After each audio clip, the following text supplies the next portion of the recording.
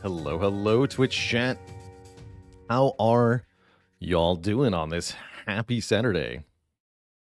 How's it going, Danieldo, Blender, Render Man, Godcha, Tiz, Purpley Sky, Arc Procession. Gonna take extra attention to the card picking choices today. I'd like to spend extra time talking about them and thinking about them today, so hopefully that'll work for you. Do want to slow down our play just a little bit as we get into the 10 plus range on our win streak here. One quick second as we get the Spire booted up. How's it going, Austin Fuego? Thanks for 46 months, closing in on 4 freaking years of time spent together. Metafusion doesn't trust the predictions anymore. Well, that's what makes them a gamble, right? No one knows what's going to happen, not even me. How's it going, whatever I'm me? So for full context, we are at 10. Count them, 10 wins in a row with the Clad. We just had Brimstone Goes Infinite with Sundial as our last run. This was a really fun one. Taking Runic Cube as our first boss relic. I continue now to trust the Runic Cube. I think it's actually a stellar relic with its draw assist. Although we did get thwonked a little bit here in Act 2. We were able to end it convincingly, killing Collector quickly. Awaken 1 nearly did us in, but we had, I think... No, Lizard Tail was the previous run, huh? We did not have the Lizard Tail on this run. Spooky.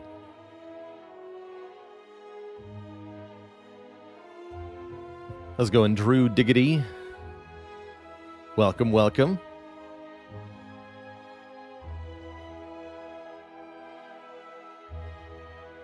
Oh, I'm spotted. How's it going, Skies? Yes, I was in Dino's stream earlier. I've had Elden Ring on the mind, so I've been peeking into some of the channels that stream it, and Dino's been a thoroughly entertaining time in the moments before my own stream goes live. Yeah, you count me.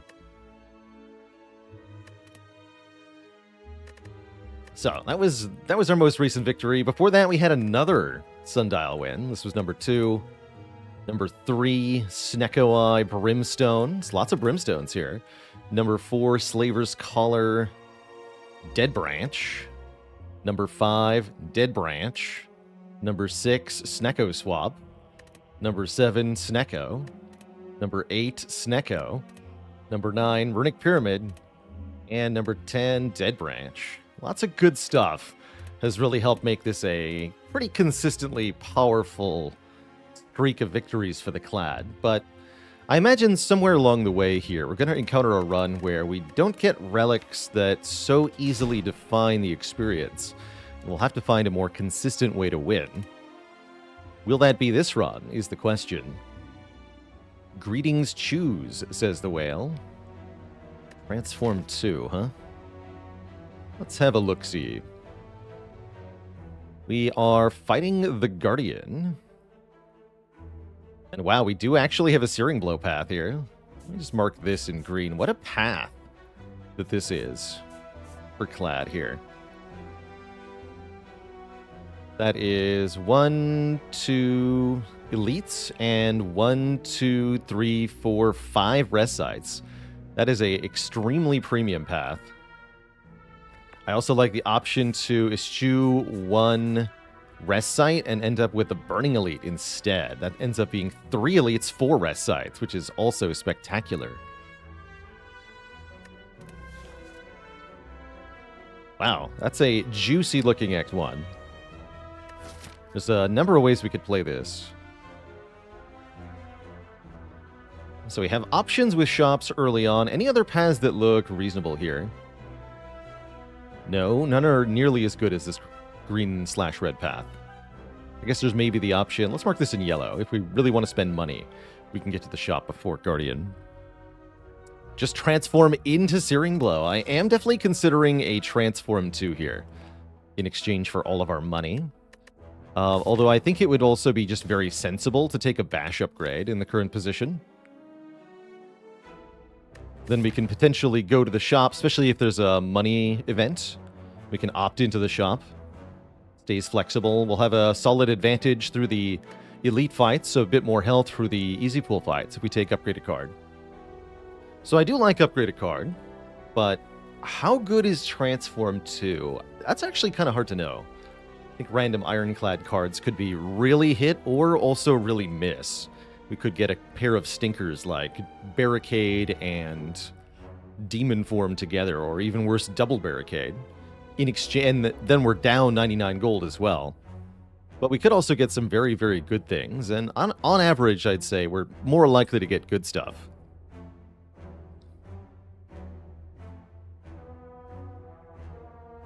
So, high risk, high reward with the Transform 2. I think we already knew that, though, right?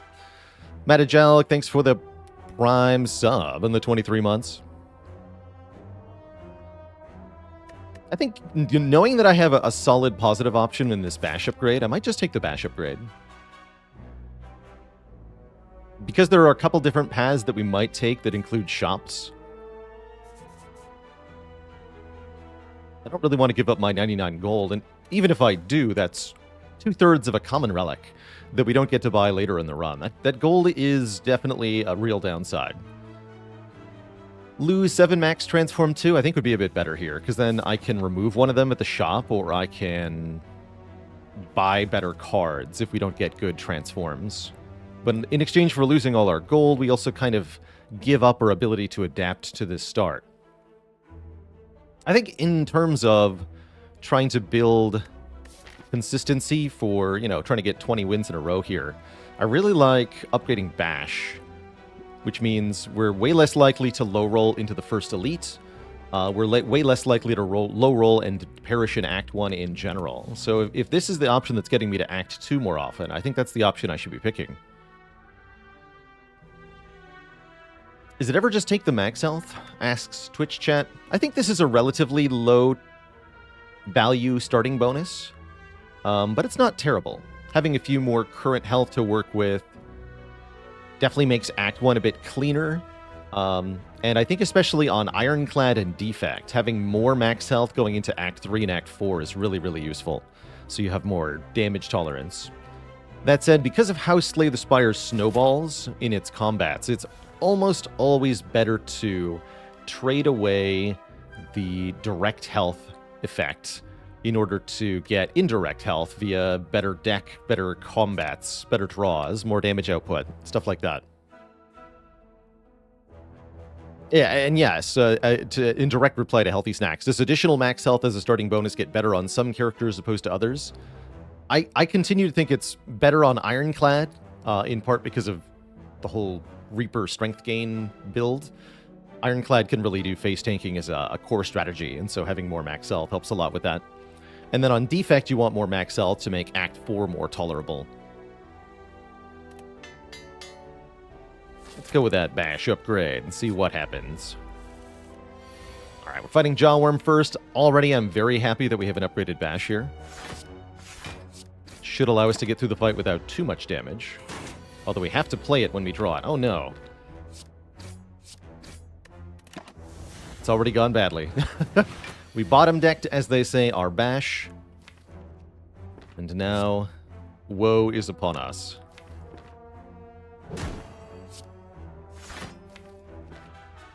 Yeah, we wouldn't be killing next turn no matter what, so we're probably full blocking here. Taking advantage of the extra block. Extra vul? No, we're having to strike. And then sure as heck hoping we draw 3 strikes next turn. No.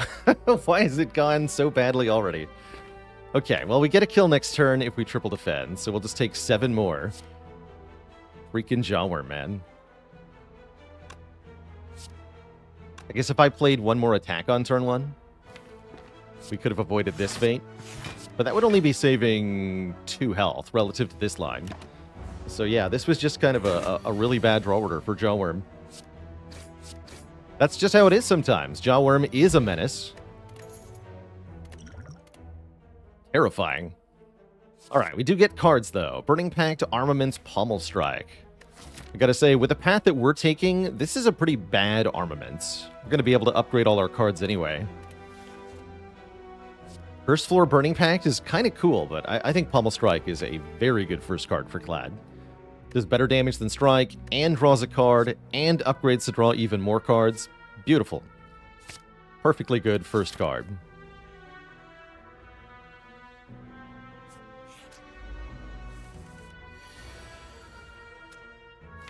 Oh no, not again.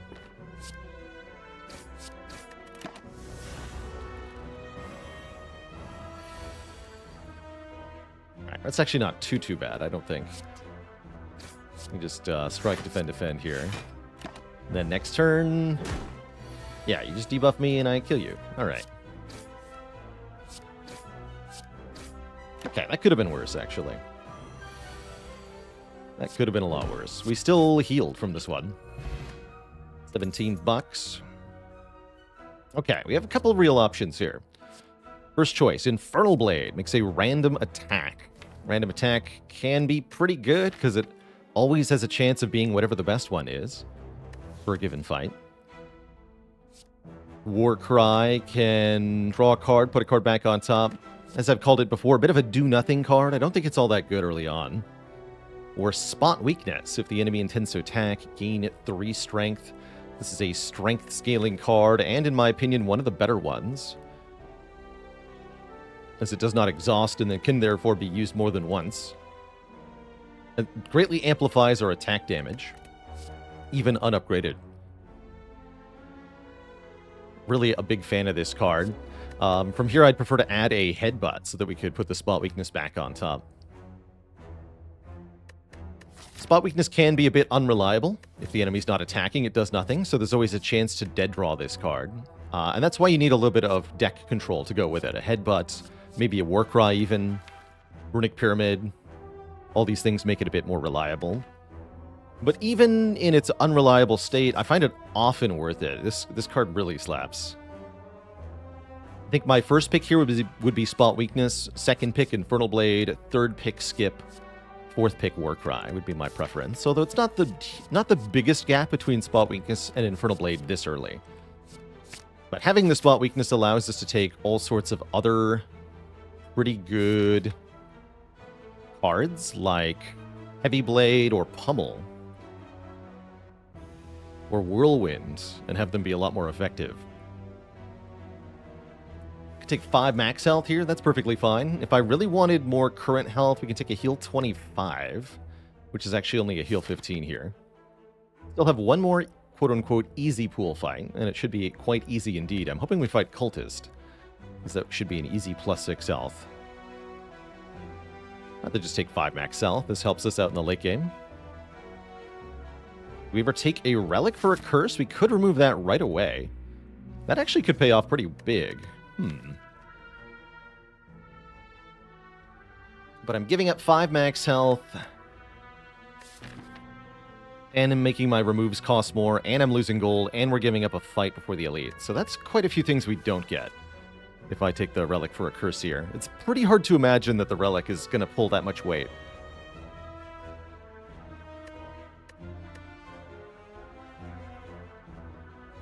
So I'd rather take the 5 max health, take 2 more fights. I want a real potion, not a smoke bomb. Although having the smoke bomb does mean at least we can't die to the elite no matter what happens. But yeah, it could be Helix. Could be Pocket Watch, could be Dead Branch. You know, there's a lot of things that do pull that kind of weight. But there's even more relics that don't. There's definitely more relics that don't. Take some fights. It is Cultist. Excellent. Very thoroughly mediocre turn 1 draw yet again. And then we just unavoidably take damage here. All right. Thanks, I guess.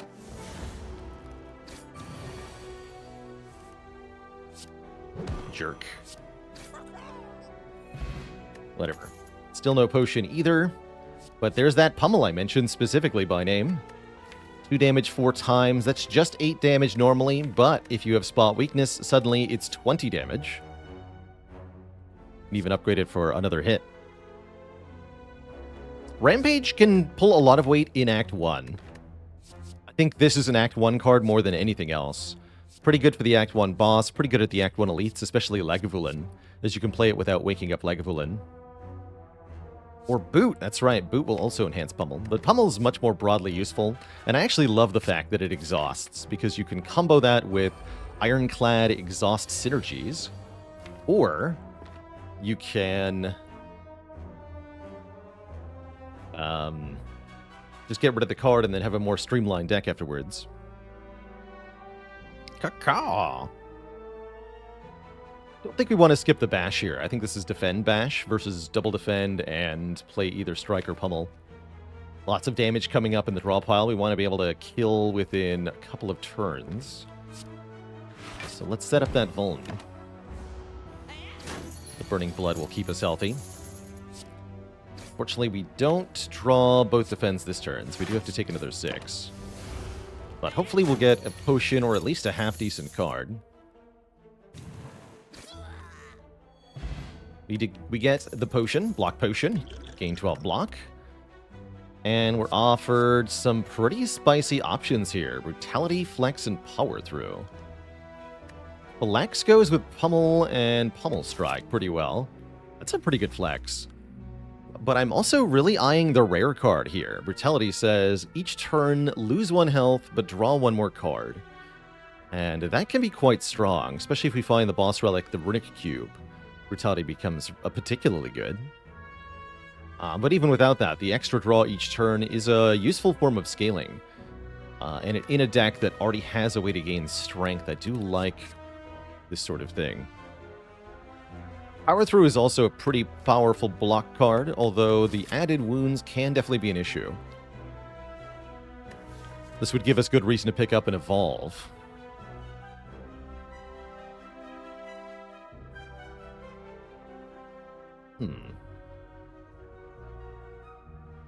Is there consideration for Power Through given Guardian at the end of the act? I kind of consider the Power Through to be bad in the Guardian fight, because although it blocks for a whole lot, adding the wounds to your deck without a means of negating them or drawing extra with Evolve, for example, means that you're going to brick future draws in that same fight. So it's kind of a Faustian bargain. If you block with it too much, you'll end up dying.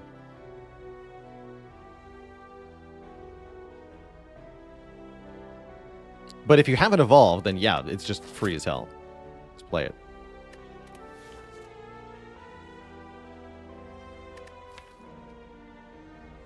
But that's the catch-22, right? Can't take the evolve without the power through. Can't take the power through without the evolve. What do? You just have to suck it up and take the power through at some point. This is such a really useful card for the mid to late game, which makes me really like it. Though that said, with the current path, we're not going to get very many card rewards. We're mostly going to get upgrades. And I really like the idea of this deck with upgraded Pummel Strike, upgraded Pummel, upgraded Flex. That sounds kind of badass. I'm going to go with a Flex here. I think it fits really well with what we already have, and it's going to dramatically improve our output with all these additional upgrades. So let's start with upgrading Flex to make that +4 strength for 1 turn. Skyfish, thanks for the Prime sub and the 41 months. What would it take for me to have taken that Brutality? Not having Pummel? Yeah, if I don't have Pummel, then I take the Brutality there. Probably. It's not a very good flex draw, unfortunately. We rolled lots of health on all these sentries, but the good news is spot weakness works really well in this fight. So I'm not too afraid. And I'm happy to use the block potion to prevent some damage in this fight. Should be a guaranteed 10 health. Or yeah, if we draw like this, it's going to be more than that. It's not the draw we wanted. Ooh, that's hot garbage. Yikes. Jeez. Will I ever smoke bomb with this draw order? I'm thinking about it.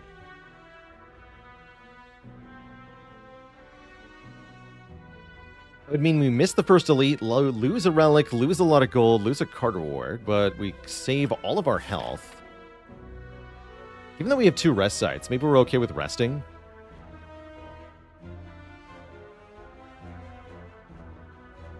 Badass TV says, will you get better understanding in this game by maining a character? I think so.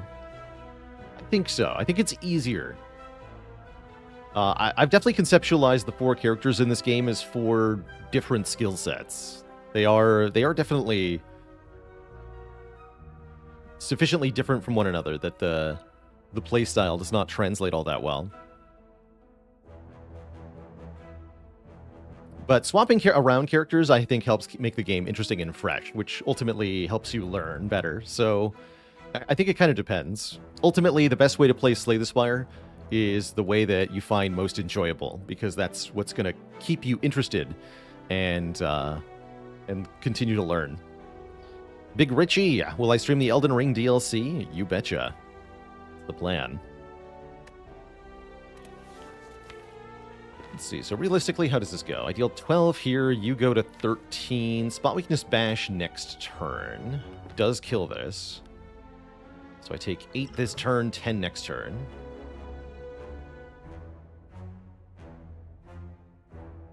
And then we still have 2 sentries. Oof.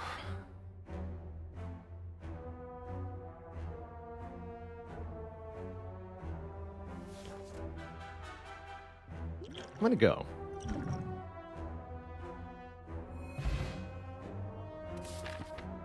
I'm gonna go. That was not a sufficiently good performance. We do get 6 health from that fight. And I'm going to try again with a couple of upgrades in the next fight. Let's upgrade Pummel Strike and Pummel. Pummel.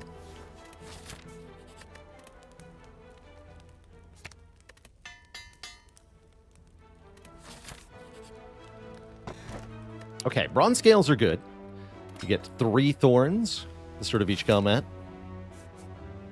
Means we'll deal a bit of damage back to foes that strike us.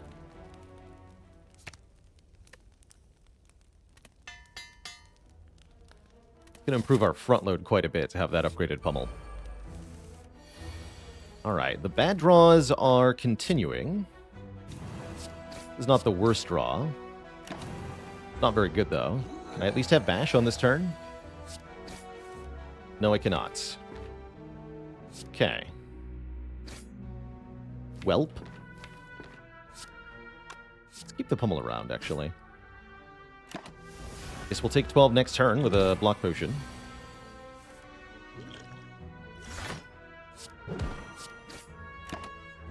Should be able to at least get through this fight without too much trouble. Yeah, we're good. We're good. Okay, we get a potion belt. Great, great. Sword Boomerang, Flex, Burning Pact. Actually, this is a deck that wants a Sword Boomerang, although Burning Pact also looks pretty good here.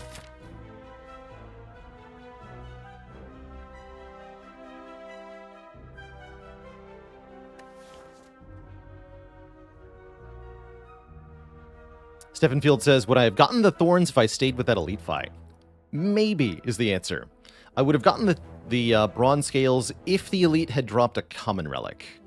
But the rarity of the relic is random from the Elite. I think 50% chance of common, 33% chance of uncommon, 17% chance of rare.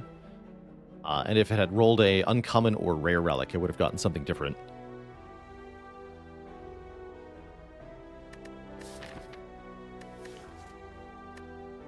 Although, given that the next Elite dropped a Potion Belt, maybe that was the upcoming roll? Not 100% sure how the RNG values work in this case.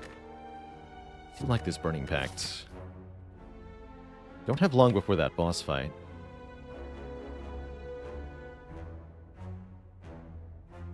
It'll be either Laga or Sentries.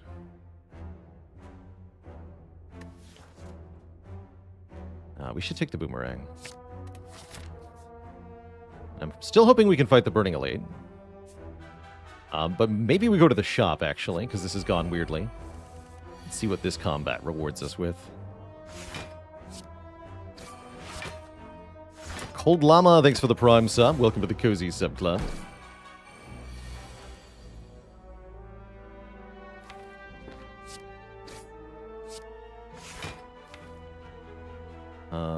I should have done a little bit more math here. Let's do some math now.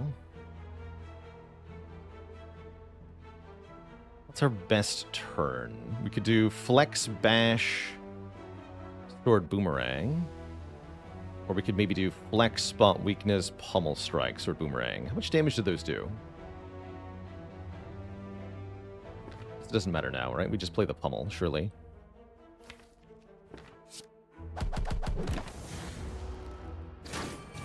Nothing to decide there, I don't believe. So we didn't get the Flex. So is it then Pummel Strike, Flex, Strike, Boomerang? I should have maybe calced them in damage, because if we had at least 50, I could have maybe saved 1 health last turn, actually.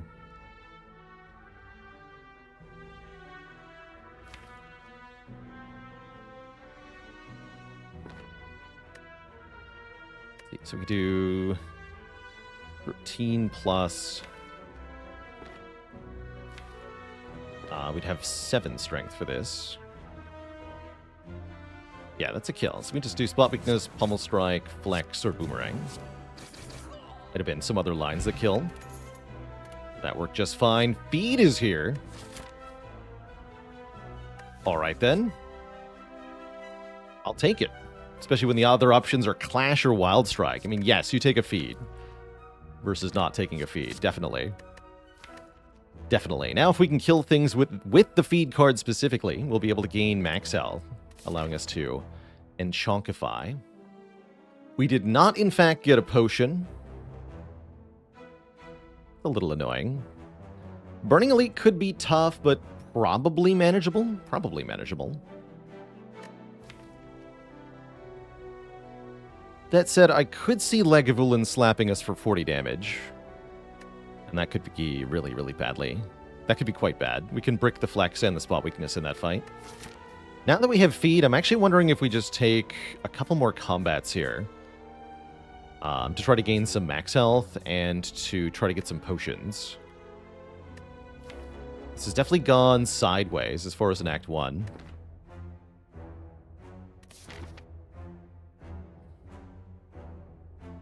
How's it going, Lee PV? Forgetting one of the keys and failing to get to Act 4 is losing a heart run.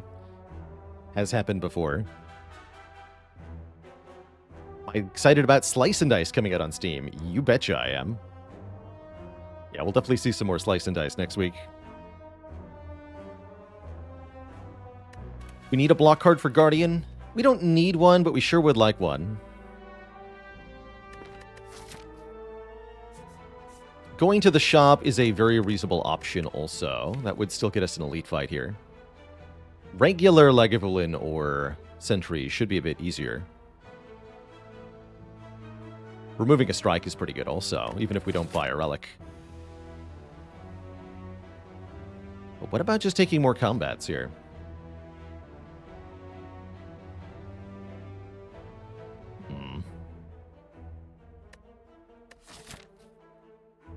No, I'm liking the yellow path, actually. Let's go yellow here. We'll face the sentries, but not the super sentries. I think I play this, even though it's unreliable. It's just more total damage. I like that. It was like a mini cleave. And I think I play Strike, eat the 10 damage to the face to improve our odds of getting a kill next turn here. Specifically, Strike Feed becomes a kill. Let's do that. Play this Watcher style. Tank just one hit to the face, and then presumably you can trade hits pretty well. Alright, Feed is getting drawn next turn. If we play Strike, Strike, Feed, we can do 9 plus 9 plus 13. 18, 31 damage. So I pummel the front one, strike the middle one.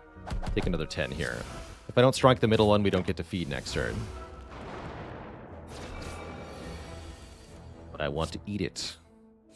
It's delicious.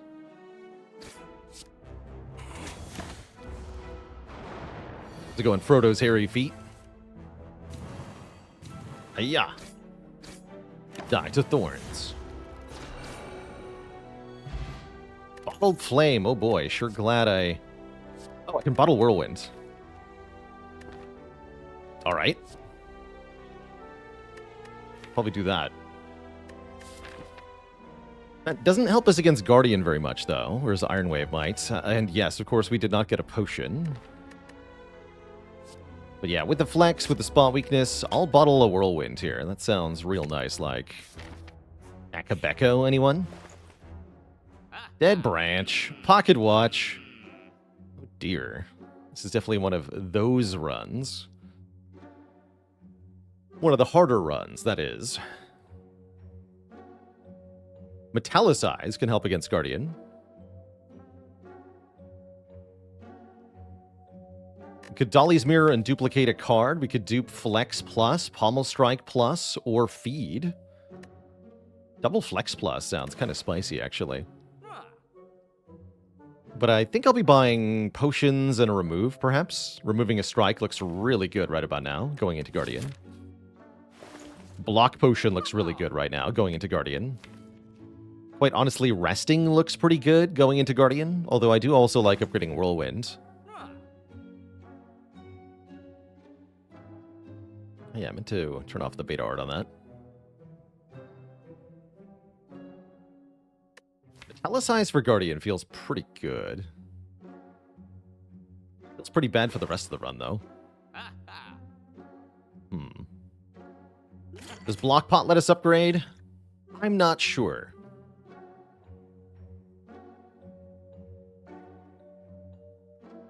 Cultist Potion might.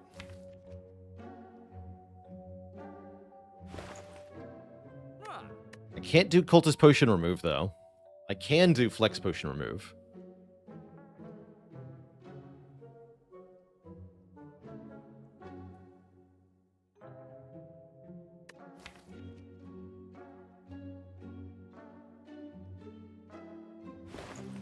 We could do Clash and remove. Never liked you. Thanks for the 3 months of support. Buy both potions. Try to upgrade. Ambitious. I like it. But then we don't get the remove. I think I'd rather toke card than upgrade here if I had the choice. I'm gonna go remove, strike, flex potion, and I think rest here. That means we're more likely to be able to keep the block pot as well. Although, again, upgrading that Whirlwind is pretty nice. We could do that next act, hopefully. Give me some hit points here.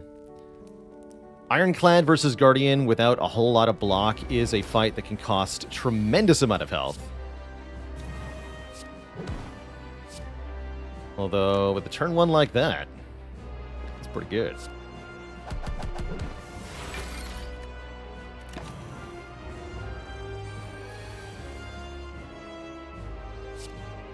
Turn 2 looks a bit less good.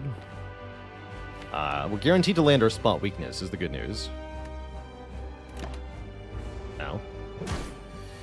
Once we scale some strength, everything will be fine, though. And the Thorns help out, damage-wise, too.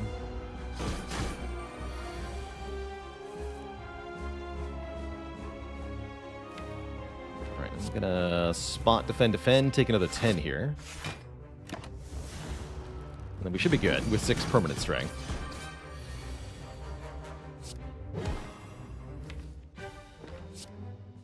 Let's transform it next turn, not this turn. We could transform right now by playing Sword Boomerang, but then next turn we're drawing a lot of attacks and no block.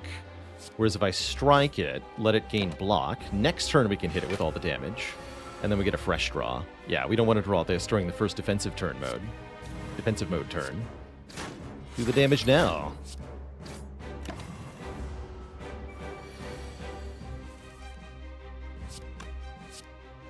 Okay, for... Take 4, deal 39. Totally worth it here. Note that we only get 1 hit back, even though it was a multi-hit move. Guardian's Sharp Hide works a bit differently. And I think we just eat the Guardian now, even though I have to take damage to do it. Take 12, finish the fight, land feed. Probably that's worth it. Yeah, I think that's worth it.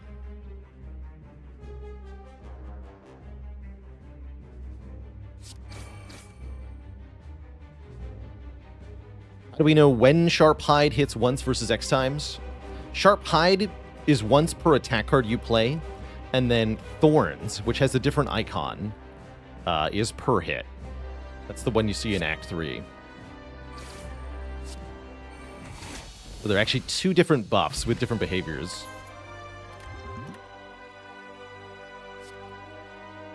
That, my friends, is a limit break for sure. We've got Flex Plus, we've got Spot Weakness, and we even have a potion that makes it a one-time gain 5 strength card.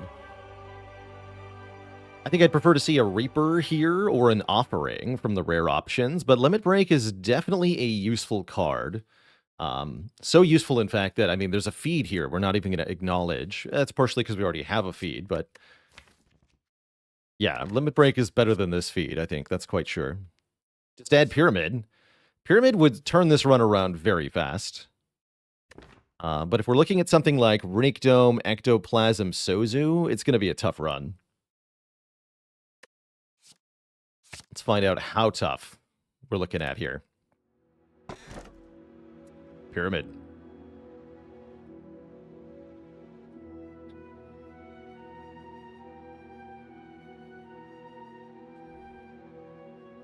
Well, I'm pretty happy with that.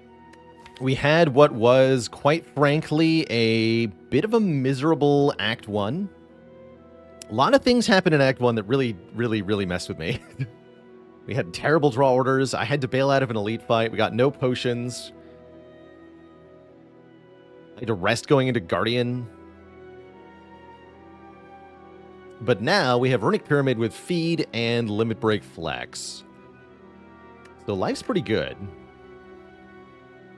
Means we will no longer discard our hand at the end of each turn, allowing us to hold Feed until the moment it's lethal, allowing us to hold Limit Break until we actually have strength, allowing us to hold Spot Weakness until the enemy is attacking. All of these things make the deck just work in a way that it's not guaranteed to otherwise. I like this Act 2 layout a fair bit.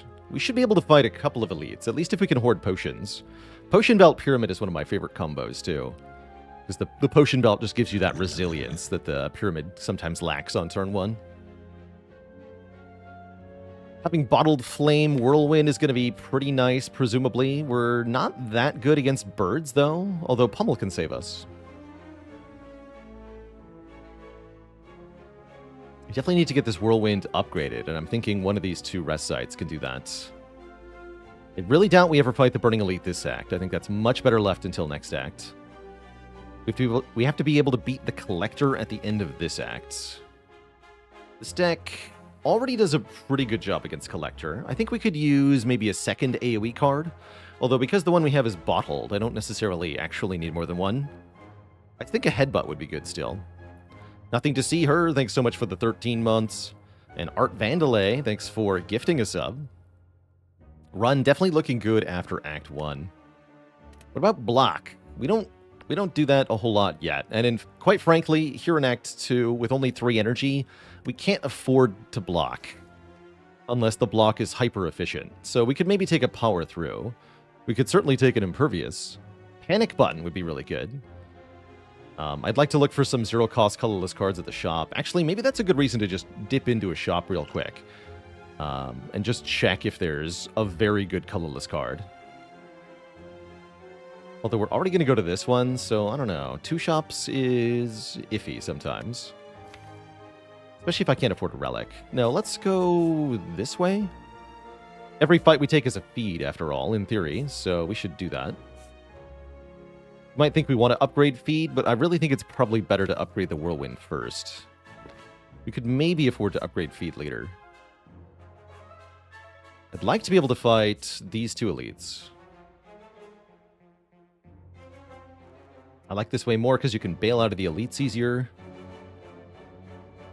No Burning Elite in the way. Get the shop. This way doesn't get a shop in the same way. Yeah, I like this path on the left.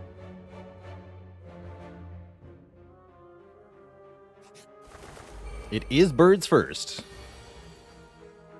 Stinky bird jerks.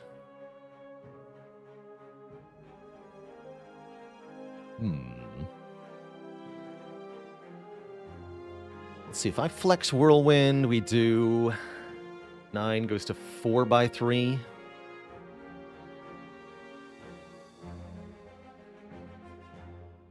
Looks like we're probably going to use the block pot. Maybe Pummel Strike first. They take 18 damage back, right? 3 by 6. If I do 12, they will actually die to Thorns.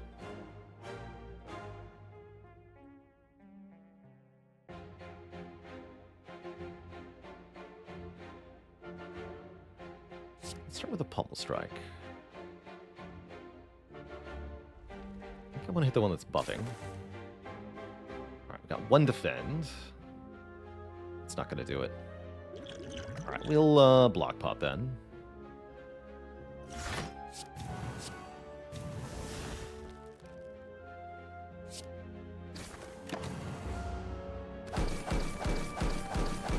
Remember, we do want to eat one of them, if possible.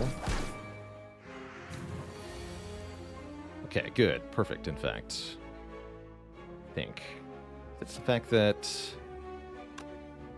No, it's not perfect. Or is it? Pummel that one. Defend. Defend. This one dies. Then we can eat the one on the ground. Play Sword Boomerang. Kill it with Strike. Okay, health went up. We did use the block potion, but I think that was a good fight overall. We get an explosive potion, which is excellent. We're offered a Havoc Plus. Play the top card of the draw pile and exhaust it. Maybe I just want an Anger here. Anger seems fine, right? We took Havoc before, and it ended up being really distrustful once we had a Fiendfire. And this deck would immediately click on Fiendfire, so I think this Havoc is a trap.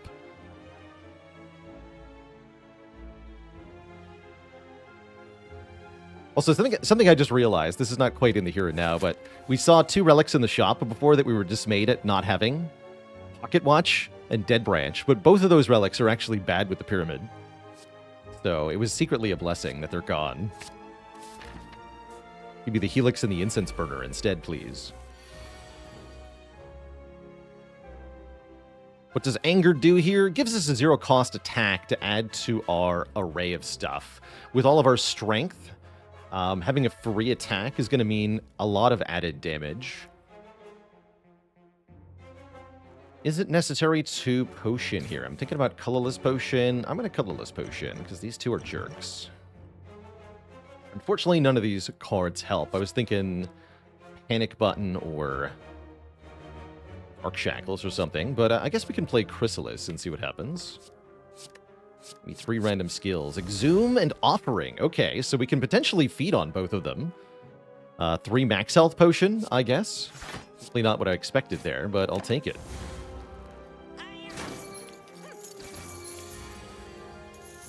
Ow.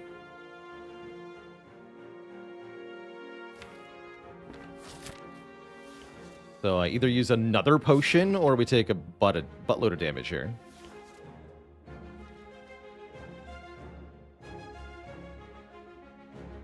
Flex pot would save 11.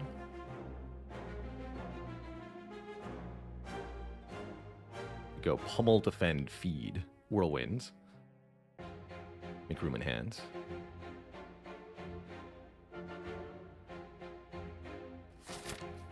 We have hard pool fights coming up. What could those be? Triple Cultist? That's not so bad.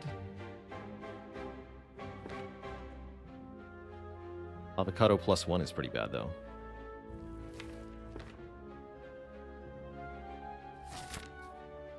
I like having this flex pot for the elite fight, too. I'm going to try to save it. Just go defend Ash Whirlwind.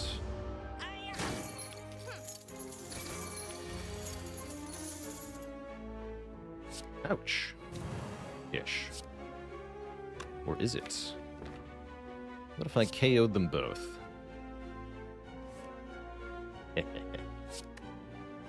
What if they were both super dead, though? I don't even need the offering, actually. Just take all that health back, thank you. More strength. Yeah, because we have a limit break, I think we should take an Inflame here.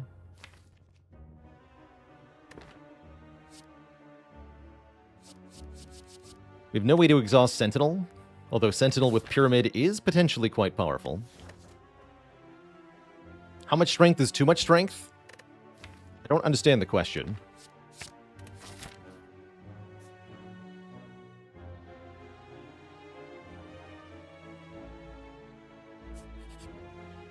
Ooh, free relic. Free Hourglass. I like Hourglass and Bronze Scales together. Those could interfere with Feed's ability to, well, feed us, but I don't care. I want the free damage. Killing the enemies faster is the only way we avoid catastrophic disaster, which we're currently staring down. This is really bad as far as fights go for us. I guess I just Whirlwind for 3 here. Next turn we get to spot weakness. Realistically, we're taking 24 here, and there's not much I can do about it.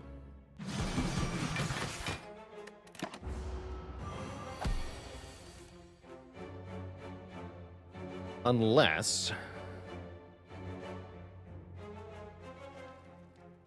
Flex kills here. Flex pot, that is.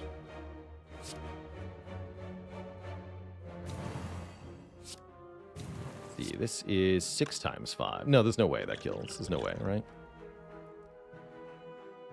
We would go to 12 strength. This has a base of 2, so 14 goes to 11 times 5. Actually, wait. No, it can't be 11. Let me recalculate that.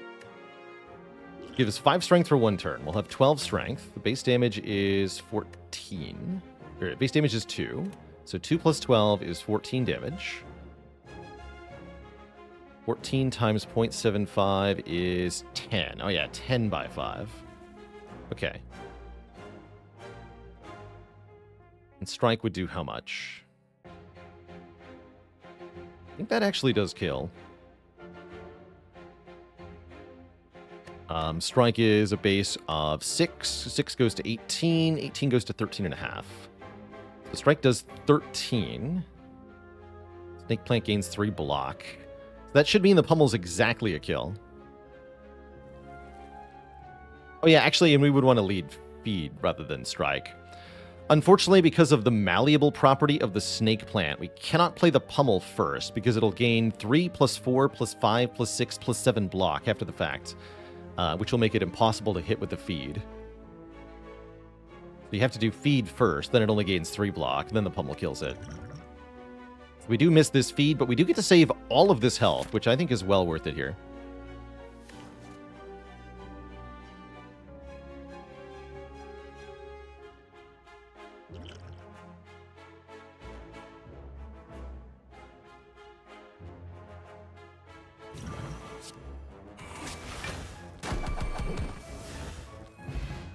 All right.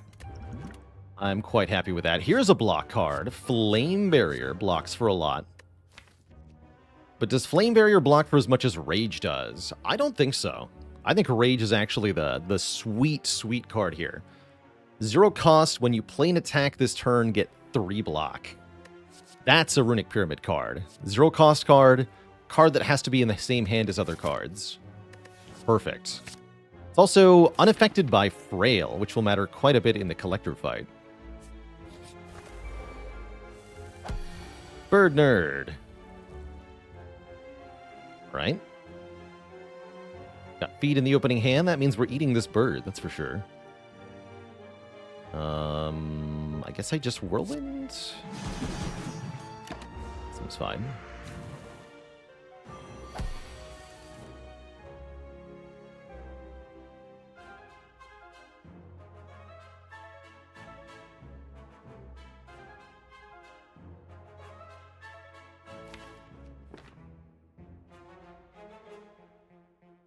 Spooky fight.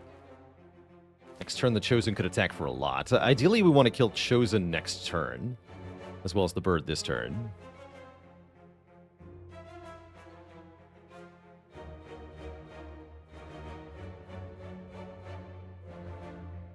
Maybe we save the feed for Chosen. I think that makes more sense, actually. Then I can just kill the bird more up front. We could do something like Spot Weakness, Flex, Boomerang, Pummel, maybe?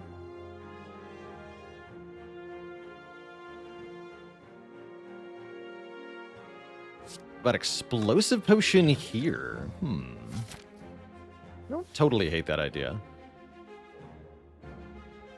Let's see, because speed goes +7, so this is 17. Yeah, that would outright kill. 17 gets halved to... should be 8. So we could do Flex, Spot Weakness, Explosive Pot, Feed here, Pummel on Chosen. Easily kill Chosen next turn. Although, can I easily kill Chosen next turn anyway? That's my question. So if it's not actually saving me any health compared to, say, Spot Weakness, Strike, Feed. Let me see. So go to 9. No, that won't be enough. We have to use the Flex or the Pummel. Is Feed an upgrade priority after Whirlwind? Not sure, honestly.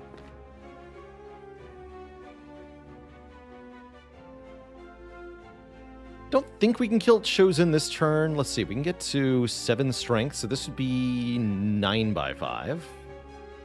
45 damage. Don't think so.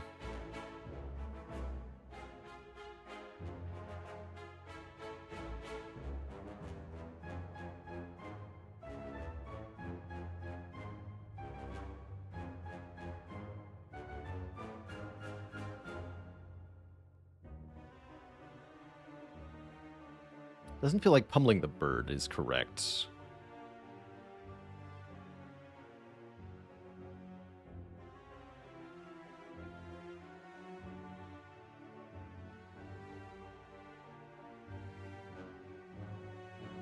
Next turn, Boomerang will only be 30 damage. That's not even close to enough. The more I think about it, the more I am liking this Explosive Potion a fair bit.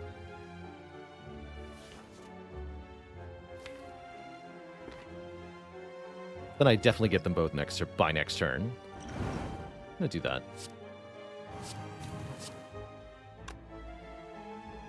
I can even... No, we don't want to defend this turn. We? I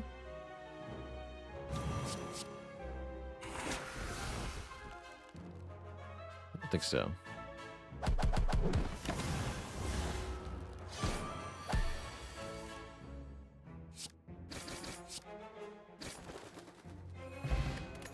I'm okay with that way through the fight. Shrug is a decent block card. We are certainly hurting for blocks, so I think it's fine. Definitely prefer upgraded cards, but it's better than nothing, I believe. And we can finally upgrade our Whirlwinds here.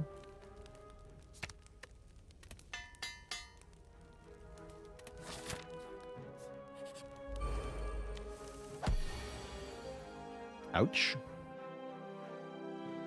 Could skill potion here. I'd really prefer not to use all of my potions all the time.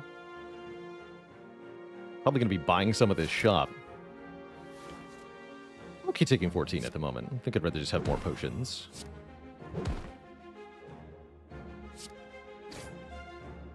Dealing more than 21 damage to the Centurion means the Mystic will be forced to heal next turn. There we go.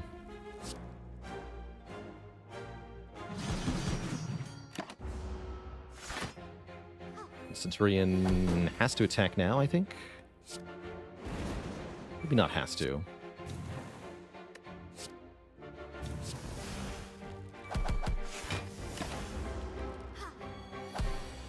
That nerd got deleted. And now I'm going to eat you. Delicious. Battle Trance with a plus. That's just a ton of free card draw. Probably means we'll have Hand Clog, but Hand Clog is not necessarily a bad thing. If all the cards in your hand are good, then having 10 cards in your hand is good. Just means you have lots of options for what to do. Membo card is here. Oh my. Do like Membo card, but here's the thing. I also like Second Wind Feel No Pain.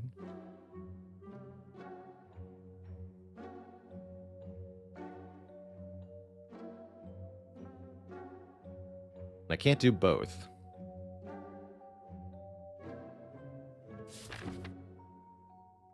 I have to beat Collector. Can I buy Second Wind Feel No Pain Fire Potion? Probably not, right?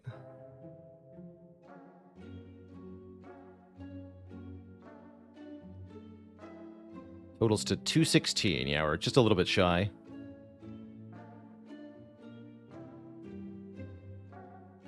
Bummer. I really want that Fire Potion. Although is Flex Potion better? And with Whirlwind Plus, turn 1. 13 by 3 is only 39. It's not going to kill a Slaver. I need to be able to kill the Red Slaver on turn 1.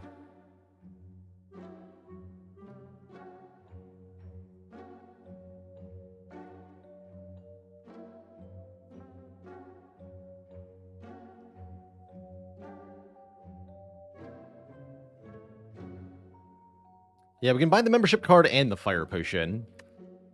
I don't hate that idea, but I'm a little afraid of the Collector, if that's what we choose to do. Only a little bit, though. Can always rest for more health, right? We have 2 rest sites coming up.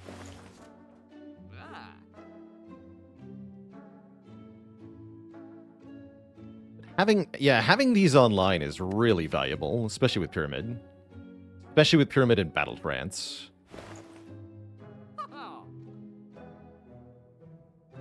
But then the Slavers. What do I do about the Slavers? Flex pot, double, or skill pot into double tap is what we do, and then we win. Maybe.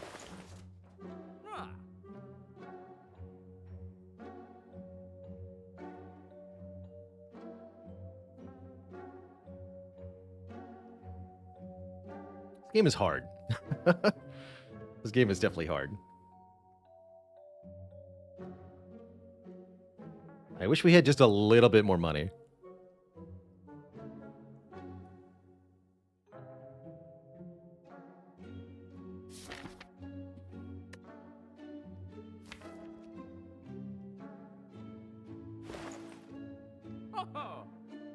Is it Second Wind Fire Pot? Surely I also buy the Flex Pot if I do that. Second Wind Fire Pot, Flex Pot.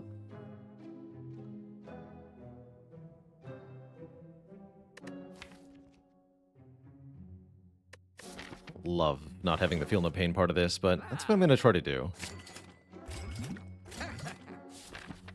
Stock up on potions here. Make sure these elites do not ruin our day. That helps. I'll definitely take 10 more max health. When you're scaling max health, I think there are important sort of thresholds to reach. And for Ironclad, about 150 max health becomes a really important threshold. Beyond that, the heart simply cannot kill you in the first cycle because you are too chunky. And here is why we spent all that time deliberating about the shop. Because this nonsense, this stupid fight, is so dangerous that we have to accommodate for a crappy turn 1 draw, or else. But thankfully, Whirlwind is here, along with the Flex Potion, so we can bop some nerds. Seems appropriate to use 1 or 2 potions here. I wonder if we use the Skill Potion, because both a damage and a defense option are good here. Kid Charlemagne, thanks for the 20 months of support. Yeah, this entire run has been bad draws, unfortunately, but we've been playing around them pretty well. Exhume!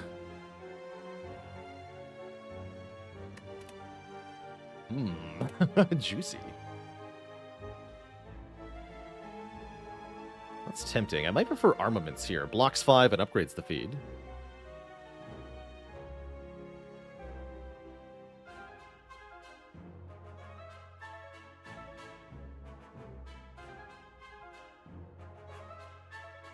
Problem is I can't use the feed this turn anyway.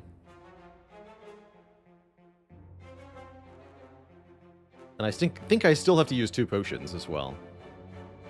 Flex pot, fire pot. To get the red slaver.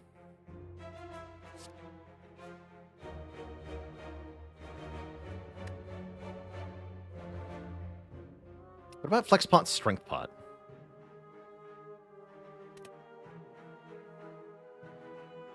That's only 45 damage, right? 39 plus 6. Yeah, that's still a bit short. So we'd have to use the fire potion. Use all of the potions. Heal everyone. Right, I'll take the save 5, I guess. And the 1 max health. Can't just use the fire potion. Has to also be flex. Could just kill the front guy. I guess taking 14 is not that much worse than taking 13, yeah? And I can keep the fire potion, although I'd rather keep the strength potion, I think, for the collector fight.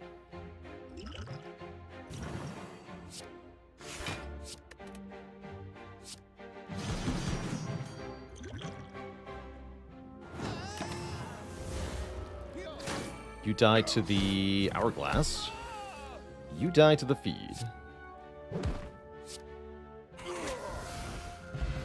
Okay, we get question card, meaning more options from card rewards. That's kind of cool.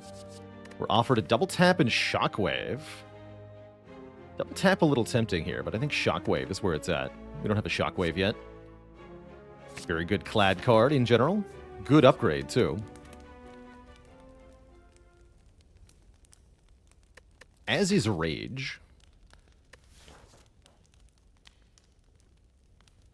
Do we need to upgrade Limit Break? I don't think so. Not to get through Collector, we don't. Let's upgrade the Rage. Make it 5 block per attack.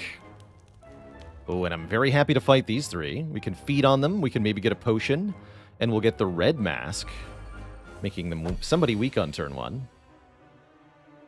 Although we do have to tank some damage turn 1. That's alright.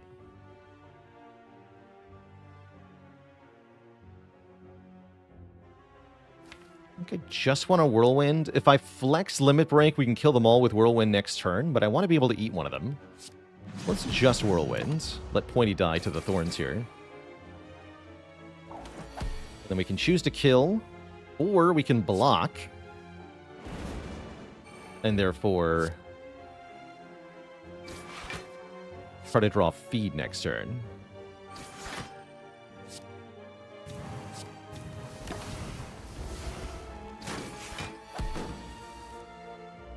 Just like that. Very yes. Get a red mask and a Gambler's Brew. Love Gambler's Brew with Runic Pyramid. Armaments can allow us to upgrade cards in our hand. And upgraded armaments is a nice scaling option with Runic Pyramid. And it can upgrade our feed. I'll take it. Might upgrade that. Let's fight an elite. We have 2 good potions, I believe, here. But first, the Snake Plant rematch. Terrible. Just terrible. Ow. But my face, though. Don't think I ever gambled there. You're doing it again, I see. But this time I have blocking. Hopefully life is a bit better here. Okay, we can block for enough that this isn't complete disaster. 5 block whether I play a defend or an attack. Might as well play the attacks then. Next turn it debuffs us, so we can set up the feed kill. Maybe even upgraded feed kill.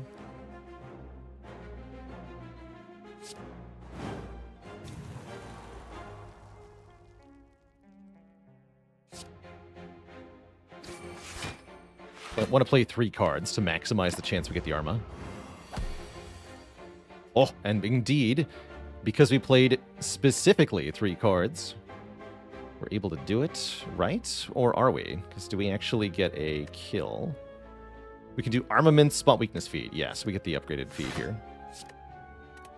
Just the upgraded feed is not a kill. Perfect. Okay, 4 health back. Flex potion, very good. Heavy Blade looks good. Yeah, this deck takes a heavy blade. We have so much strength scaling. And let's fight that elite. With these potions, I believe we can take out the Book of Stabbing without too much trouble.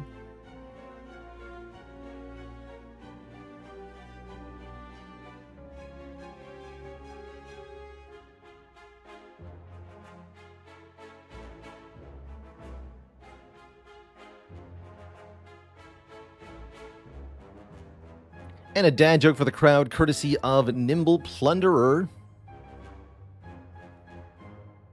Told this one the other day, but here's a different punchline for you.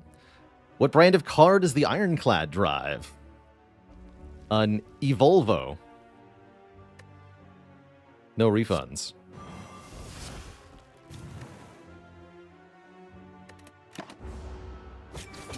Ow. I'd like a refund, please. No. There will be no refunds. No matter what. We need you to die, Book of Stabbing. Please and thank you, with the perishing.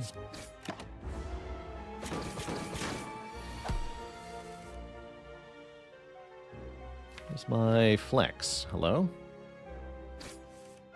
Flex isn't here today. Would you like to leave a message? Flex, why?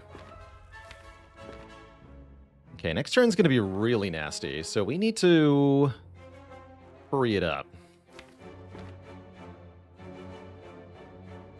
I can do Armor on the defend, but that doesn't seem quite right. By Flex Potion, Sword Boomerang, Pummel, do I get out of here right now? Because I might take that. Latimus Prime with the 7 months. Snoop-a-loop. Let's see, that would go to 10, 15 times 5. Oh yeah, we super kill with Flexbot. What if I Gambler's Brew? If I Gambler's Brew, can I feed?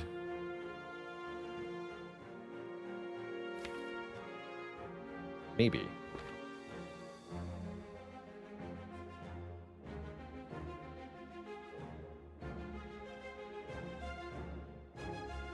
What's my next goal after mastering Clad?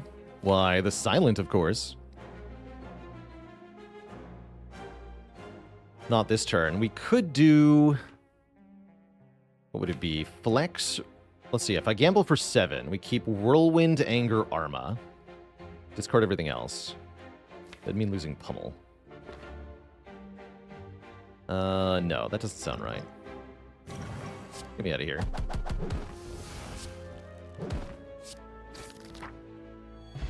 And Nib. You'd love to see it. Every 10th attack we play is doubled in damage. If we want, we can take another Whirlwind. Or an Entrench or a Hemokinesis. I'm not actually sure that we do want. I think what we want to do is rest going into Collector, and then use the Strength Potion to beat the Collector decisively. Upgrading Armaments is tempting, but I think out of our reach here. We should probably rest to make sure the Collector fight is nice and smooth. Let's do that. Get 36 health after all. That's an inordinate amount of hit points. It means we can definitely tank a hit if need be. Happy to see Limit Break turn 1. We'll wait for Lex, of course, before we play it. Or at least Spot Weakness. How about all of the above?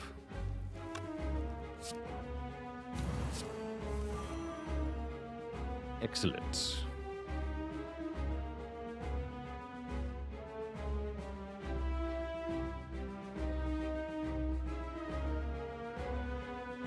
Though,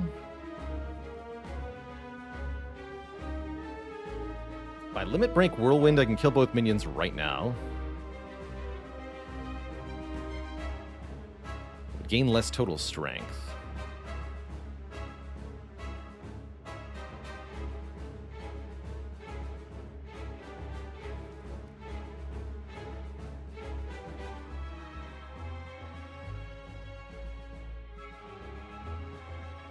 If I go Spot Weakness Limit Break, I cannot kill both minions, I don't believe.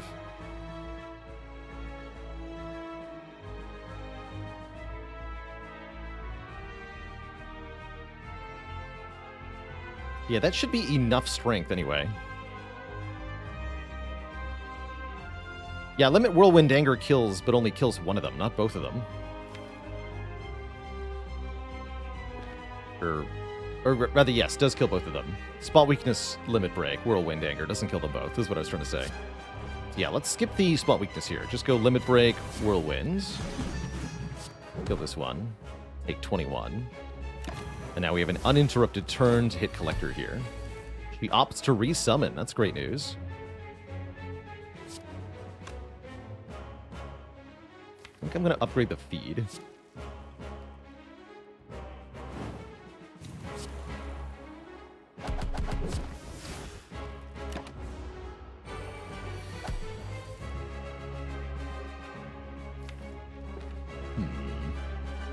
It's a bit more awkward now, though. Probably we want to play Shockwave, effectively cancel out the debuffs we're about to receive. Bloodletting would definitely have helped. Any energy-generating card would go a long way. An energy-generating relic would also go a long way. I think this is Shrug Shockwave this turn.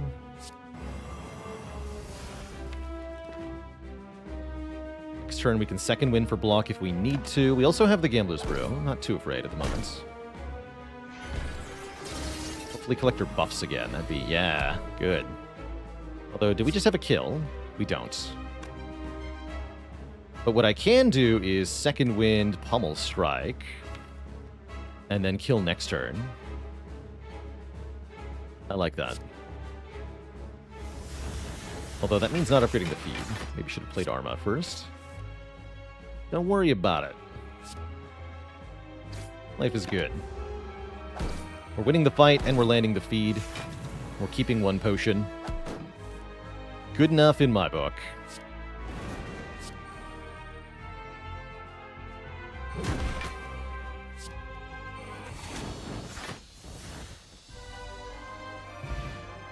We are out of here. Second limit break. We've had first limit break, yes. What about second limit break? Arguably, the second one is better than the first one, kind of like Catalyst on Silent. Having two of these means we can really ramp up the damage. If we want to block harder, there's Impervious, I guess. I'm taking this limit break. With Pyramid, can't convince me it's wrong. As for Boss Relic, though, how's this going to shape up? Multiple energy options. I like it. Runic Dome in particular seems kind of good here, because the deck barely blocks anyway, so who cares what the enemies are doing? That's not entirely true. For example, Darkling's fight will really appreciate being able to see. What about Busted Crown here? We do have question cards, so we still get 2 options per card reward. It's also our Act 2 boss. Busted Crown, so it affects no rare card options, for example.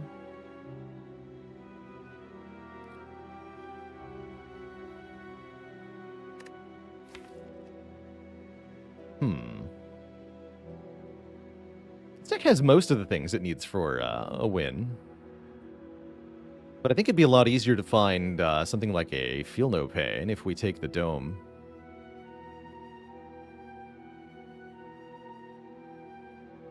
Spot Weakness is a bit awkward. A little bit.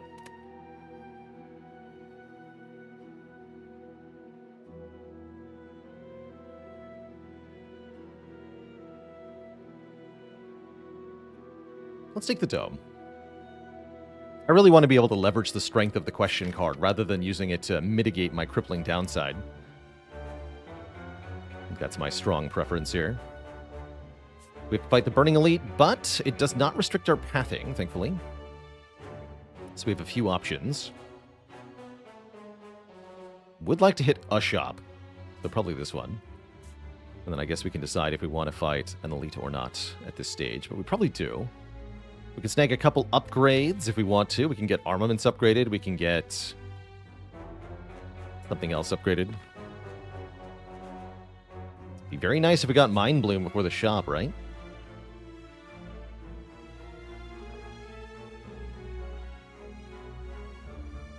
This ectoplasm only appear after Act 1, because the devs were jerks. We decided it was not enough of a downside to not have gold going into Act 3, apparently.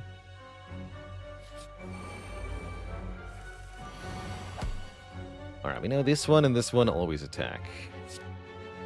Biker says can't play Whirlwind, unfortunately, so we take some damage here. Ow. Oh, you too? Rude. It doesn't block much, though.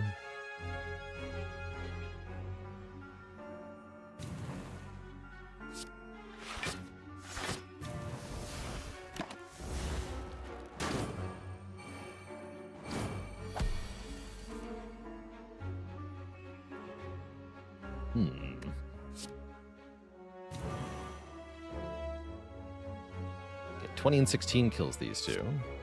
You die. Play this just in case. Good. The spooky with Dome. I don't get to know if I'm allowed to save my...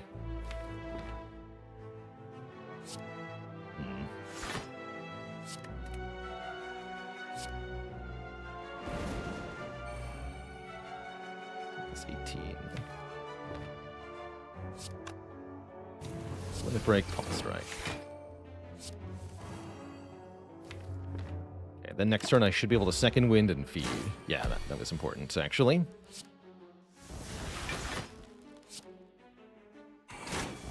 Okay, that was actually rather costly in terms of hit points. Unfortunately. Do I want another unupgraded Shrug? Not exactly. I feel like we can do so much better here in the late game. Skip that. Oh, okay. Gain lots of money right before the shop. That feels pretty good. I haven't processed what else is here. That gets bought for sure. That's definitely getting bought. No questions. I might buy the waffle, too. That's a lot of current health. And some more max health. Lantern's not bad. Lantern with Bottled Whirlwind. Actually, wait. Lantern with Bottled Whirlwind and Pen Nib. Wait a second. If I set up Whirlwind into Shield and Spear, we can do 16 times 5. That's only 80.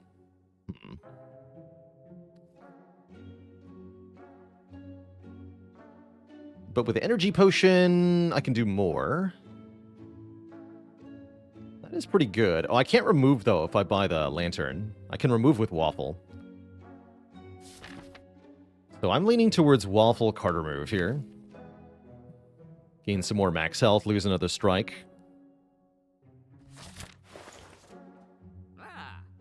The Lantern doesn't make that much of a difference with the Pen Nib Whirlwind thing. Yeah, let's go Waffle remove. Is Magnetism the worst card in the game? No way. This card actually has some serious utility to it. It can generate Hand of Greed and make you money. It can generate unlimited powers for the bird phase turn. It can do quite a few things.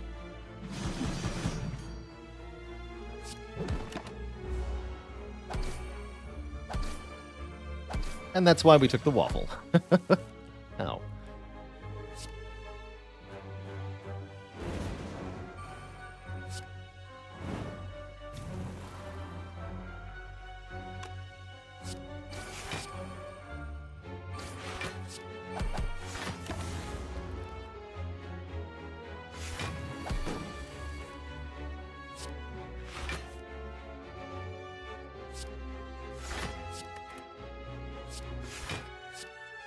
Let's full block here.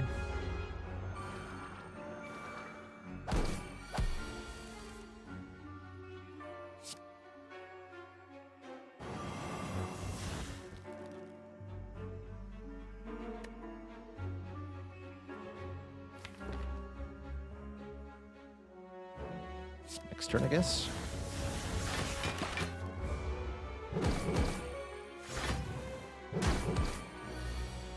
Ow. There we go. Then feed is guaranteed, although I didn't get the armaments. I'm okay with that.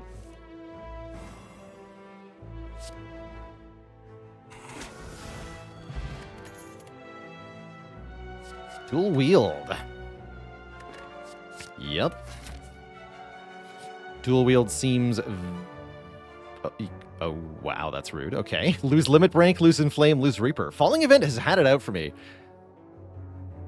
Was anybody here yesterday when we had lose Dark Embrace, lose Offering, or was it Limit? No, it was lose Dark Embrace, lose Limit Break, or lose Ritual Dagger.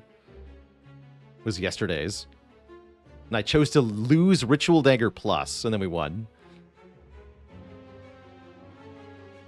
This one is not that bad. I don't mind losing this unupgraded Inflame. We still have the Flex and the Spot Weakness and double Limit Break. But yeah, I'm not losing Limit Break or Reaper. No way. Do I want this elite fight? I think so. I think so. I have Reaper, Limit Break. Surely we're fine here, right? It's only Reptomancer. Like, whatever. Who gives a crap about Reptomancer? I have unlimited Whirlwinds in this fight.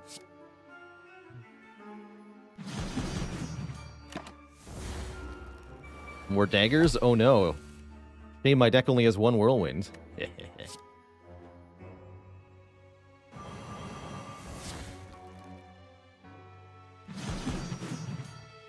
I'll keep the rage here. Did some damage to the face, but that's no biggie. That's no biggie.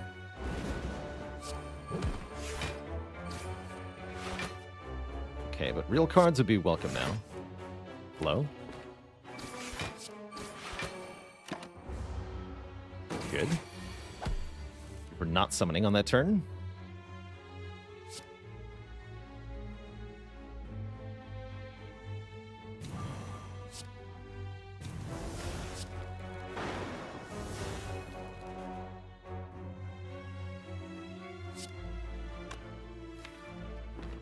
It's gonna boomerang and kill you next turn, even if you're attacking me. Fine. Really good fight. Get an Ancient Tea Set. Okay, yeah, the Shield and Spear are absolutely ruined with if we set up Pen Nib properly. That's all we have to remember to do. Set up Pen Nib properly, and we can instantly destroy Shield and Spear. So, Whirlwind is 8 damage to each enemy times the number of energy we have. Currently, we'll have 6 energy on turn 1. If we Pen Nib it, that'll be 16 times 6. Which is how much? 96. Not enough to kill either of them, but if I also use the energy potion, it's 16 times 8. 128. That'll kill the spear instantly. Or not the spear. That'll kill the shield instantly. And we'll put the spear very low, so we can probably kill spear on turn 2. And I have a 3rd limit break, which I'm going to click on. Alright, this deck seems pretty good.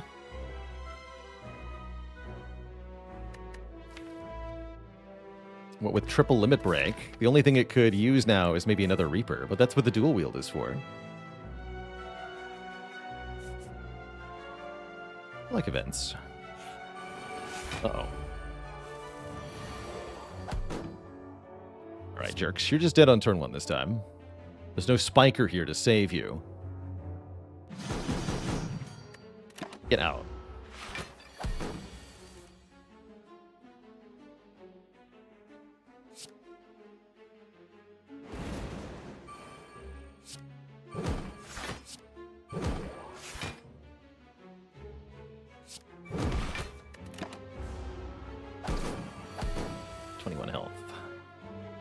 Where's feed?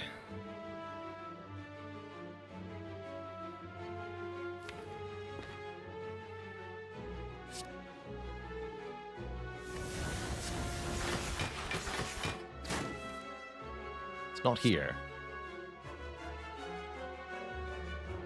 I want to feed. Thank you.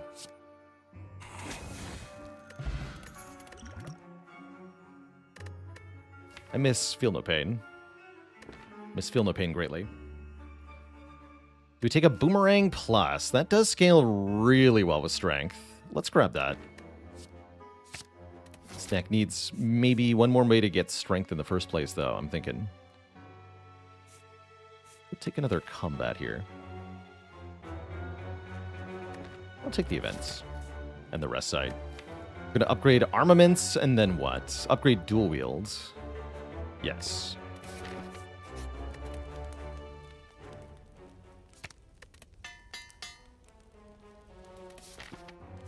We have to take the blue key here, I believe. Over Juzu bracelets. Oh no. Truly a shame.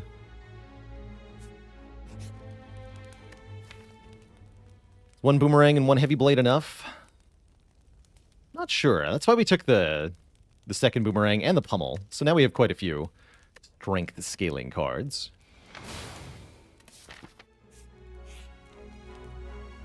Winding Halls. Lose 7 max health or take a Rive. I guess we can lose a bit of max health. We're going to hit that 150 hit point threshold anyway.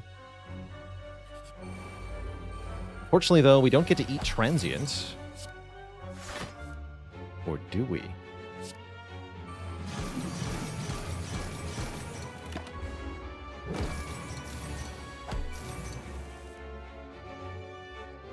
Or do we?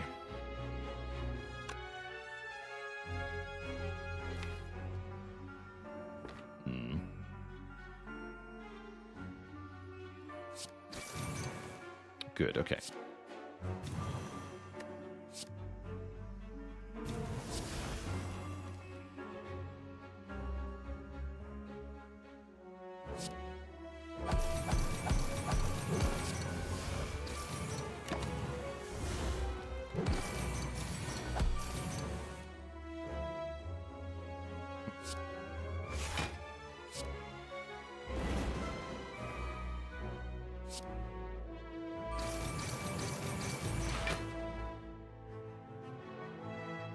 This is turn 3, meaning the transient is a base of, I believe, 60? Yeah, 40, 50, 60. So it's currently doing 29 still. Means that Reaper alone will not full block here. Let's just double defend. Take 3.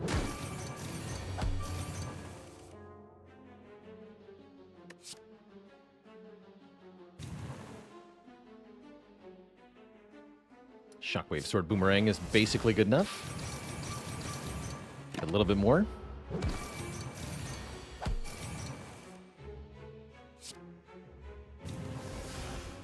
Doesn't feel like we got good enough speed or anything, but we're doing pretty well.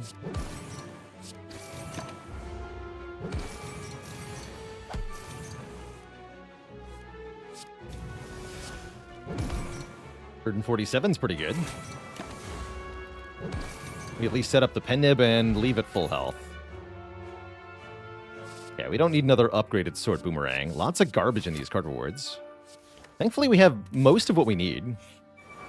Oh no, double spiker return. Terrible. Be gone, fiends.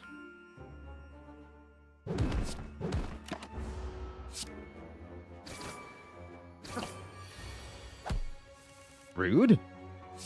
By the way, I can dual wield the feed and potentially eat more than one of these. Although we're going to need some help first.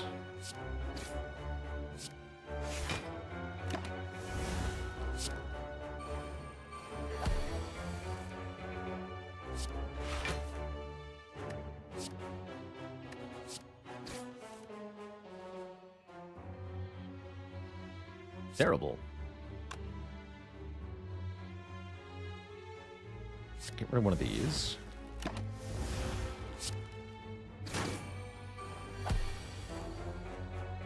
Double terrible. This is the weakness of the deck currently. With the only 2 strength starters, and one is unreliable with Dome, we actually could get into some tough spots here.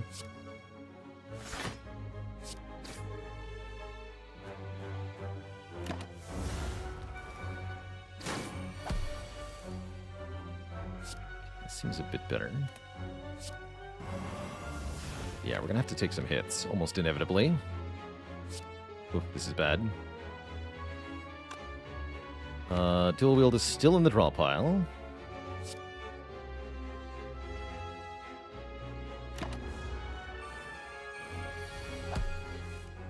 Okay, here we go.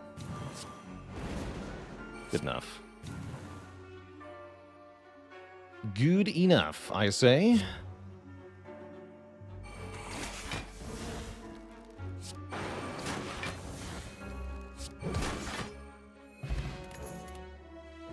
Good enough.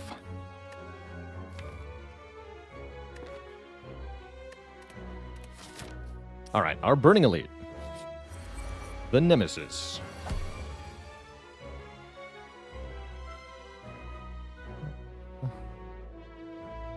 Not too much damage on turn 1. I'm just going to play the Whirlwind here.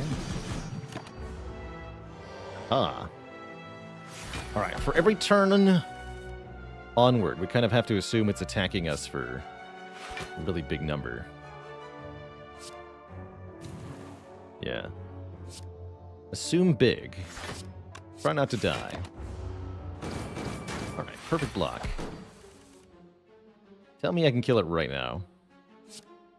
Make this life a lot easier.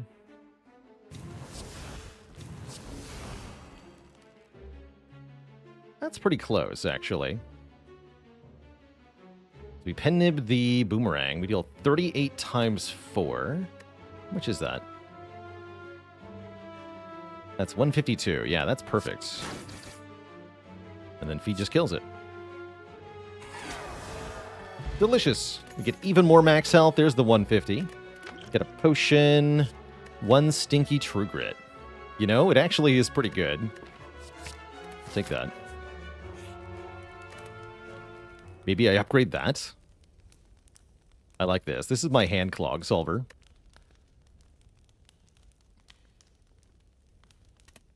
What is special about 150? It's enough that you can face tank Act 4 without too much trouble.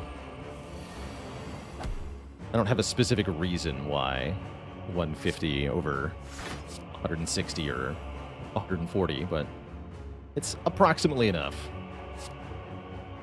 Be nice if we could get a multi-feed here, but we do need to kill these birds quickly, as the Awakened one will gain strength very fast.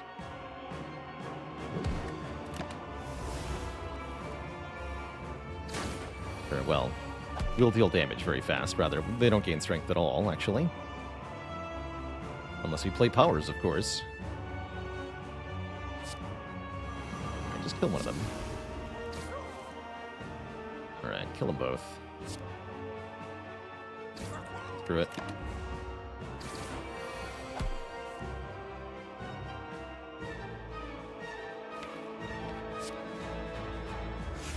Strongly prefer to keep all these potions.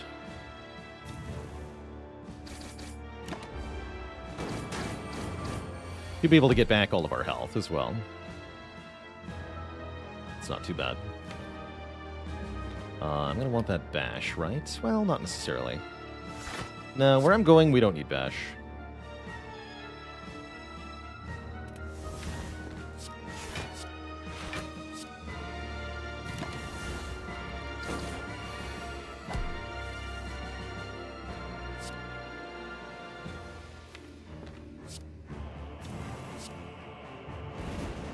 Spear and Shield turn 2 looks scary to face.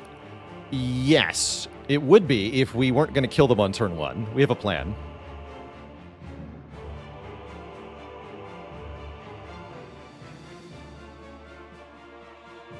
Kayla Los, thank you so much for the 11 months, almost to that full year.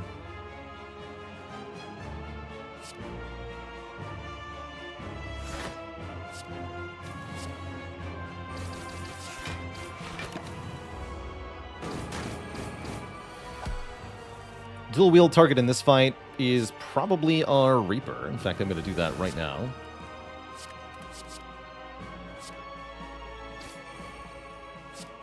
Especially with Pendib here.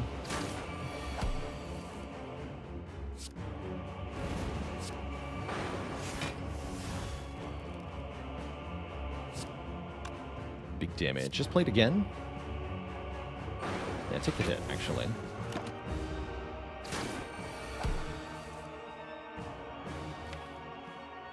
Gotta be careful about my strength gain in the next fight, because we do need to end with Pendib on 9 if we want to beat Shield and Spear decisively, so we have to be really careful not to overshoot.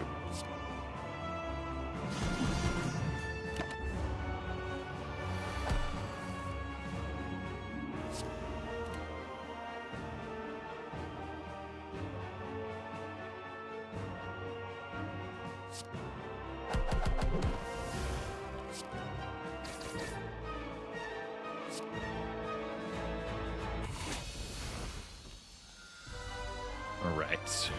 Fighting Tim the Time Eater. It's good. Tim's good.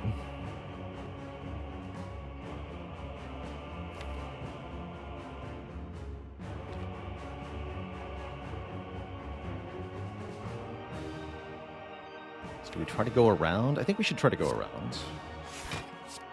In regards to Pen Nib. So I'm going to play 14 attacks this fight is the plan.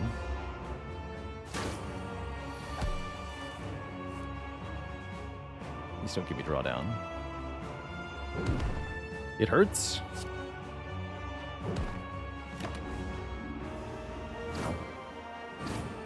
Lots of health, thankfully.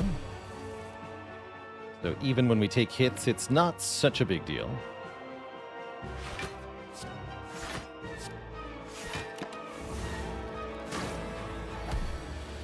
Although there is a limit to how many hits we can take. Tim. Come on.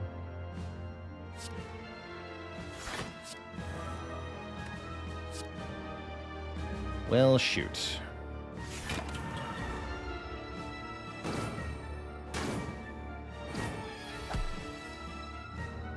Okay, I think it's gambling time. Seems pretty unacceptable.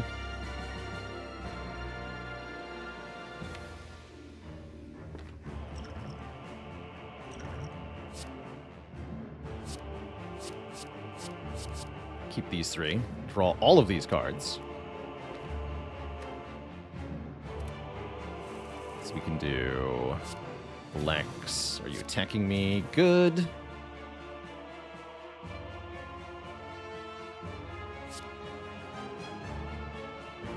Limit break, dual wheel reaper. In turn. Ow. Ow. Ow. Although now I've got to be careful, right? We want to play 10 more attacks here, so I don't want to play more limit breaks, presumably.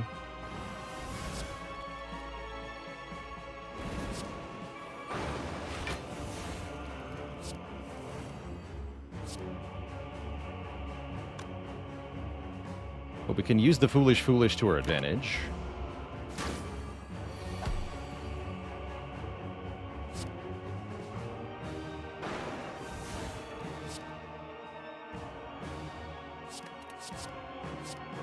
The next turn, Time Eater will reset their health. Purge debuffs. We just want to play as many attacks as we can before that occurs. So don't kill. In fact, get Time Eater as low as possible here.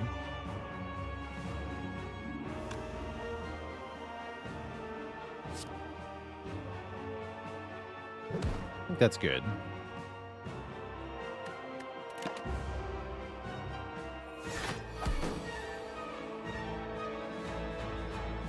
And now we want to win with 4 attacks played.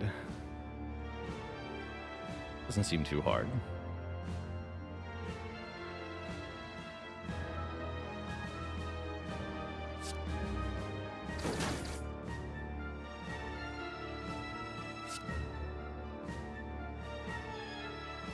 Good.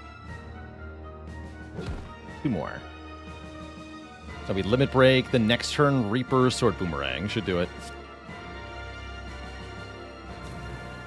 Or we can Reaper now, but I'd rather get hit first.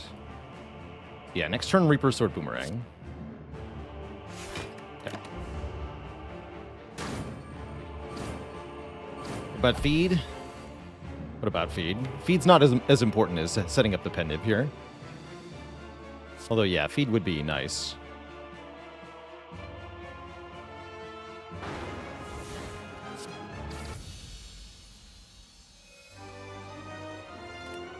Two thump, a deep pulsing dread can be felt throughout the room. Is this the heart of the Spire, the source of all this max health? You deal 1994 damage. A good year.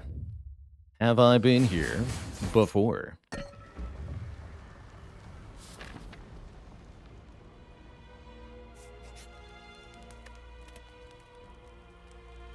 Okay, we get to upgrade one card. I think we wanted to upgrade Dual Wield here to make it more reliable for getting the Reaper multiplied.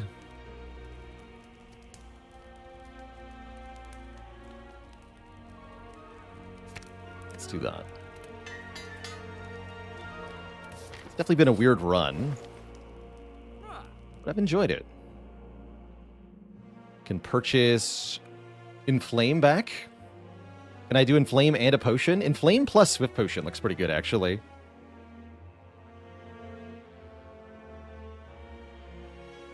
What score would be a bad year? I mean, we've had, you know, like 1937 show up and stuff like that. Sorts of Great World Wars or other significant disasters. There's a few years you might call bad.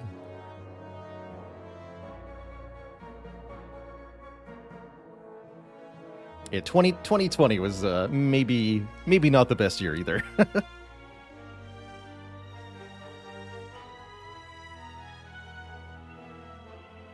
Alright, I'll take Inflame and the Swift Pots. But I'm pretty sure Shield and Spear are completely free here. Oh yeah, this is even easier than I thought it was going to be. This is 24 times 6. Which is 144. We have Feed, too? Actually, so it's better to not kill the Spire Spear, because then we can eat it. Excellent. What about 30 by 5? Obviously, that's 150. Let's limit break first. Or no, 32 by 5, excuse me. 160. Yeah, that's good. So limit break, Whirlwind. Take 12. Heal for 9. Okay. So we have 154 health going into Heart. We have an Oddly Smooth Stone. We have a freaking Feel No Pain Plus. Oh, yes. Beautiful. Exhume is also here. Exhume could get back Reaper. Or Limit Break. So that's worth thinking about, too.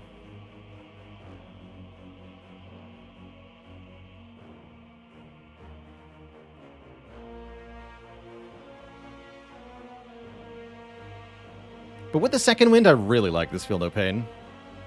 I'm gonna grab that. As we go into our Heart fight here. Pretty happy with Shockwave turn 1. That means Heart is weak through the first cycle. Do I want a Swift Potion now? I think so. Yeah, I'm pretty sure we do, because we're playing at least 3 cards this turn, so we're going to have 3 extra cards next turn also.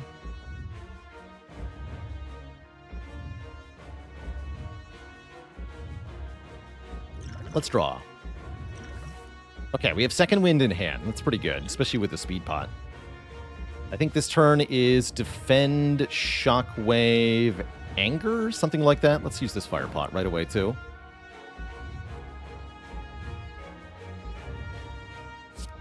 Block the Beat of Death with Defend. Yeah, we want to play at least one more card. Maybe play the Whirlwind over the Anger.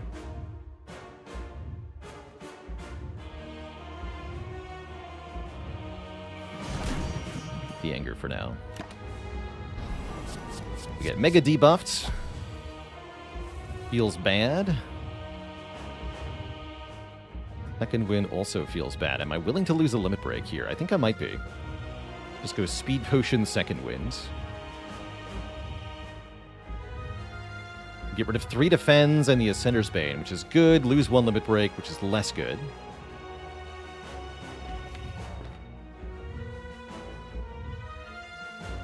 But I see no reasonable way to keep the Limit Break. We'd have to play the Defense one at a time. That's no good.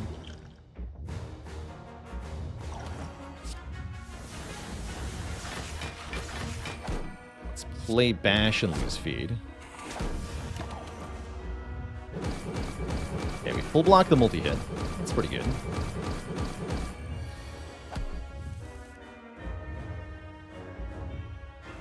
This hand is not much better at the moment. I'd like to use the armaments to upgrade at least one of our Limit Breaks. this hand is pretty bad. I think just strike, anger. Maybe play the heavy blade just to get it out of my hand. It's not a bad idea. Base meat tank. That's right. We're also upping the pen nib here as we do this. Oh. Got 98 health left. It's fine. It's fine. Now we draw all the good block cards. Of course we do. Although we're setting ourselves up for success, so I'm not too worried. Shrug. There's a limit break.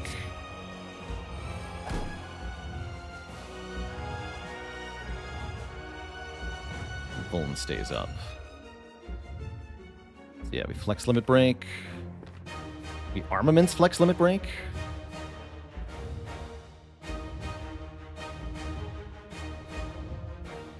Yeah, we should probably arma flex limit break.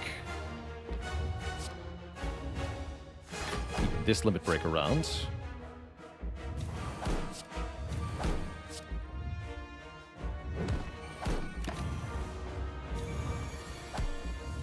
Okay.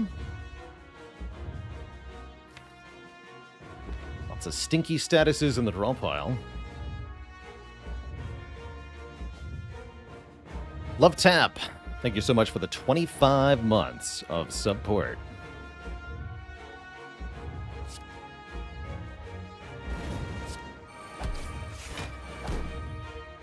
Okay, True Grit gets rid of Wound.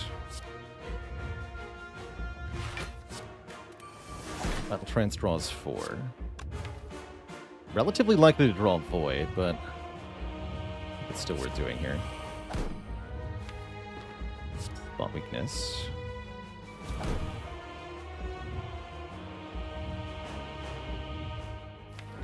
Energy Pot maybe next turn.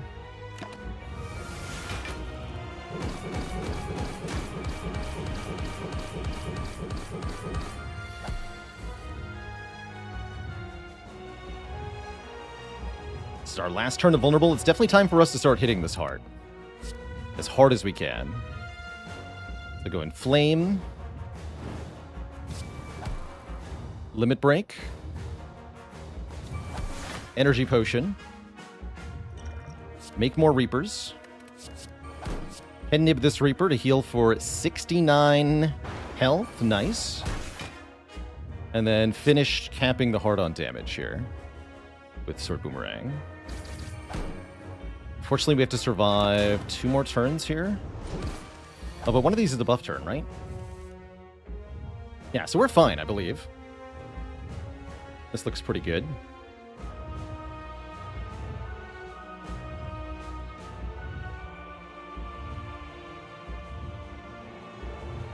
Just have to do enough damage. Yeah, I think we're fine here.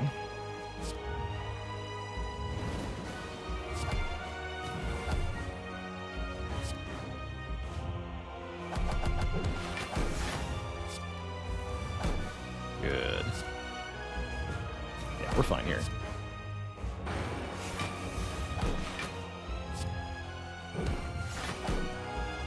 Just use this for pen nib credits. Okay, so the heart buffs again on this turn. Now it has 4 points of strength. If it multi-attacks, it will do so for 6 times 15, which is 90 damage. And you'll note we actually have more than 90 health, so we good. We good here.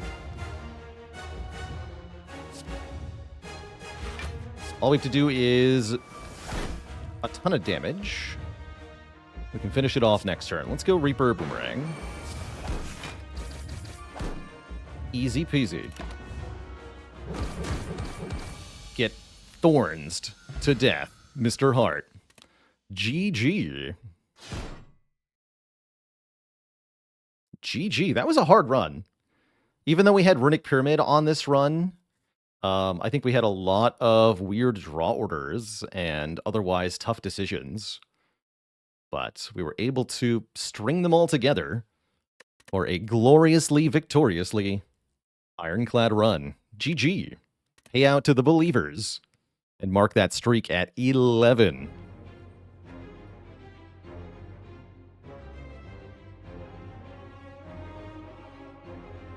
GG. So that's a new PB for the year. 11 streak with Ironclad. But the question, of course, is will it go to 12? Buffer Bloat, thanks so much for the 20 months of support. And so shall I. Indeed. Will it go to 12? Wow, we took 169 damage to heart. Nice. Glad we had all those potions. That was definitely a tough run. Definitely a tough run. So, I'm going to take a quick break here at Twitch chat, refill the legs, get some fresh water, just kind of relax for a minute. We also have 2 new channel cuties. Hold on, let me get those added to the list there. I see the Bafla joining the list of cuties. Who's the other one?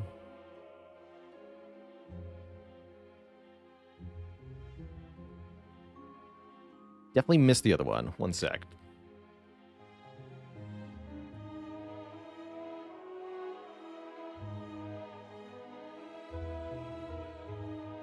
Sacraville.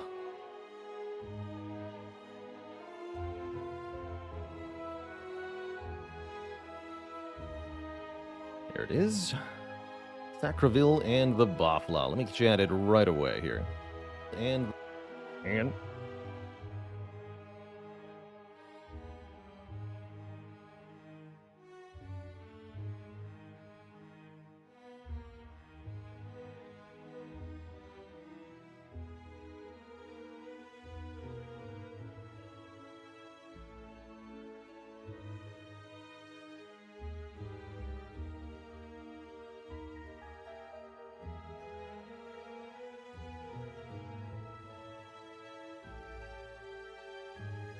all right, you're on the list. All hail Twitch chat, our new cuties. Excellent gambling prowess, believing in the 11 streak. All right, next up, Twitch chat, there will be another Clad run, but first, I'm going to wind down for a couple minutes, refill my water, stretch the legs, all that jazz. Mirazal, thanks so much for 9 months. All right, folks, back in a few.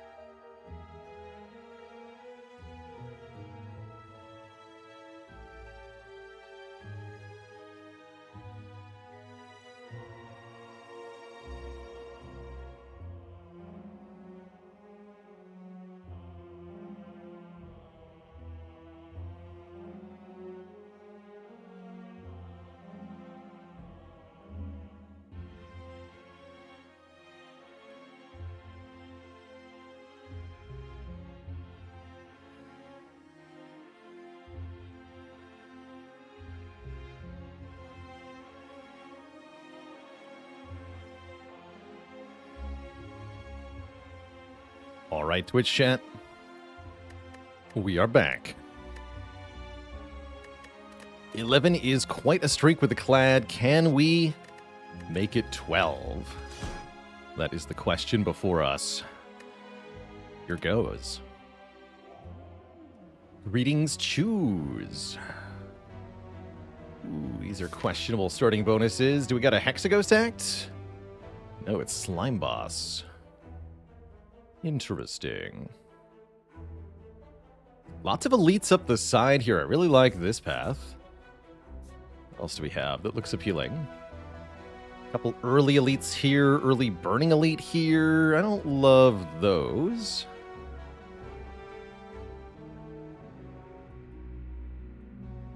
So yeah, probably this green path. But I don't like my starting options much. Remove 1 card, 7 max health, lose all gold for remove 2. Or the boss swap. I guess I could get behind remove 1. That seems perfectly fine. I'm not sure I like the remove 2 here that much. Removing too many cards into Slime Boss is a bit questionable. And I'd like to have that money for later, even if it won't get spent this act.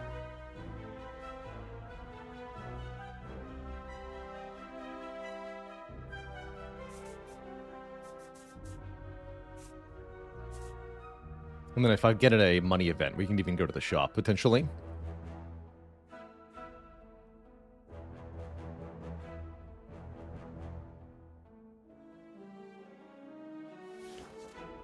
So let's go remove 1. I think that's my choice here. Dunk 1 strike. Might be that Boss Relic is the best pick, but of course that's high risk, high reward. We could get Busted Crown or Sozu, or we could get Pyramid Snecko or P-Box. There's no way to know without actually choosing. We're going to dunk 1 strike. And I want to start here for that event, and then the option of the shop, the shoption, as it were. Preferably just take 3 combats, get an upgrade, go into the hard pool, and then with lots of potions, fight the elites here. The whole while, we have to keep the Slime Boss in mind. Slime Boss is far from a free combat. So picking anything that effectively counters Slime Boss will make a big difference in our outcomes.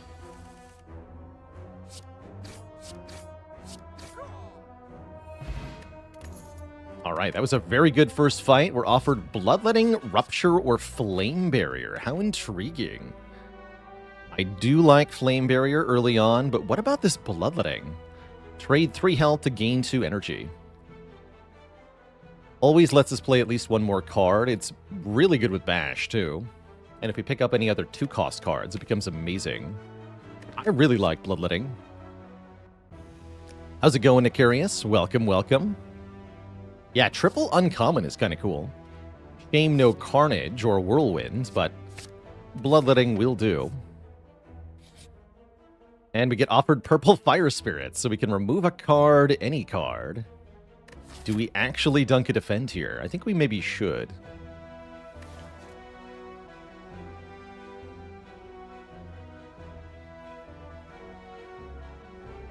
That's right, seeing uncommon cards doesn't improve our rare chance.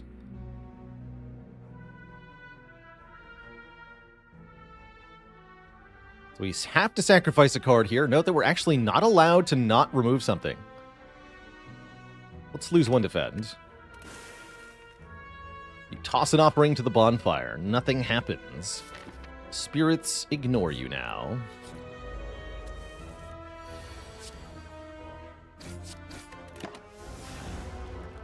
Then Bash. Bash, Bloodletting, Strike is 26? Yeah, 26. I don't think I need to do that just yet.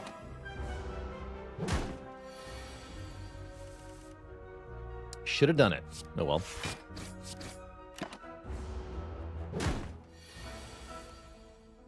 -2.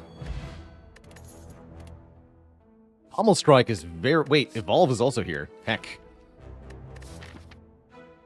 Probably Pommel Strike, but that's a good Evolve.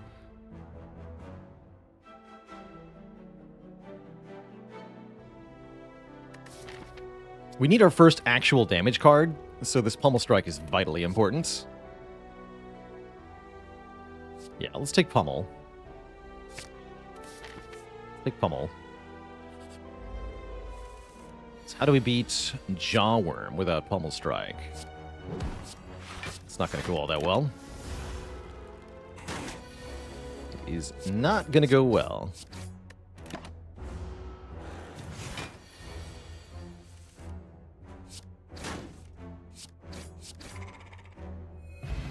Get an Entropic Brew. That's a good first potion. I like Headbutt just fine, especially with Pummel. Clothesline's okay with the Bloodletting, but strongly prefer a Headbutt. Headbutt is both direct damage as well as card manipulation. Makes it pretty valuable. Now, there is another path I just realized. We can do Elite, Elite, Elite into Shop before Slime Boss. We get 1, 2, 3 rest sites. This is 1, 2, 3 rest sites. 1, 2, 3 elites. 1, 2, 3 elites. Maybe this yellow path is better because the shop.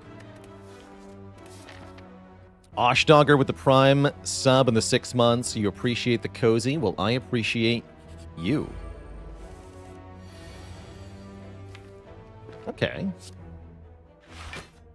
Yeah, but the elites are earlier, so we have to be able to defeat the early elites, which this Entropic Brew may allow. Let's see what we get from this fight, and then we can decide. We go Bloodletting, Headbutt defend, Pummel Strike defend, play both defends. Although I can't do 20 damage next turn. Maybe that was a mistake. No, good. I can do 20 damage. Even better. Okay, we get a Spot Weakness. With Headbutt, I love Spot Weakness. I'm guessing I should drink the Entropic Brew then, and we can decide whether it's reasonable to go for these elites or not. We don't take the Searing Blow here, I don't think. Although Searing Blow is kind of cool with the Headbutt and the Bloodletting. Much rather have a Spot Weakness here. Yeah, 2 elites before the chest versus not. But I like that shop so much. Alright, let's see what's inside the Entropic Brew. Ooh.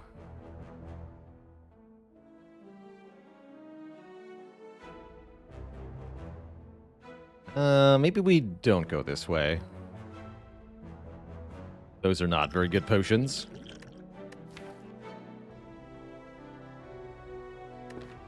Alright, let's go green path. We do a shop in Act 2 or whatever.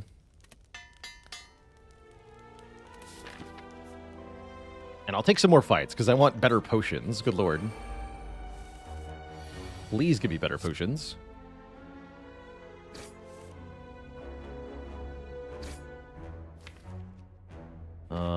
If I just Headbutt Pummel Strike... Can never kill it next turn, huh? Oh well.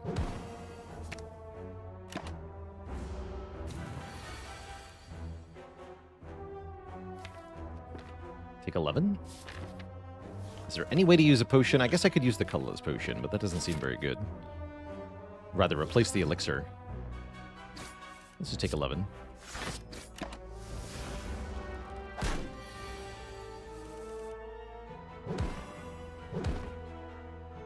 Does Spot Weakness work against Slim Boss? Sometimes. It definitely works sometimes.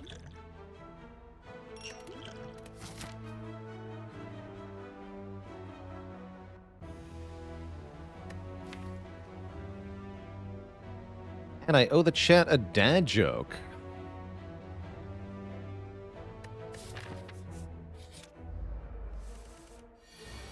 Yes, I do.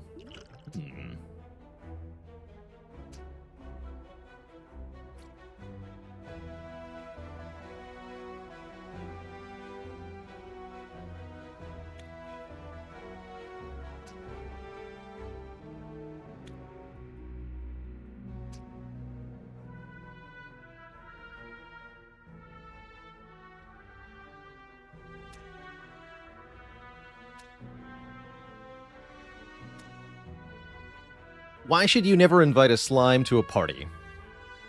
Because they always split early. No refunds, Swish shot.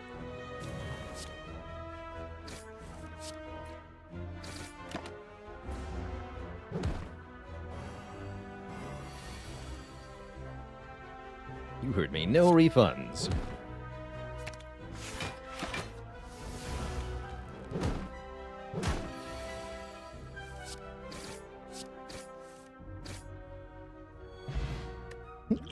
Okay, double explosive potion. Guess we should have used one of those potions.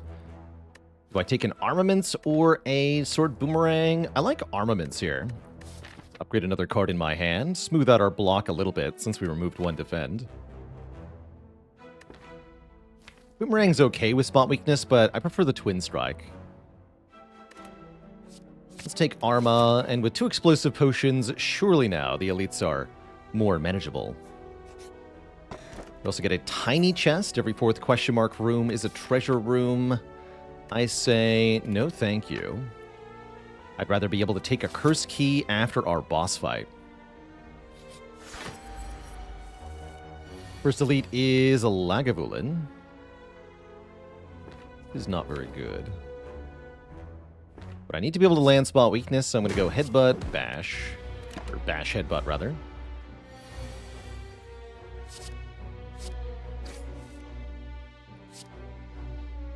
Bonk. Ow. And then, I guess, Arma the spot weakness. Give me some strength, and we should be able to kill before we get attacked again. Seems very unlikely either potion will matter here.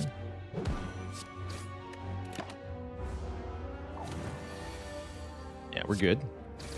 Okay, costs a lot of health, but no potions. We get a gambling chip, allowing us to discard cards in the opening hand. We're offered a heavy blade and a whirlwind. Currently, we have no area damage. I'm taking whirlwind here. This is so good for slime boss, too. And we'll lose 1 explosive potion to pick up the blood potion. That's also super worth it. Guess I was supposed to use the explosive potion on the slimes. We could have 6 more health here. Oh well. Not a big deal, thankfully.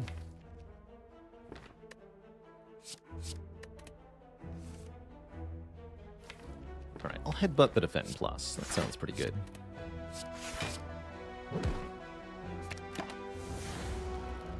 Hiya! Indeed, friend. Hiya! Bloodletting deals 10, puts you to 21. Let's see, if we're being attacked, I can deal 29, right? Spot weakness, pommel strike, twin strike is 29. So I cannot kill next turn if we're being attacked.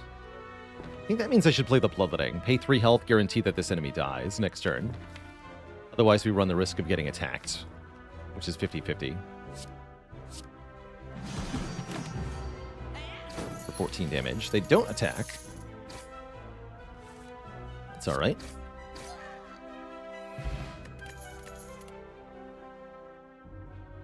Reckless Charge, Rupture, Iron Wave. Reckless Charge is okay, adding a 0-cost attack that we can scale with our strength. Don't know that we need it necessarily. Could also scale our strength with Rupture using the Bloodletting, but I don't like that very much. It's a bit better with the Gambling chip. But it's, I don't know. Yeah, it plays a bit, but does it play enough? I don't think so. I think I'd rather just skip these cards. Our next elite will be the Sentries. About time. Show me strength or energy gain. Or upgrade. Upgrade's good too. Arma Whirlwind for 16. Sounds good. Probably use the explosive pot next turn. Although this potion is also good in Slime Boss. We are going to want a good Slime Boss potion.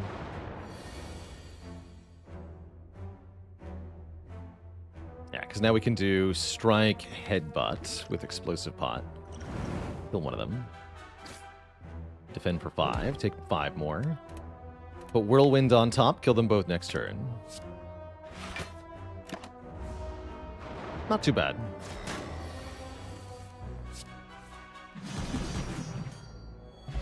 We get the Ancient Tea Set, giving us more energy on turn 1 after visiting a rest site. I think that goes very well with the Gambling Chip. And we're offered Evolve.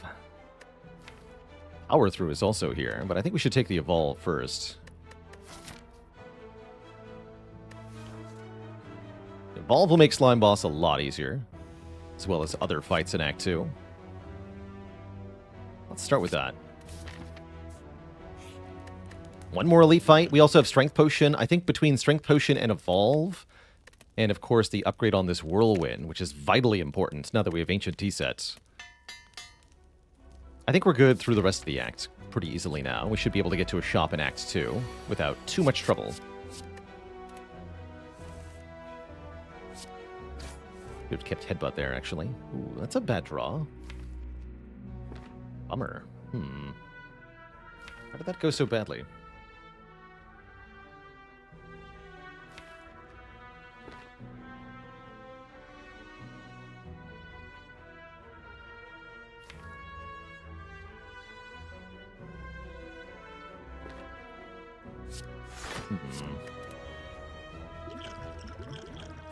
Might need to Strength Potion. 70? Yeah.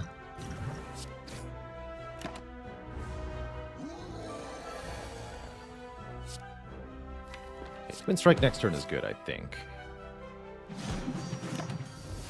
There might be a draw that gets a kill here, I'm not sure. It's not this one. Bummer. Well, this has gone poorly.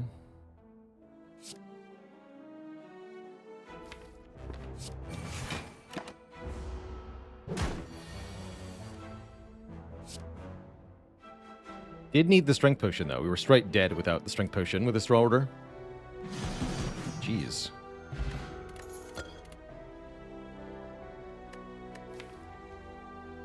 Take a Combust, maybe.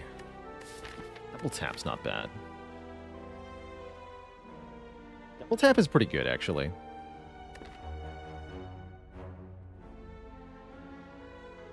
I'll take Double Tap. And I think we need to rest going to Slime Boss. This is why I really wanted to shop. In case we got bullied by the elites and now I have no potions.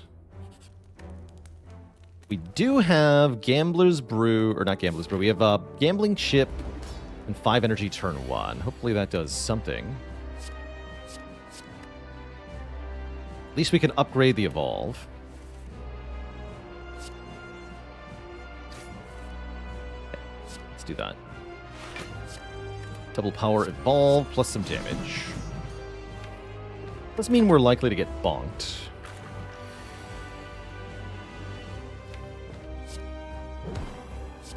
I don't think I can do the required damage next turn to prevent getting slime crushed here. But we do have enough health with the Blood Potion to survive, thankfully. Let's see, 93. We can do 13, brings you to 80, and then Strike brings you to 71. So that does split. Okay, let's not take 38 damage. I can just, hopefully, Bloodletting Double Tap Whirlwind will get us out of this fight. The nasty split, but we have the cards in play that make it not so bad. Although we might get double 18 here. Thankfully we don't.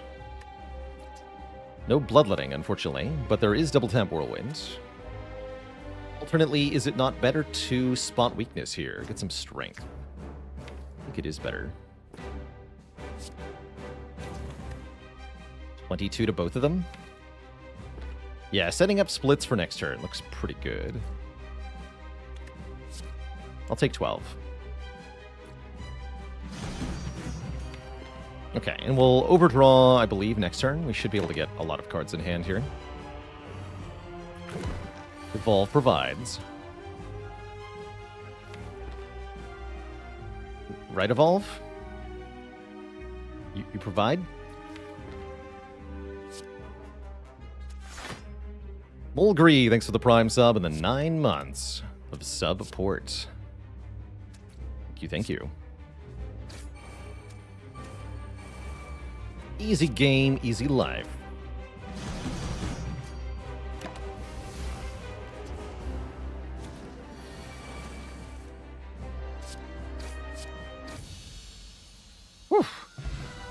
We are not dead. We get to have loads of money going into Act 2. We get to have an offering, which I'm taking, because it's great with armaments, great with whirlwind, great with double tap.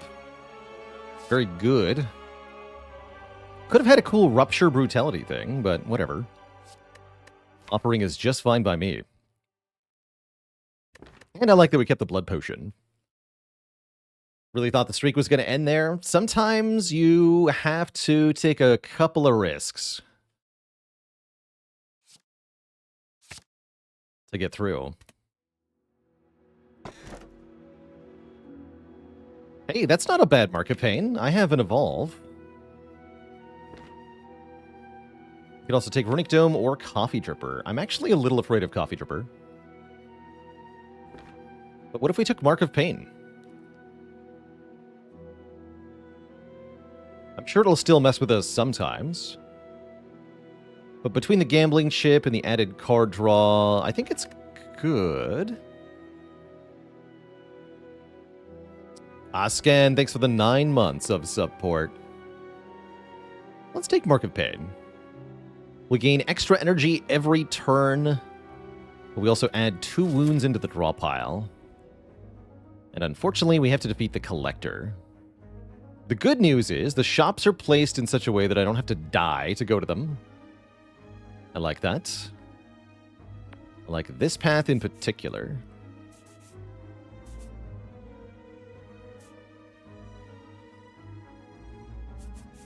Get an early shop here.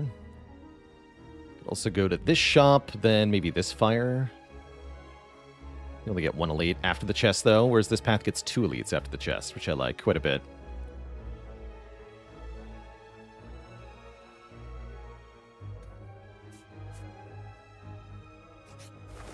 Bird nerds.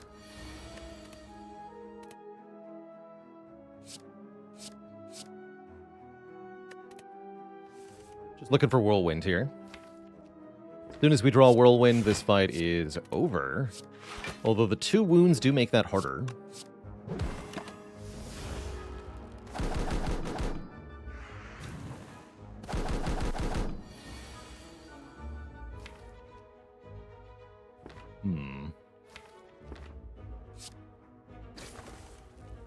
Okay. Take some damage here.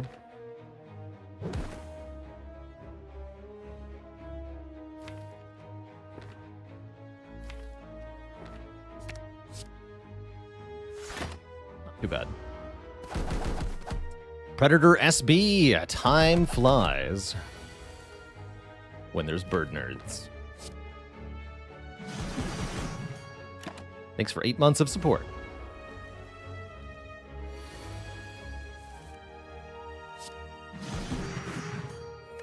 Call. No, no, no. No, thank you. This deck just wants another Pummel Strike. Or a Shrug. I feel like we saw a Shrug that I didn't take. That was a mistake. What an abysmal turn 1. Don't hate it, though. As long as I can spend all my energy, it's really not that bad. But, let's discard the strikes. Yeah, it can always get worse, right?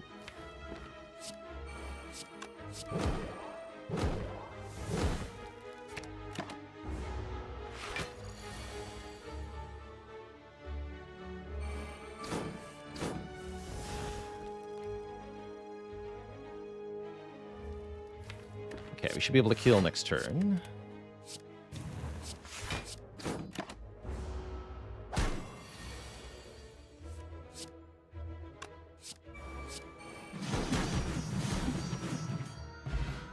Speed pot's not too bad. What about a Perfected Strike Plus? It's actually not that bad. We have 1, 2, 3, 4, 5, 6. This would be 7 strikes. So it does 6 plus 3 times 7. 27 base damage for 2 energy. About as good as a Carnage Plus. Not bad with the double tap. Helps us here in the short term. I'm going to grab this. Not amazing, but it's good enough, I think, to give us a bit of an edge. Ow.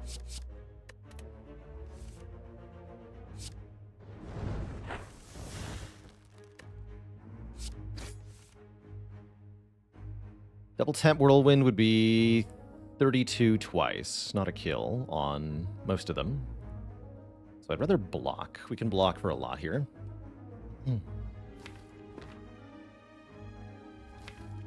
Okay, let's block.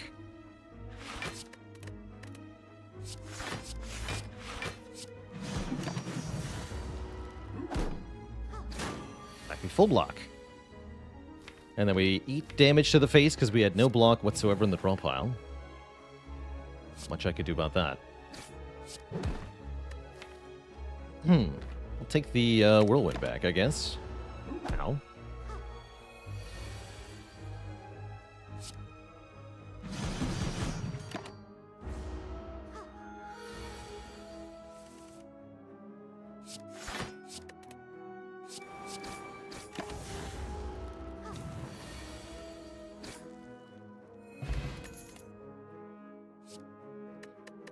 True Grit helps this Sundial do stuff.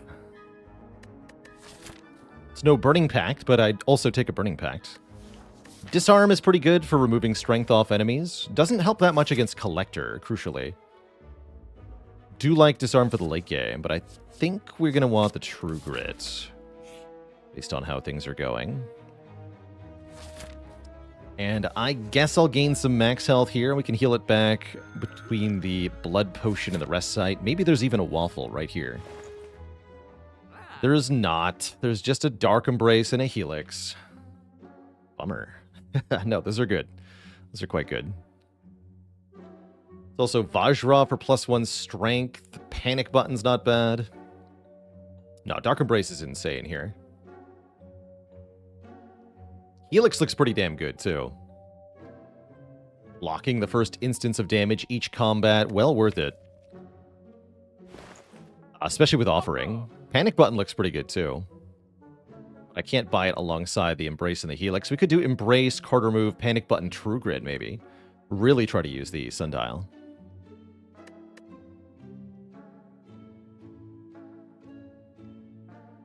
But I'm thinking it's just Dark Embrace, Helix here. We actually don't have that much exhaust yet. But trust me when I say we're going to.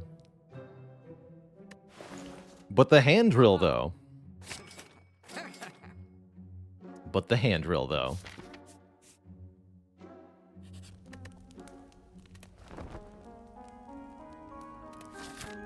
Okay.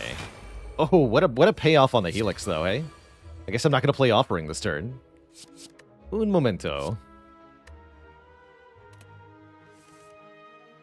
Uh-oh, don't you dare hit me.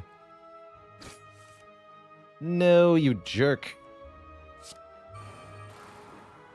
Alright, what if I Speed Potion? We can block for 30-something? Yeah, that's a full block.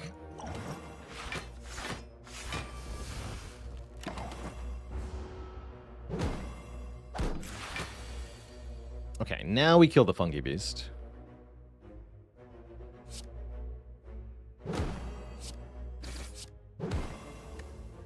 Take Offering? Offering means I'm almost guaranteed to be able to double tap Whirlwind and kill. Let's do that.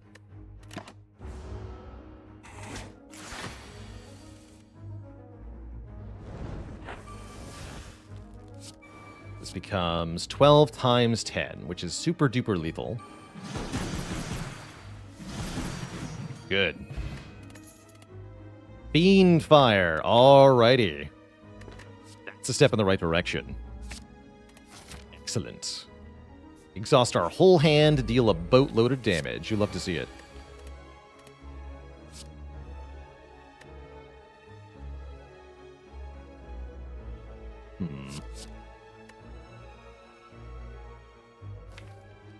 I think we're fine.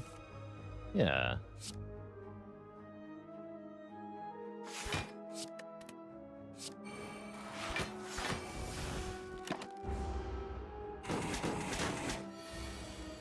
Garbage. Yikes.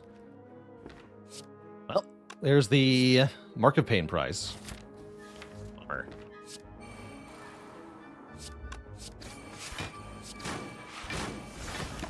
Ouch.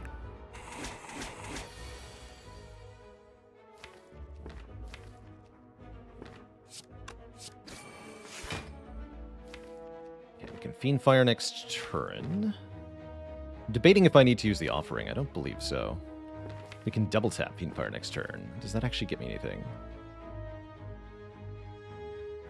Pummel Strike Fiendfire. That's better.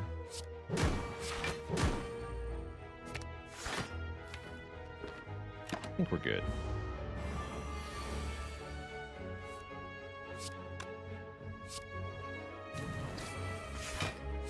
Yeah.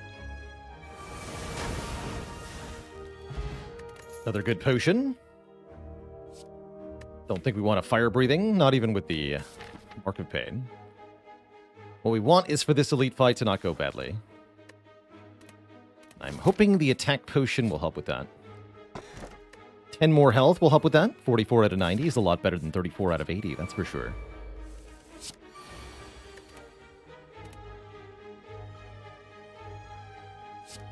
You know, this isn't too bad.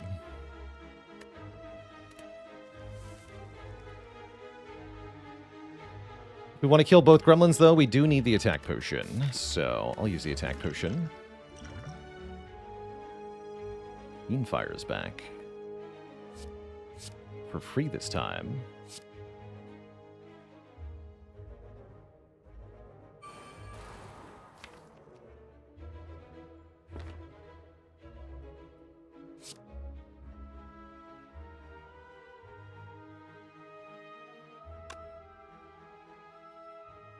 If I kill them both, I don't get to spot weakness. Don't love that. I guess I could just spot weakness, then Fiendfire, and I draw 3 more. Let's do that.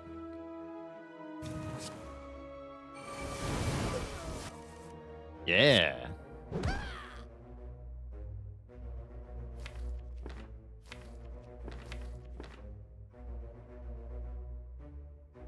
And then Fiendfire's in the discard pile. That's right, because we made one from the attack potion. I was really confused there for a second.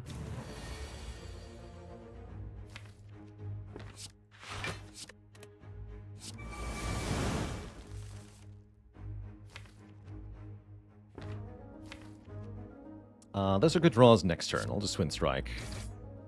Want the Sundial or something. Uh-oh. Alright. Spooky. What if I just killed you all? Yeah, what if you just all died? What's that?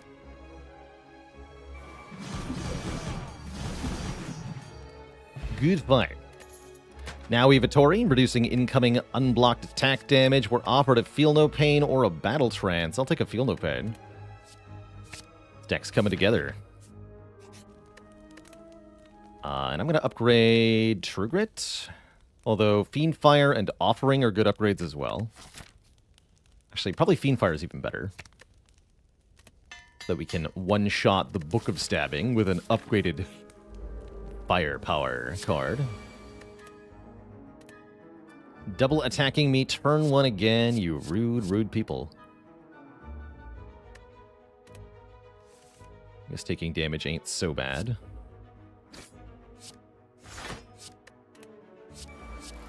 Give me draw or give me death.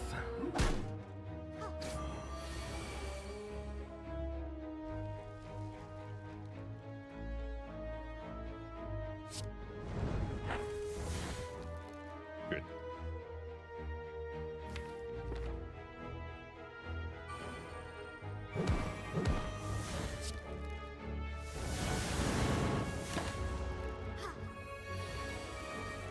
Excuse you.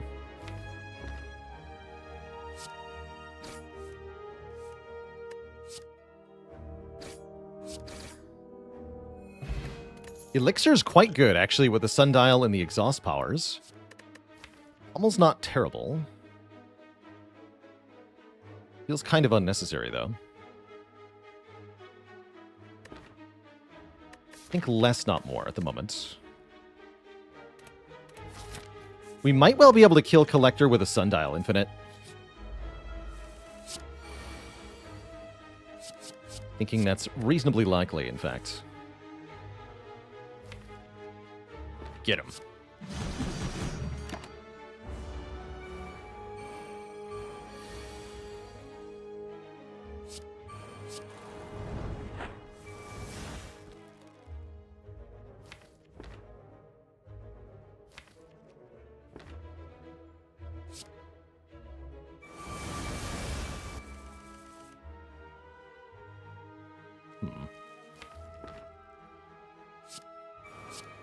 take one?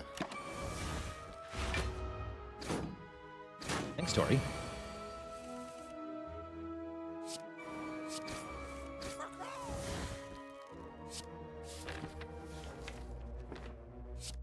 I'm going to try to cycle the deck again here. I want to set up the sundial for Collector.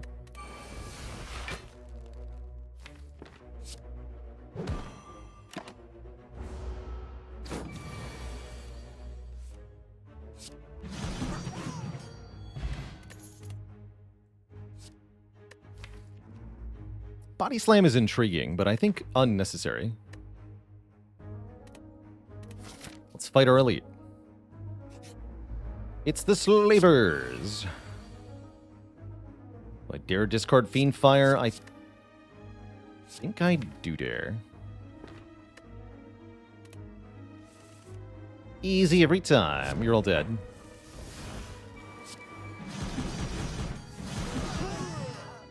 Got him. We get a Guria, allowing us to rest, or rather lift for strength up to 3 times. That's pretty sweet. I love a Shockwave here. It goes with the Dark Embrace and the Feel No Pain. Although, am I actually lifting is the question. The answer might be no, because I'd rather upgrade the True Grit and the Dark Embrace and the Feel No Pain. Particularly this True Grit needs to be exhausted here, as it's currently our only targeted way of exhausting cards, other than the Elixir, of course.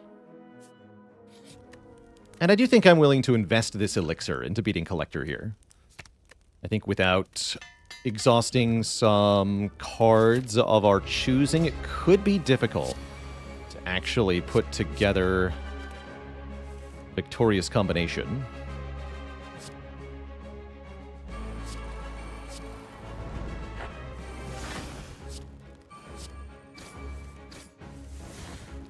And this is the hand. This is where we use the Elixir, for sure. We can get rid of 6 attack cards.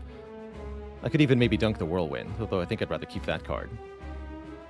And then basically all we have to do is play the Fiendfire, and we're pretty much there. Although not having the Dark Embrace in play makes it a bit worse. Still gonna delete these.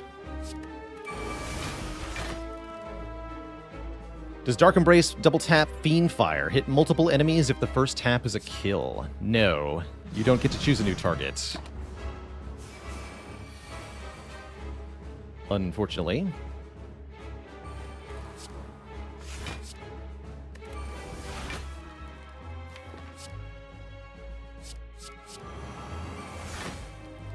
Alright.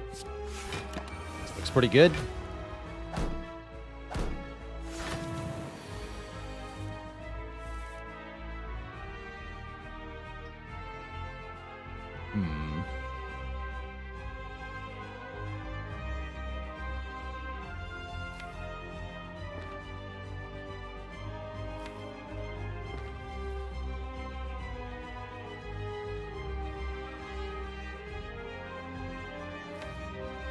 Gotta be double tap, headbutt, and then Fiendfire. I can't double tap Fiendfire.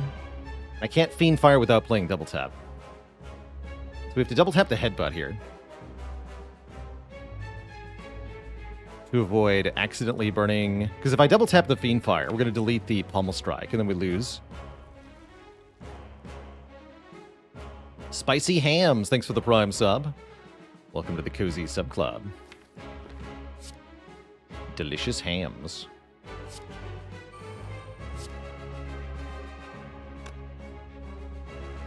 Fiendfire is going to deal 45, so double tap headbutt here. Fiendfire you. Okay, next turn we should be where we're at. Where we need to be. We're winning this fight with the infinite combo.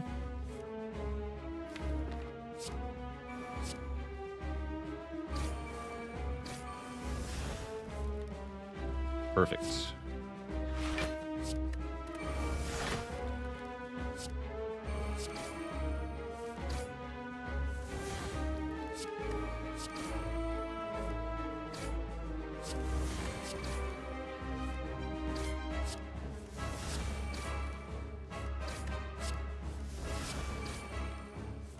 Got him.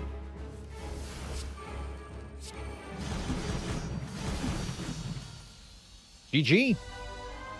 Collector is vanquished by the Sundial once again.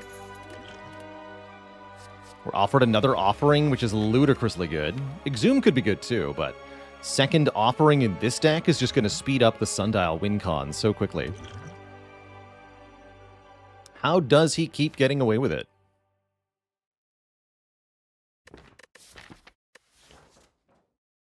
Barricade is an interesting option too. Kind of like it with the Feel No Pain, but I think I would need a Corruption to want Barricade. We will take more card draw. What about Snecko Eye? Tozu actually seems perfectly fine. That would mean carrying these two potions to the end game. It's not the worst set of potions.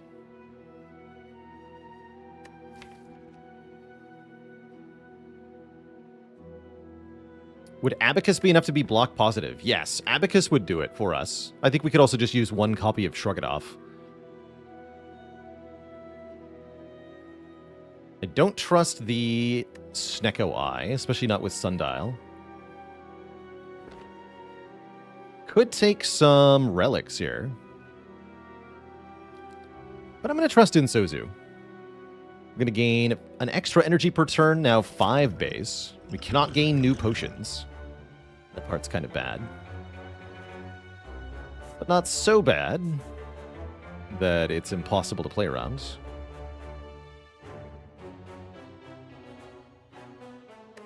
Not so bad. Shops are rather important because card removes are huge. And then anything that draws cards is also vitally important, or anything that exhausts a card. Wait, there's also this way. Release shop. A little bit less events, but we get a rest site. Rest sites are good. Yeah, rest sites are good. Okay, this looks fine. Not a great Act 3 path, but perfectly adequate. Is Perfected Strike still in the deck? Yes, it is. Unfortunately, yes, it is.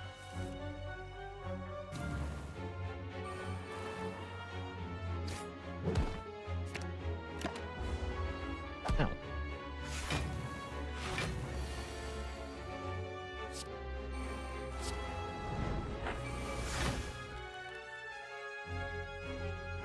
By 6 is not enough.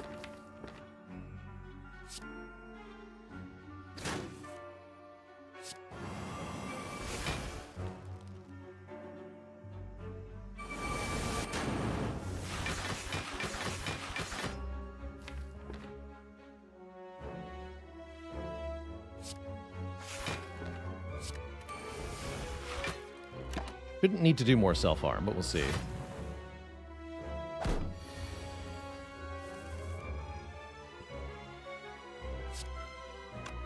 Yes, we do.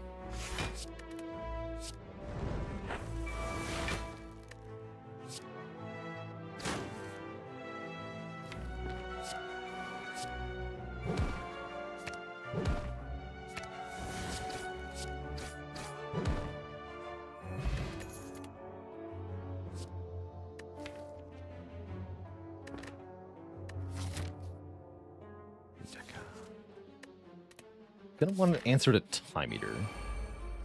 That's the tough part. How do we convincingly answer Time Eater?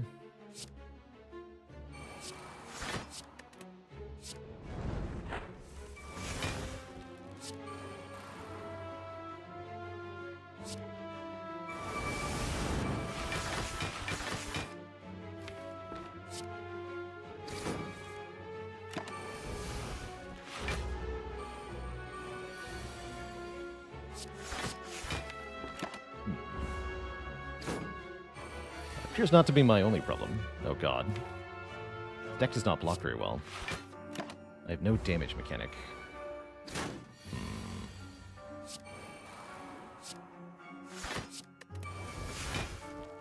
Concerning.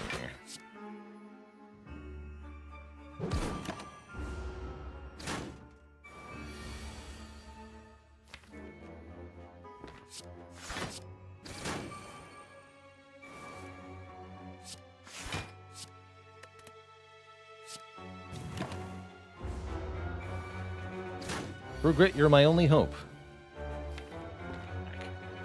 This is bad.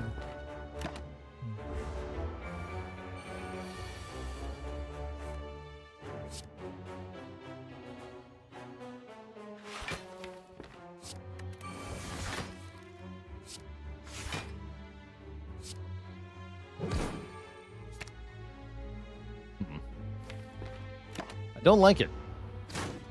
Did not realize this deck had no Spiker solution. It's really quite terrible.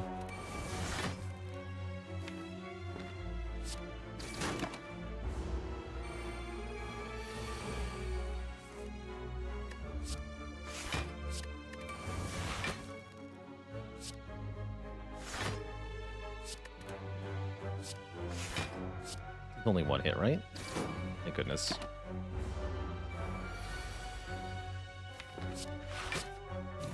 Okay, we should be fine now. It's capped on thorns. Maybe not fine.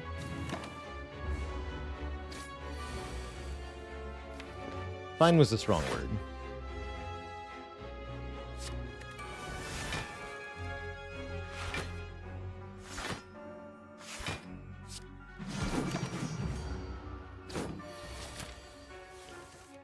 I'm terrified.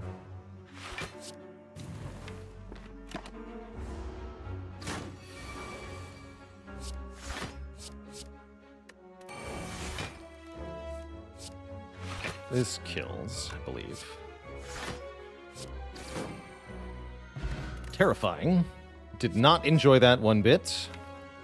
I will take another Pummel Strike to do the Sundial thing with. Calipers might have been good here. Don't think we want another Evolve. Definitely want to remove a strike. Chemex? Nah, we have one Whirlwind. This is not a Whirlwind deck, so to speak. Whirlwind is not our win con here. It's definitely not worth spending money on. Trying to win, dang it.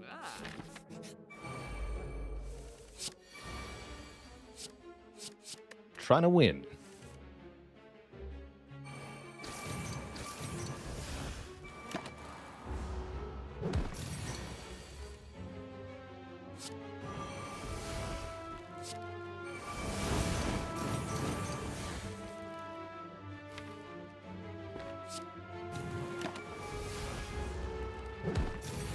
We have one hit, we get to buffer.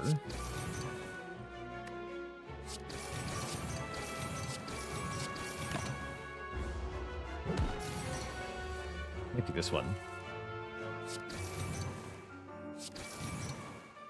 Maybe not. Good.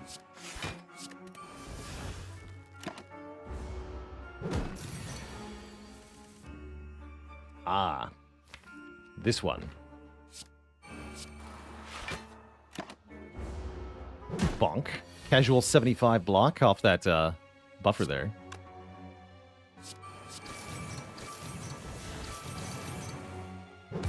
Take 1 damage here. Just 1.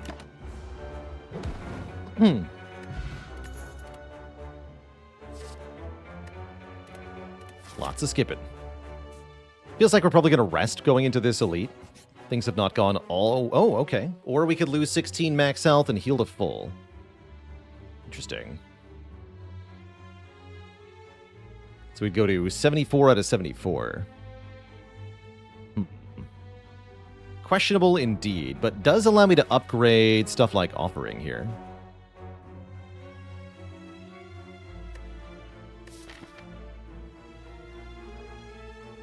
Pretty tempting, actually.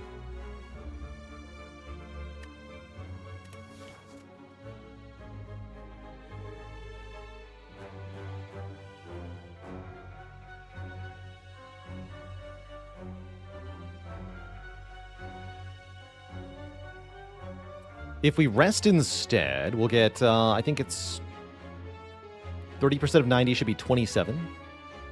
We'll go to 68. Makes the blood potion worse, too. That's kind of bad.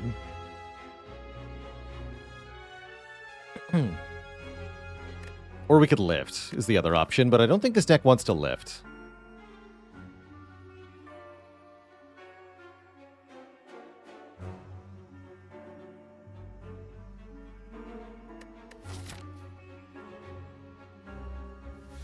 Let's do it.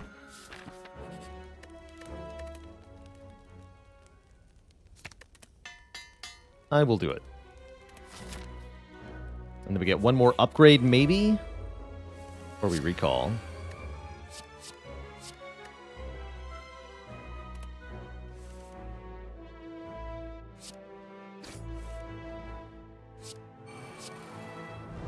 More cards.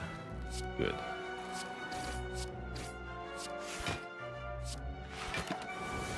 Not the greatest turn one, but we got a couple powers down. This turn's quite good. Bot weakness, evolve, bloodletting, whirlwind. Maybe Peace Strike whirlwind, actually. This turn is even better.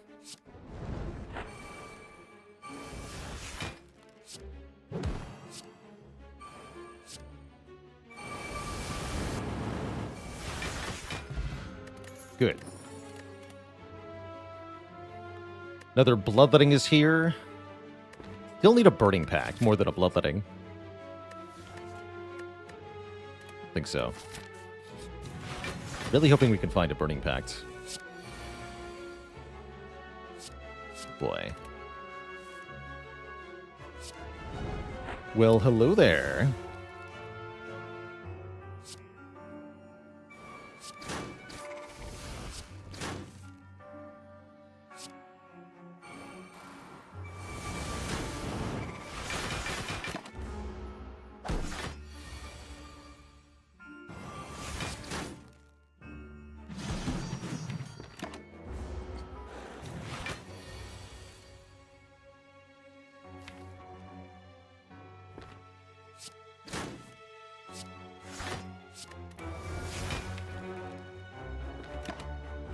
Gonna increment our sundial here slightly.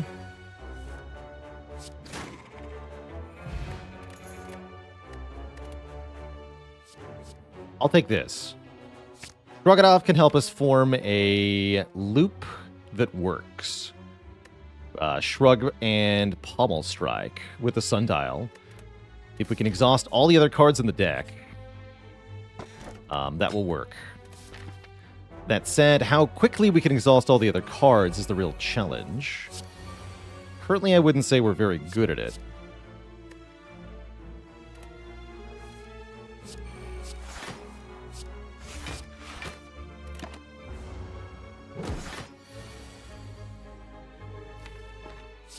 Well, that's no good.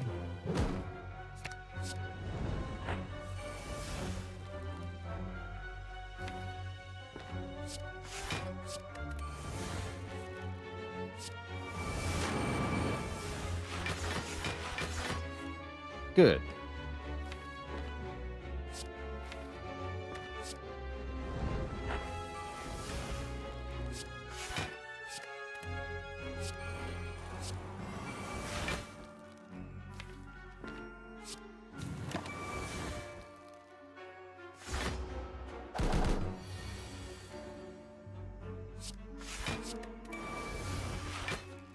You dare.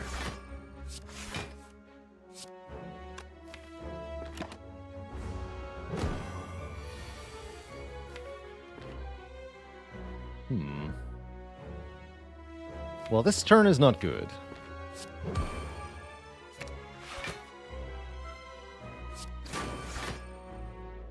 That'll have to do.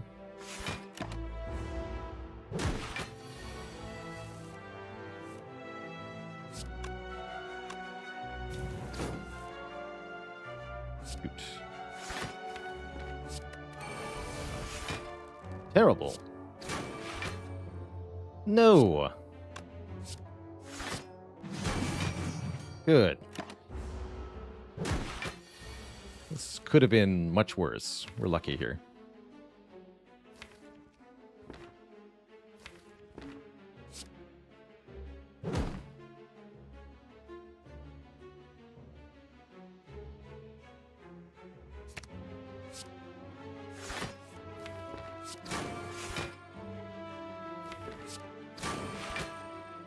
Ugh. Losing a lot of health, though. But we didn't get cursed. thankfully. None of these say Burning Pact. I'm a little worried here. Definitely worried at this time.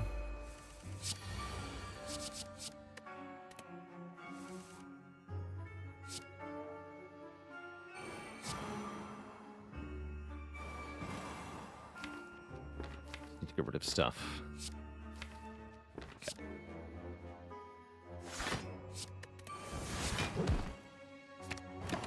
Hurts to lose buffer early, but I'm hoping this won't matter too much.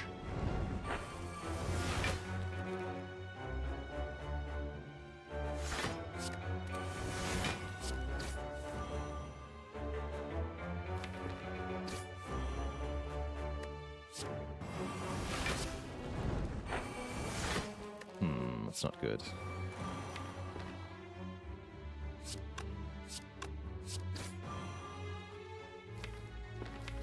Spooky.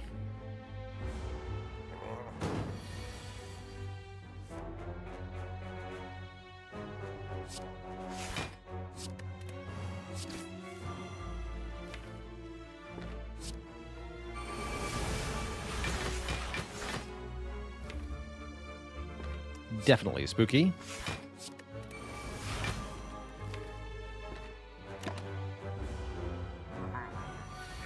Only got Evolve 1. Oh no. Yeah. Shoot. Can't use Liquid Memories here. That's suicide. So let's panic.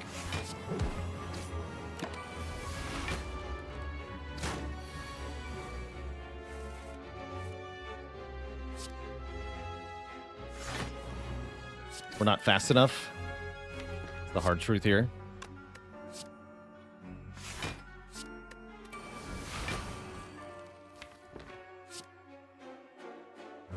Shit.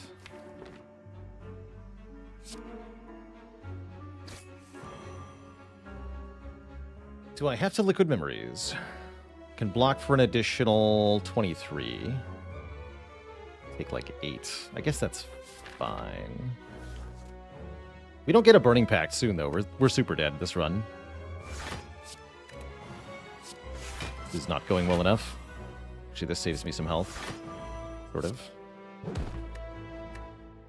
Kinda, sorta.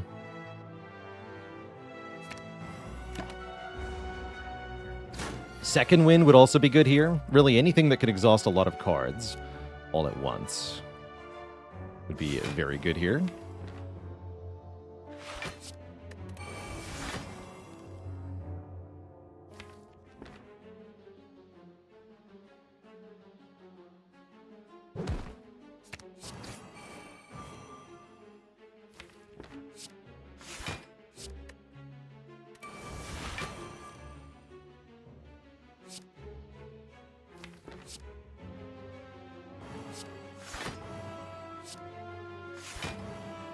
Take 9.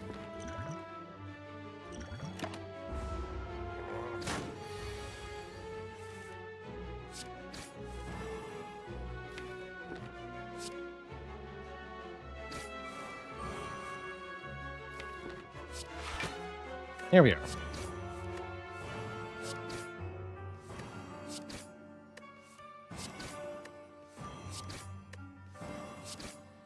We are just too slow with the current deck. Wait, what the hell? Huh?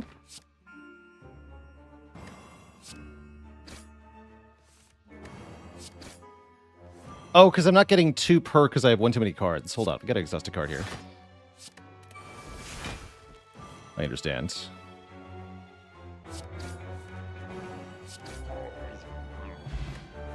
My hand is too full. Shit. I'm super dead here. This run was going so well until it found nothing for floor after floor after floor. Damn.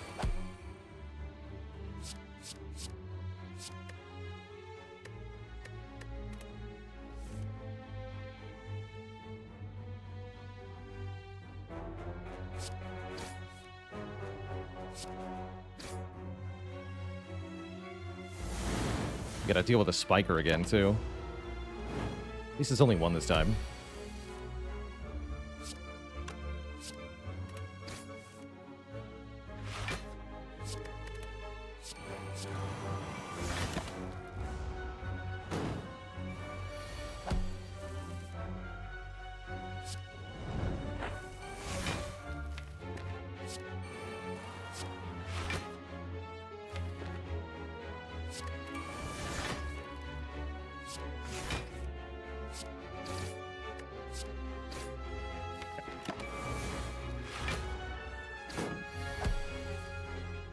At least we have Hourglass this time. There we go.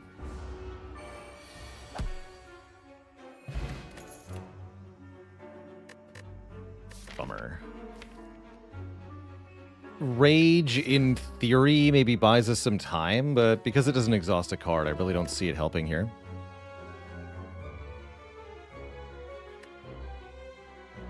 Do I wish I took Rupture back in Act 1? Hell no. No, Rupture. I think Rupture would have died quite a few floors ago. No Reaper, no max health scaling, no sustain relics.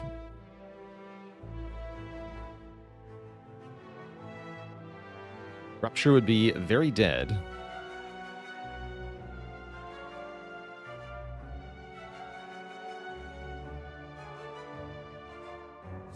Guess I'll take a Rage. We're going to pick one more fight here.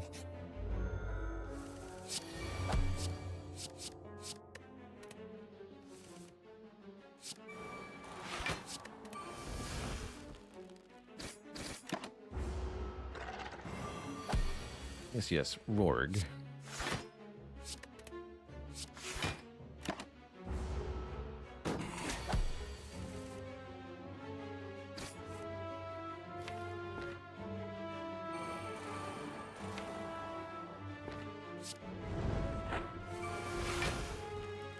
Here we go. Okay, at least this fight is not bad.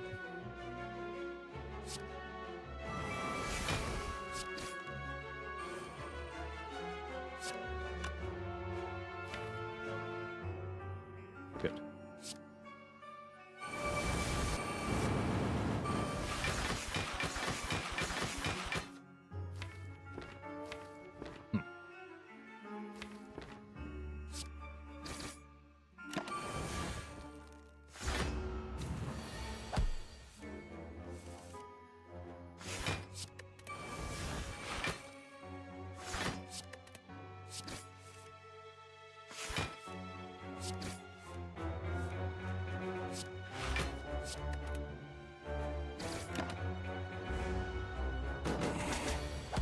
Really depends on how many cards we can Fiend Fire, actually. If we can get a lot of them, it's not too bad.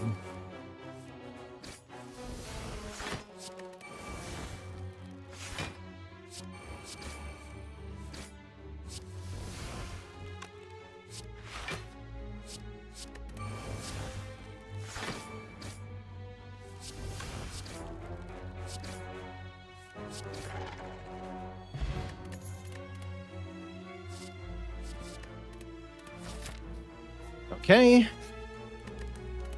We found Bupkis. We don't have a very good deck, I'm going to be honest. This deck only barely manages to use Sundial effectively. But maybe it will be good enough. Just maybe. Certainly seems like a decent turn one, at least.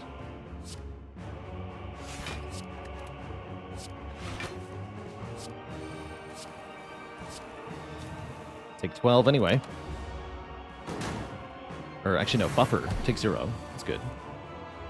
And then, yes, we can Offering into getting rid of a lot of stuff here. This is pretty encouraging, actually. We just Fiend Fire now, and we're most of the way there, actually.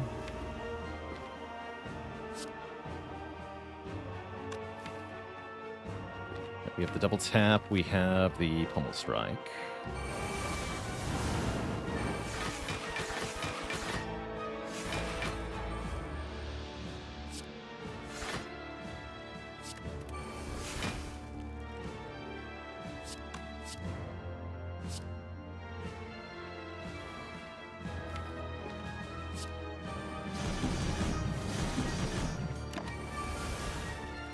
Okay, that's actually a pretty good start to this fight. Don't have complaints here.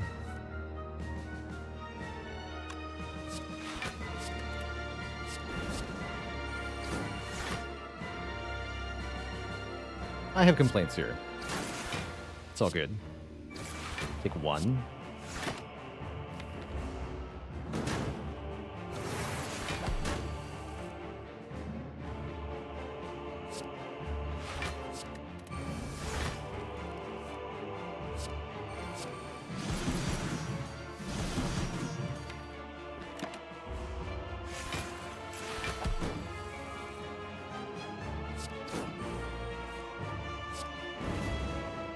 This hurts a bit.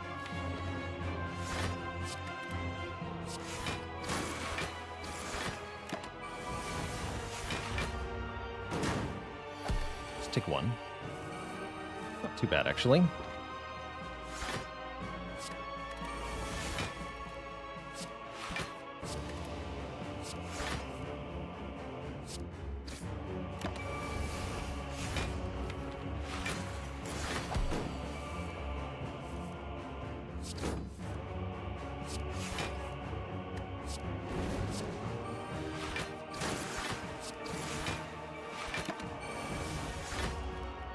Good fight, Donu and Deka. Very good fight, actually.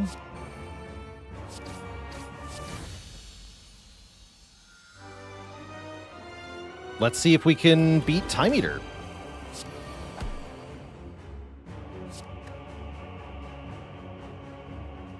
That'd be a pretty good hit to buffer.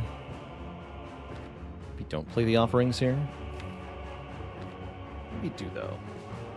We really just have to get set up as fast as possible. No, this has to be just Dark Embrace offering. It's probably fine.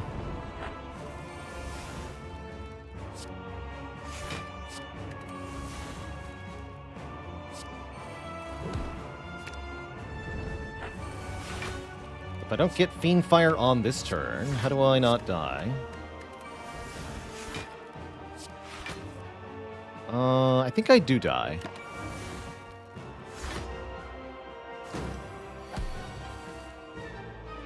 Yeah, we do die.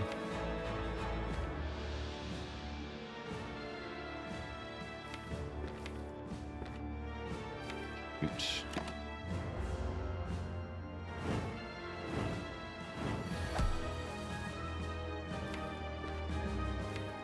Yeah, we're in big trouble here.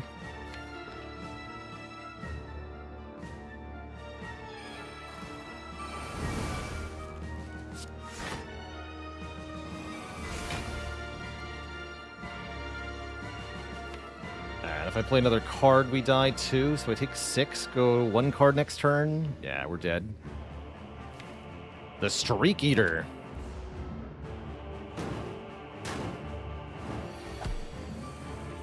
Yeah, we're super dead. GG. So it ends Twitch chat. The streak concludes at 11 to the Time Eater. Good run, but I just did not know what to do with those card rewards in Act 3. Let's take another look at the cards that we saw.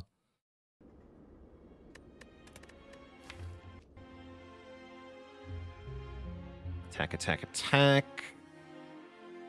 Double tap.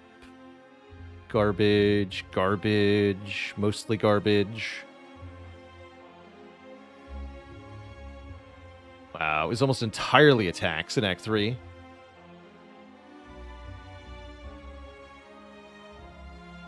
Yikes. These are really bad cards. What do I think of my boss relic choices in hindsight? I think Mark of Pain was kind of bad. I think Coffee Dripper was probably better.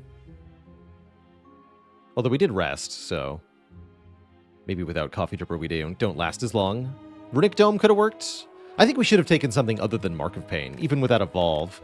You saw how often we either didn't play the Evolve or drew the wounds before the Evolve, such that it was pretty bad.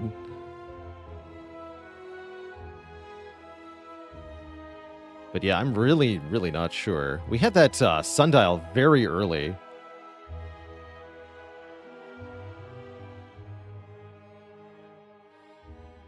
We looked at so many card rewards. Trying to find exhaust. We did not find it. It's pretty insane. If I hadn't skipped the disarm, we wouldn't have had anything. Jeez. It's a little bit discouraging. Definitely that low roll run that I was warning about. Ironclad's fine until you meet a run where the card rewards and the relics and the draw orders all are stacked against you. And it's so hard to know what to do when it seems like there's nothing to really grasp for. That was tough. That was really tough. I don't feel bad for losing this run at all. I think this was just a very, very hard run. Certainly possible there was a way through it, but screw me if I know what it looks like. Yeah, I've got no idea. It's not like I feel like different rares could have changed things, or different powers could have changed things. There's no corruptions. No Burning Pact. Maybe there was a second wind really early?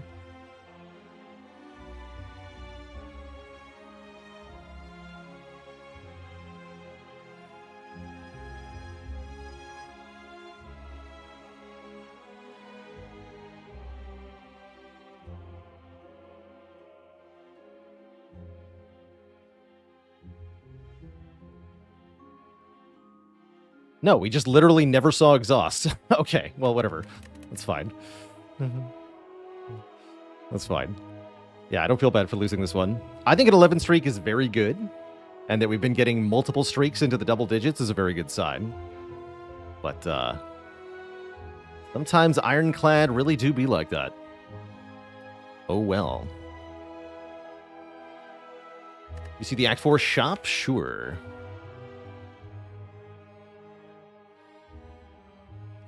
There was another Evolve. We might have been able to do something with double Evolve Reckless Charge, but without a second wind. I don't even know what that is. Don't even know what that is.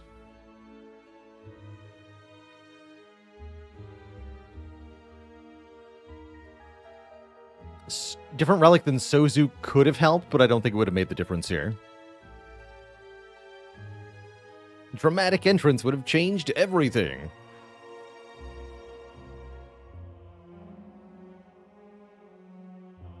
But yeah, a typical way for Clad to die, too. I feel like when you have this run, this kind of run where Ironclad does not get strong enough, does not find a broken synergy to exploit, invariably, the place we die, to the boss gauntlet at the end of Act 3. This is where Ironclad falls flat if your whole run is terrible. But it's telling. You really have to find nothing for the whole run for this to happen. And that's pretty much what happened. Oh well. Oh well. So it goes, Twitch chat. The streak may be over, but the stream isn't. I want to play some Against the Storm to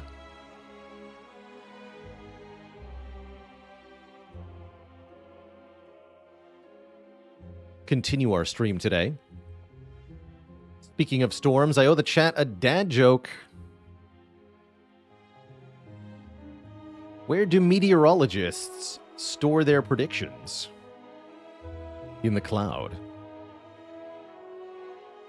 Alright, Twitch chat, I'll be back in a few minutes. When I return, I'm going to be switching games, play some Against the Storm.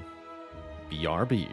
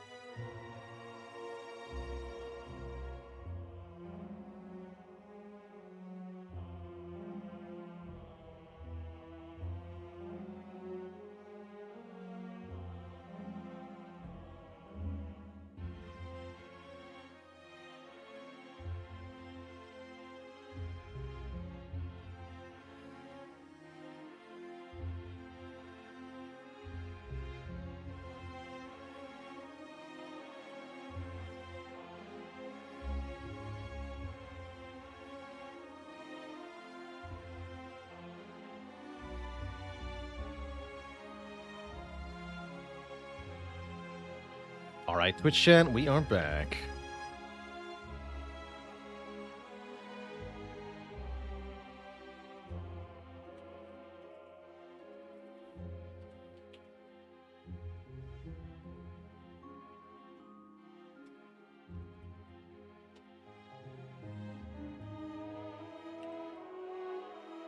Love that we get some more Against the Storm. Glad to hear it, Golem Moja. I very much enjoy the Cozy Stormin' and the strategic settlement building gameplay.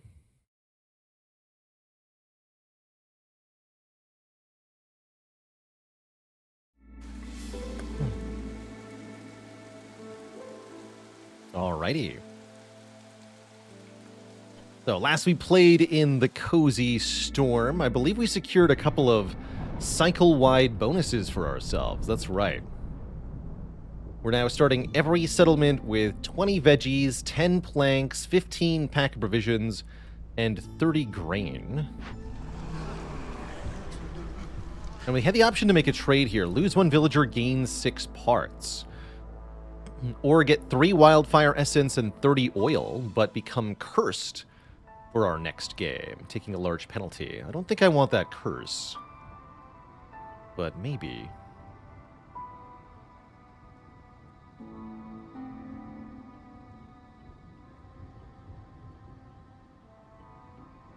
We'd like to explore all of these nodes.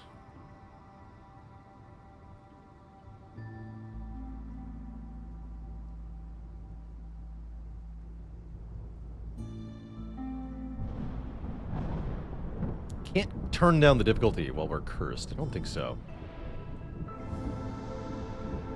Is there any upgrades we can get? We're lacking the artifacts to get another unlock, so we need artifacts before we can do anything else.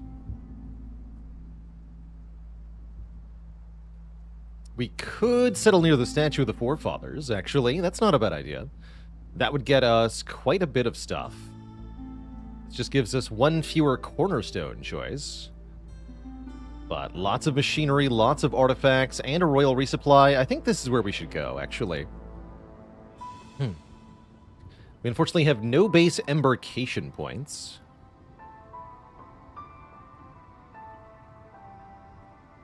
But I do like lizards and foxes here as a settlement. Any tips for the map modifier? No traders or no orders. They are pretty tough.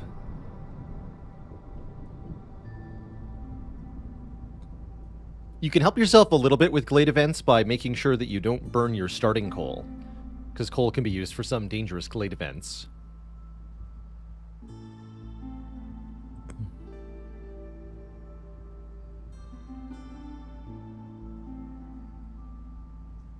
No orders is all about getting your happiness up so that you can start earning points from reputation. But with no trading, life's hard. Life is quite hard with no trading. Have I tried Balatro? I have. I didn't personally find it entertaining. I do think it's a game with a fair bit of depth. But I just didn't personally find the base gameplay to be enjoyable at all, so I won't be doing any more of it.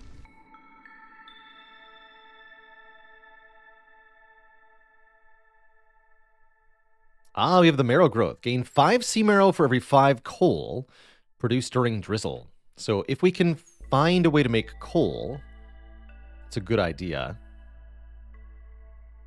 Lots of high hostility penalties. Blood flowers spawn. Villagers destroy their yield. Villagers eat more food. Those are all pretty bad. So ideally, we would like to...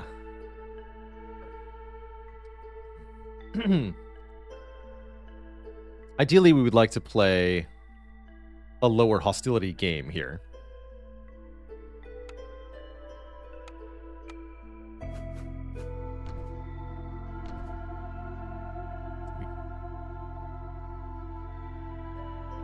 Wait, we got the hearth next to the warehouse, but the hearth isn't facing the warehouse? Interesting. I don't think I've seen that before. It's a weird spawn.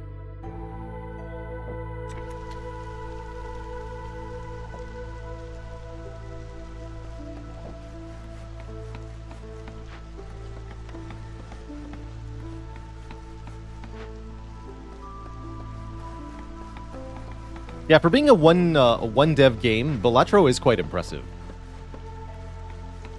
Putting together all the different parts to make an entertaining video game is not easy for even a team, let alone one person.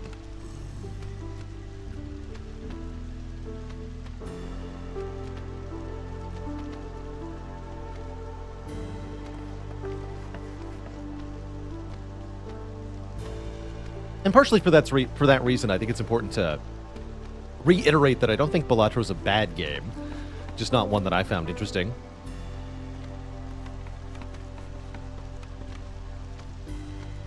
Do we have anything we want to pick here?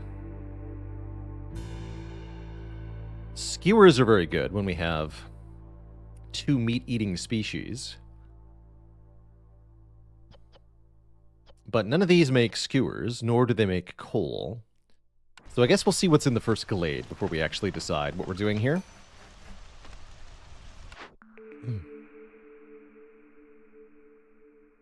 Gain jerky when we make pie. That's not too bad.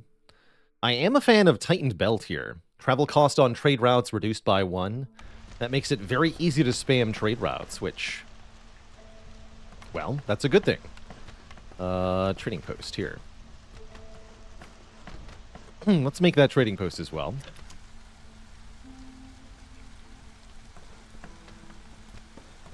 Jam Jalopy says, since you explained that houses don't matter in terms of placement, I've completely changed how my settlements are laid out. I hope it's working better for you.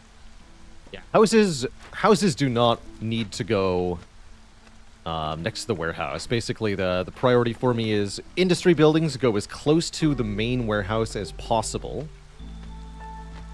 And then houses want to go as far away from the hearth as possible, as long as they're still within range.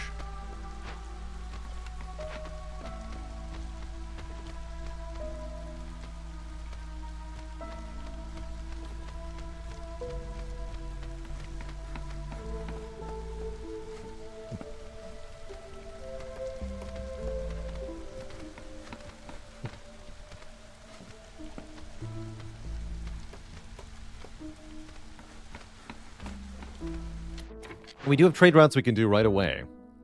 I can sell bricks for 1 amber. Not going to do that. Or I can sell this grain. That's better. We can actually sell 28 grain to Fox Glen to get 12 amber. Basically turning our 30 grain starting bonus into 12 amber and leveling up Fox Glen. Let's definitely do that. That'll get us better deals in the future.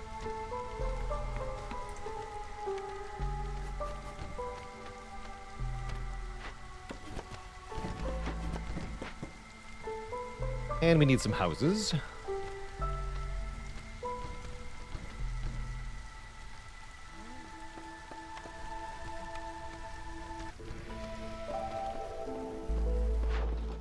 New season means new trade routes. Now we can sell vegetables or... Oh, our pottery could be sold as well.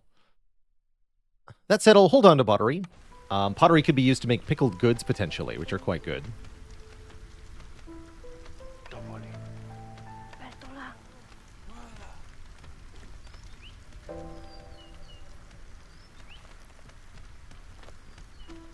And I don't have enough food to want to trade away food at the moment. Food's usually relatively precious early on.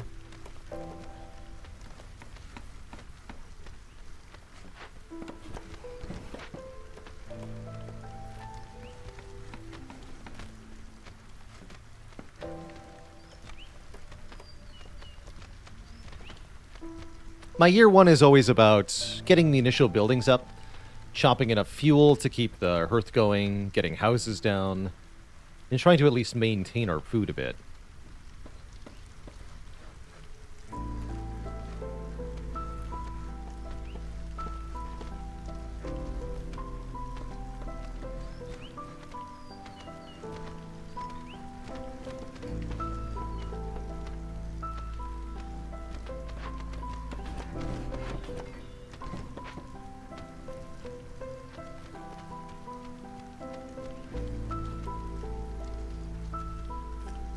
Okay, and our 12 completed.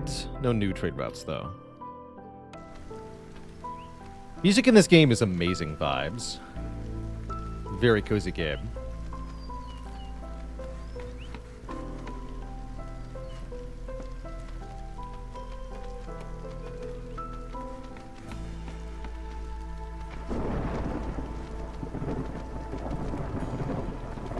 Storm's coming. During the storm, everyone gets a resolve penalty. Makes it a bit harder to work. But that's alright.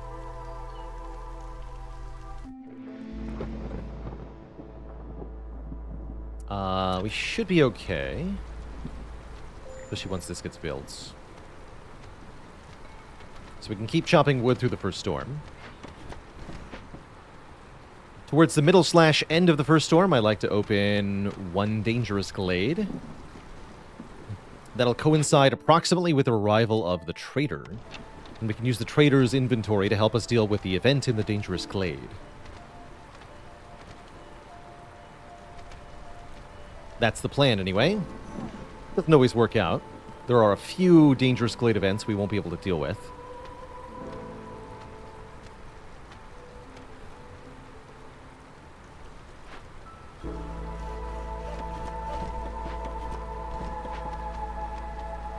We'll do this one first.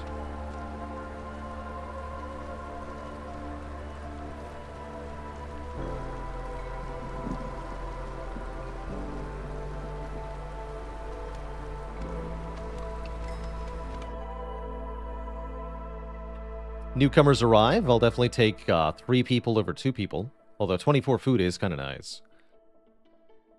We get humans as the third species.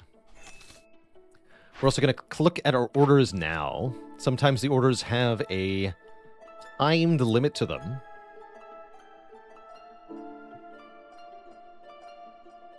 Hmm. 3 glade events is good. I like getting 10 planks and 6 tools here. Level up a geyser. Get 5 parts, 15 bricks. Or deliver 15 copper ore to get tools and coal. This isn't a map type where copper is particularly abundant. We could do it. I think I'd rather just do the geyser pump upgrade. 5 parts is quite good. And 2 people. 2 dangerous glades. I mean, that'll be done pretty quick. 3 packs would give us +1 fabric production. That's not a big deal. Take TikTok.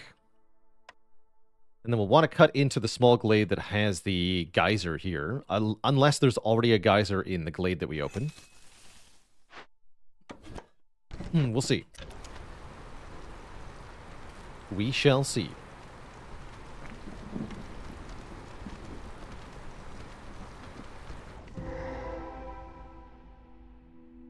No, but there is a blood flower, which is a problem.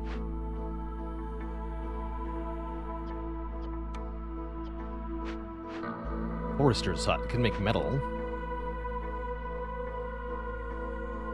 I do like large stone deposits. These are a good source of food. Blood flower costs food. While working on the blood flower, food will disappear from our warehouse quickly. Part's not very good.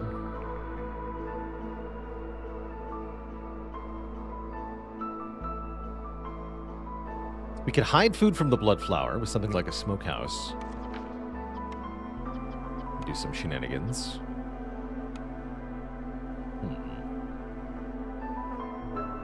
We have mostly eggs and vegetables.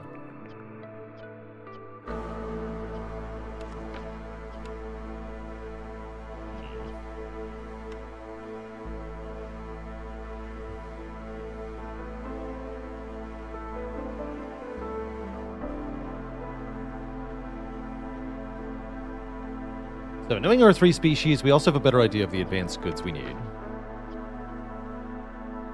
Fabric is mostly good for harpies. Training gear could be quite good with foxes and lizards. We get brawling online. We can make training gear out of reeds and metal, potentially.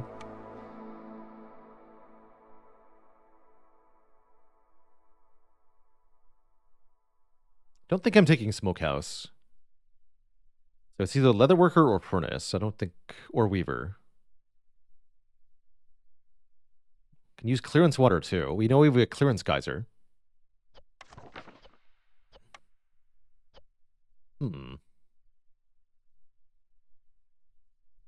And there is leather on this map, which makes Leatherworker particularly good.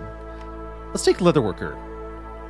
We get fabric production, we get water skin production, and it has a clearance water hookup. So if you find pickled good production, we can use Leatherworker with that to do great stuff.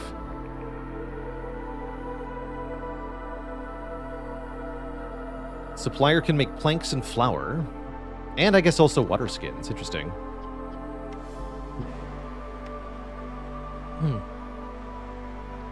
Greenhouse needs drizzle water. We don't have that. Guess I'll take supplier. Oh, and we can do brawling at Explorer's Lodge. Shouldn't need either manufactory or provisioner. Let's grab the service building here. Okay. And I guess we're just gonna work on the blood flower and see what happens? I guess so. Good luck.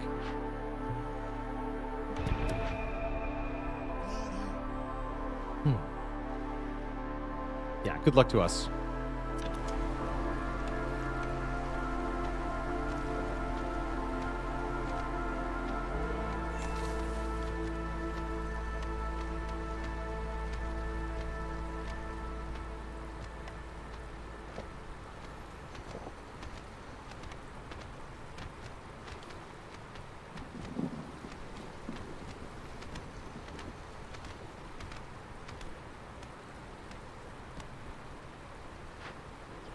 It's only 2 planks to rebuild the forester's hut, which can then create resin and crystallized dew from the fertile ground. Not too bad.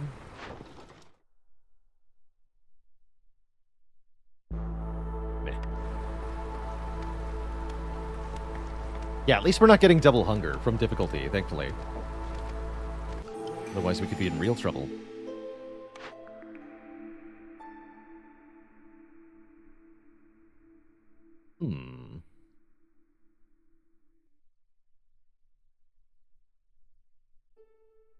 Farsight could help us right now. I haven't actually tried overexploitation. This is a really good overexploitation pick. Although we do get 30 hostility from it, which is kind of spooky. We'll get huge amounts more resource from glades. I want to try that out. And Farluff is here, offering building materials and some other stuff. Love buying building materials. Kind of hard to get them together early on. Notably also Purging Fire here. I'm going to buy some of that too. Even bigger rocks.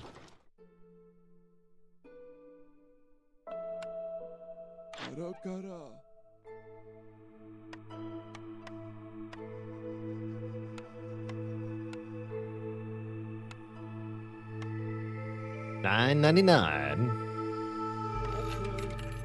Thank you. Oh, I can sell something. I can sell the fabric for basically nothing. Yeah, we can sell it for less than it costs to buy. Good for us. Good for us, really.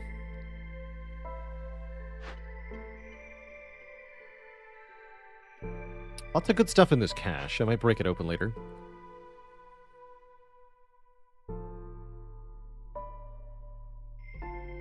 There's only 1:38 left on the blood flower. Yeah, I think this is mostly fine.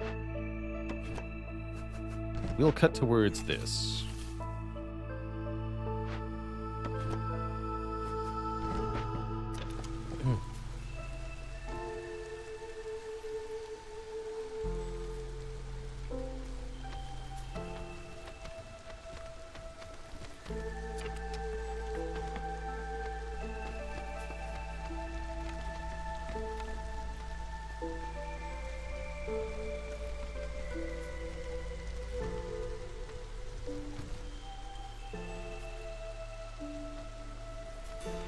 Should the woodcutters point towards the trees or your town? No, that's a good question, actually. So, with regards to placement of work buildings in general, the arrow is the entry point of the building. Every time resources have to be dropped off or picked up from the building, that is the location that the worker must go to. For resource gathering buildings like this one, the workers go to the resource, gather the resource, bring it back to the work camp. And they do that over and over again until the goods fill up. Once the goods fill up, they'll carry from the camp to the warehouse until the goods are empty again. So that means you want to minimize, firstly, the distance between the resource nodes and the front of the camp, which means you want the camp to be facing the resource nodes. And then secondly, the distance between the camp and the warehouse, which means that if you're particularly far from the main warehouse, you should build a small one to minimize the drop-off time. I think I'm going to do with these rocks. Let's build a warehouse over here. We can always delete it later.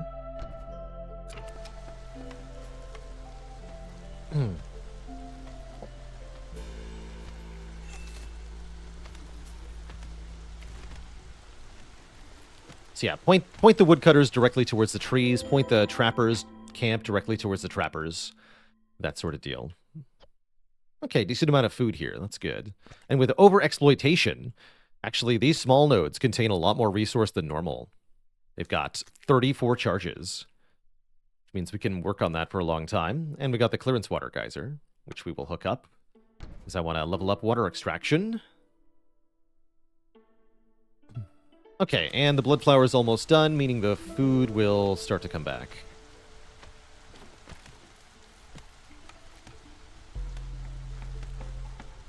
Not so bad. But yes, we are basically entirely out of food as the blood flower finishes.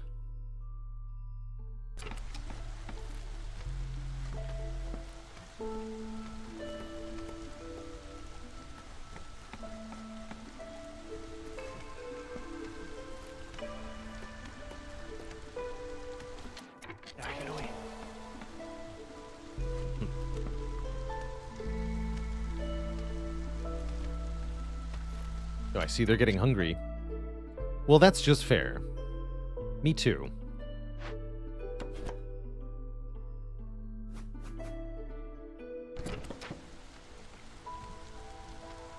I'm not actually sure if you want the camp directly adjacent to the rocks or not, or if there wants to be a one-space gap.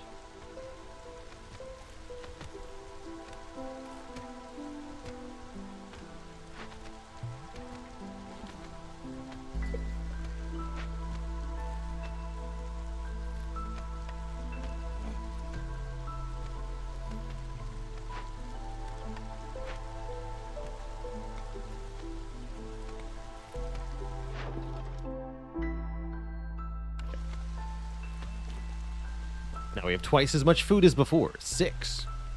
6 food.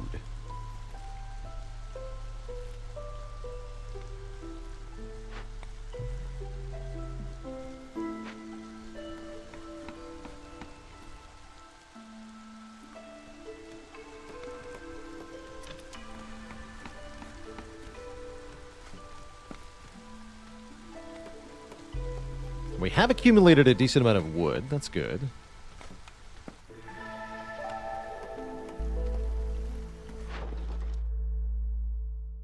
Sell the oil in the pottery? I don't think I want to.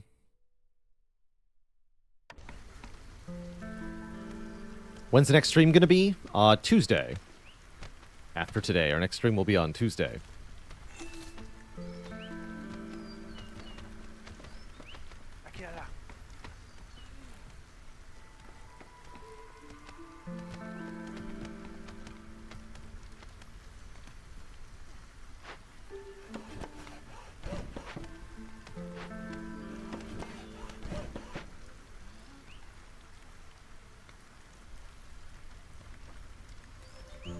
Okay, food is going up. We're at 15 now.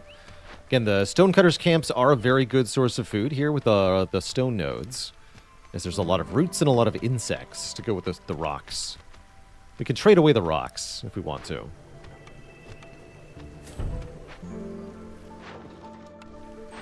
All right, we've leveled up the geyser pump. We'll get 15 bricks, 5 parts, and 2 more people. 2 more people. We're going to mine rocks.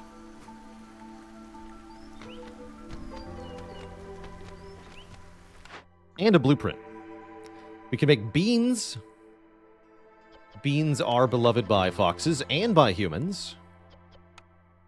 All we would need is mushrooms or grain or vegetables to make them. Wait, and makes pickled goods. Holy moly, pickled goods is a really big deal. Beanery is awesome then. Given that we already have a brawling building, I am somewhat tempted by the manufactory. Only somewhat. Let's take beans. Beans are good. Put that right next to the main warehouse.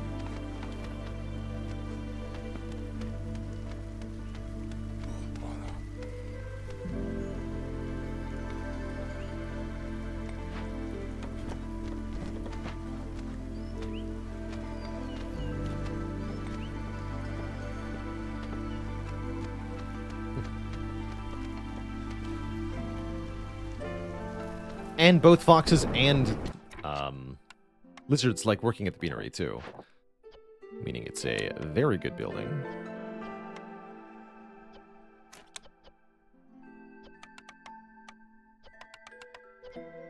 Ethos24 with a Prime sub. Welcome to the Cozy Sub Club.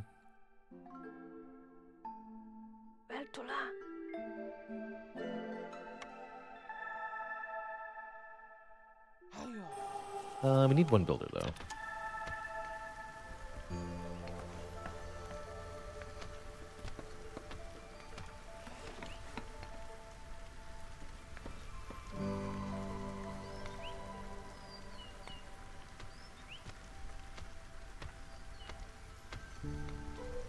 We may wish to cut into another dangerous glade during this storm. I think this one's good. That would help us complete TikTok. Yeah, we should do that. Let's put our cutters in position. We also get some newcomers right away. They will be taken. Food.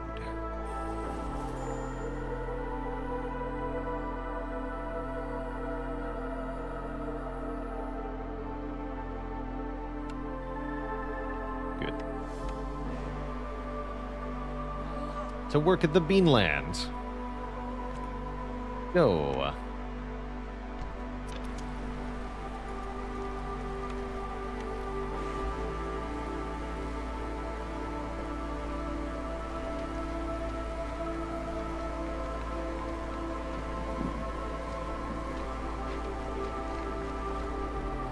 I wanted the contents of this cache. I could break it open, but I don't think it's very good. Let's get the forester's hut.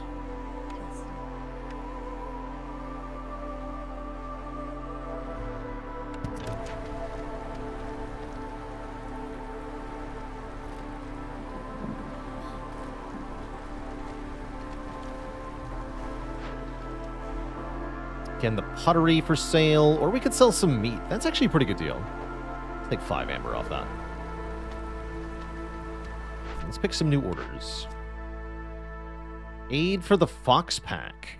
5 pack of provisions and 50 stormwater equals 3 foxes and 3 fox resolve. That's awesome. Or make 2 empathy choices, get 10 tools.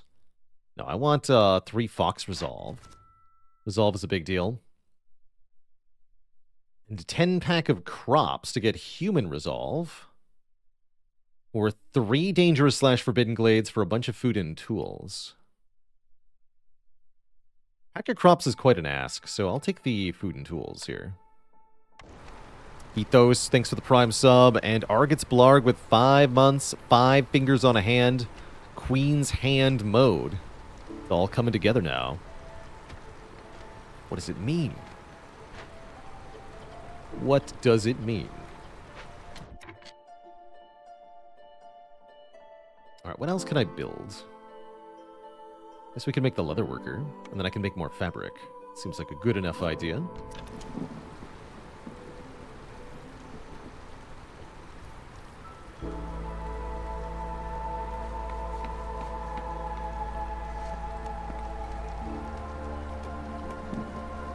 If I want stormwater, I probably also want a rain collector.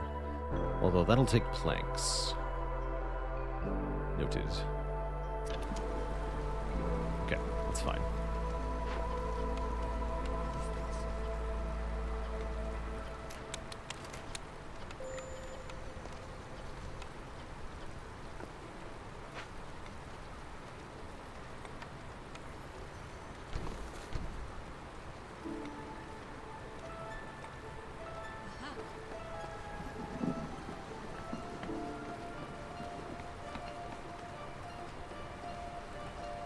Okay. These big rocks are getting torn down pretty quick here. The food is going up.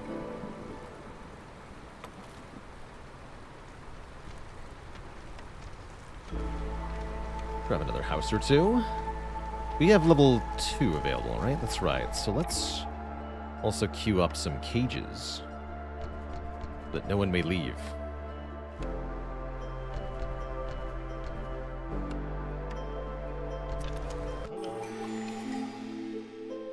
Hi, Zorg.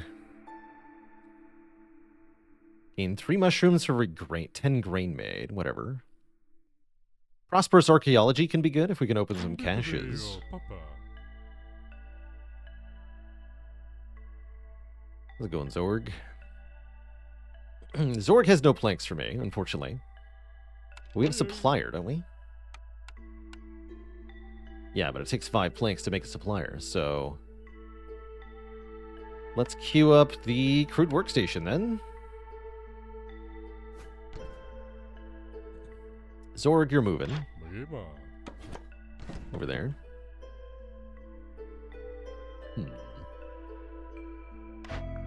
Yeah, let's take Prosperous Archaeology. And I definitely meant to cut into this glade. Let's do it now. Before Zorg leaves.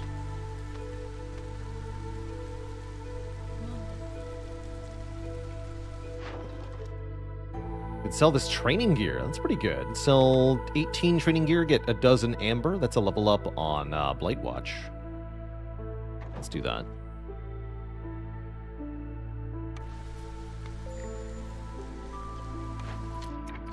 Small trapper's camp ran out of stuff already, but there's more stuff. Don't worry.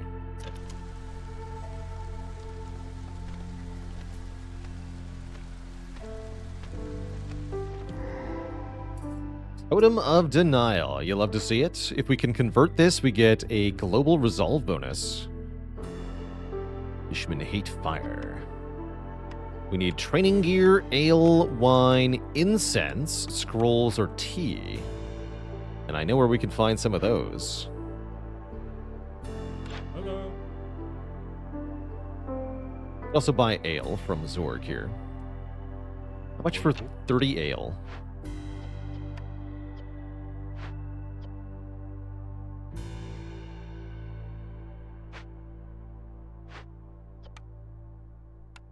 Ooh, and I can get some amber by sending food to the Citadel here. I might do that. How much for 30 ale? Not much. Perfect. I will take that trade. And we will convert the Totem of Denial. No problem.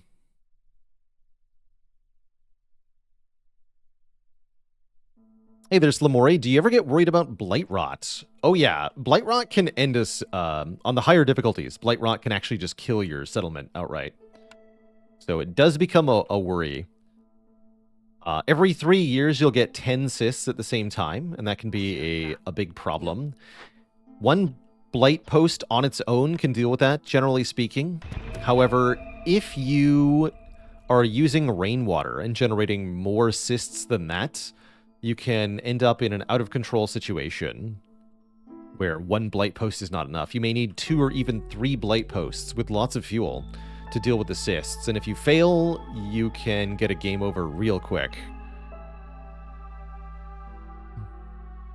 Yeah, we should be favoring the lizards here. I agree. I agree with that. All right, and you're going to work on the encampment. Give them lizard stuff.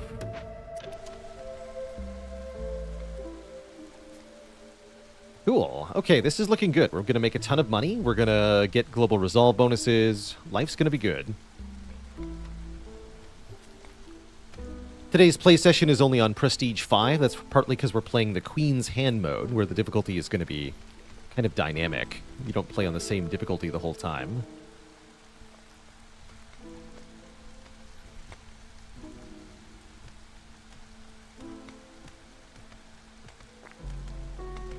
Almost out of stone here. It's not too bad.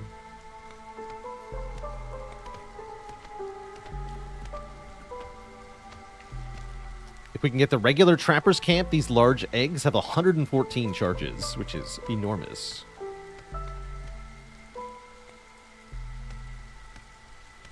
As soon as the Totem of Denial is converted, we'll complete TikTok and Problem Solver. So we'll get 2 more points and another blueprint.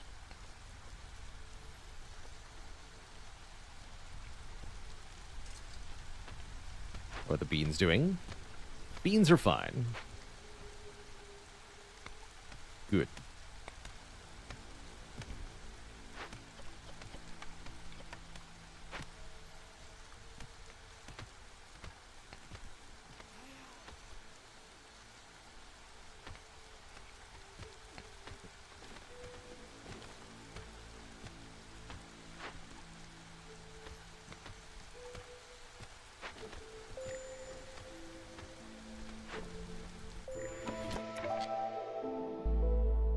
Go over here, I guess. This one gets deleted.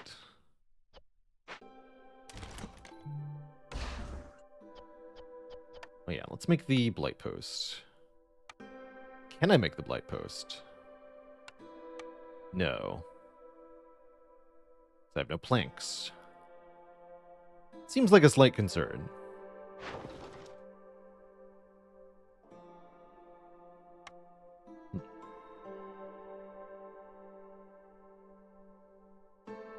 Do no stonecutters for the moment. I got stuff to build.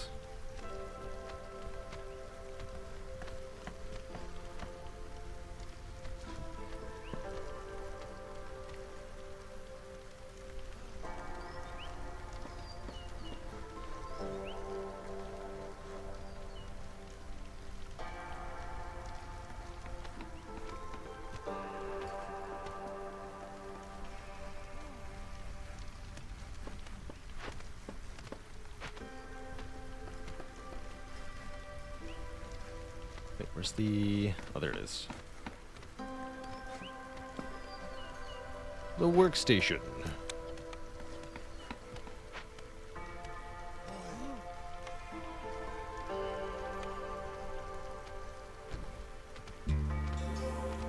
Okay, collate events are completed. That'll give me 3 more people. Sure. And 10 planks. Actually, I need those planks right away.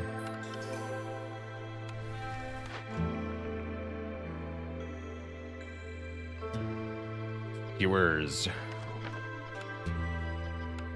Oh yeah, we can make skewers. Skewers are very good.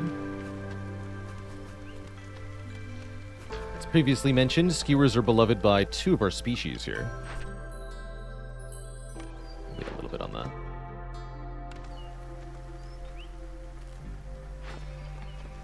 So the bonus will be substantial. Our converted Totem of Denial gives 3 to Global Resolve. This counts as...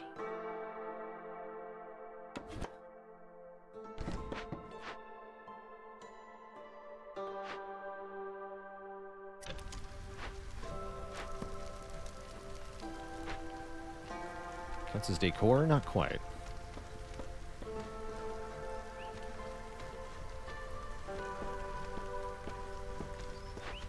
Stop making planks here. Although, do deliver those.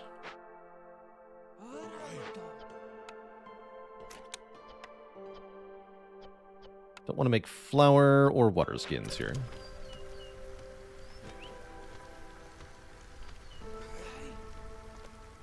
Okay, this is looking pretty good. Let's get 2 rain collectors up, if we can. That I can collect stuff during the storm.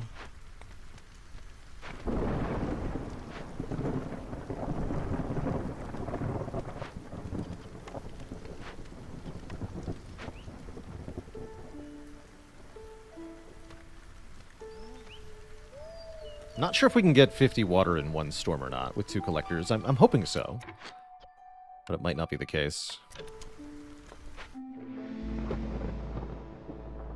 Only at the perfect amount of hostility. This is good. This is good.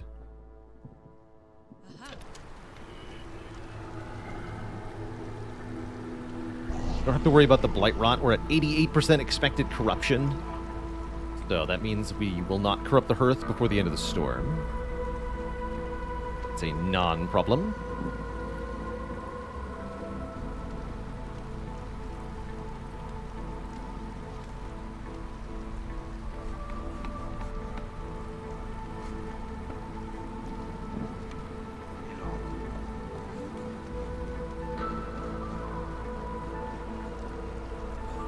Okay. Collect the water.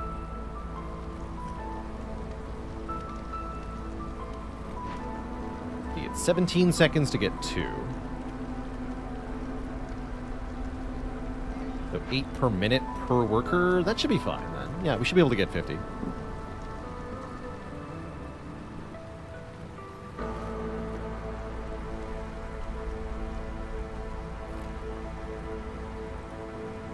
Looks like we're gonna need a second hearth soon. Do that up.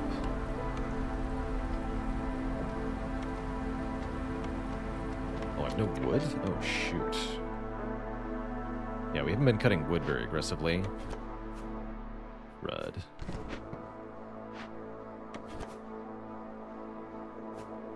Well, that sucks. That's gonna be a big problem.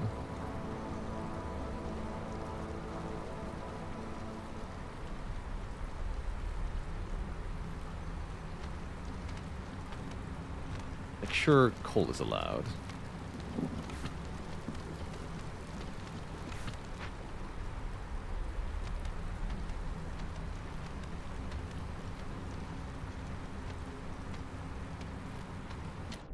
$48 out of 50 stormwater.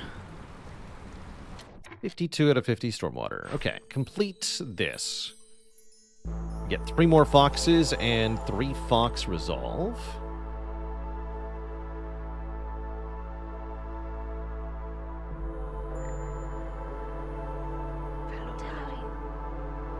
Need more woodcutters. Flyer has nothing to do. Good for them. Not Trapper's Camp.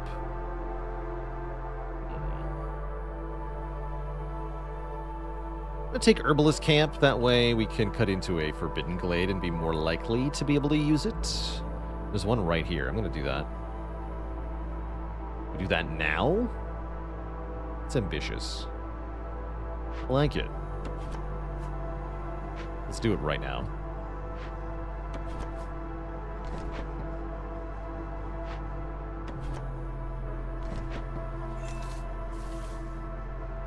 Good luck, everyone. Oh yeah, and we can delete the rain collectors now. We're not gonna need those again. Hopefully. Make a big shelter over here. 2 of them, in fact.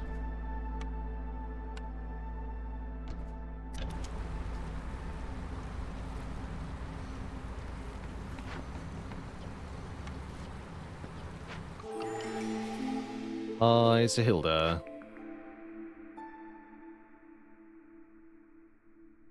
Protected trade is pretty good. Hostility is reduced by 10 points every time we sell goods worth 30 amber.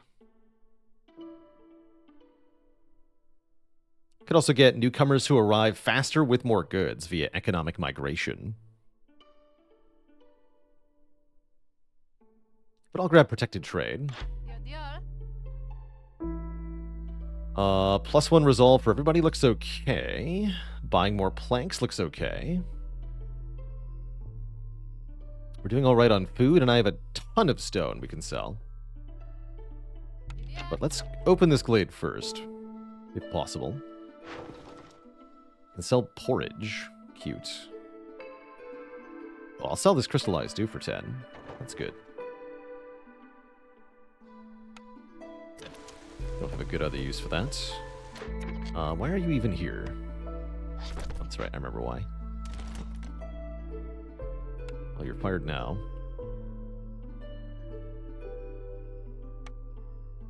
Let's see, we have Explorer's Lodge. Alright, I'll take the one Wait, no, wait. Wait till this. Don't take the one anything. Although I'm a little worried our warehouse isn't close enough here to allow for chopping in time. So we'll find out.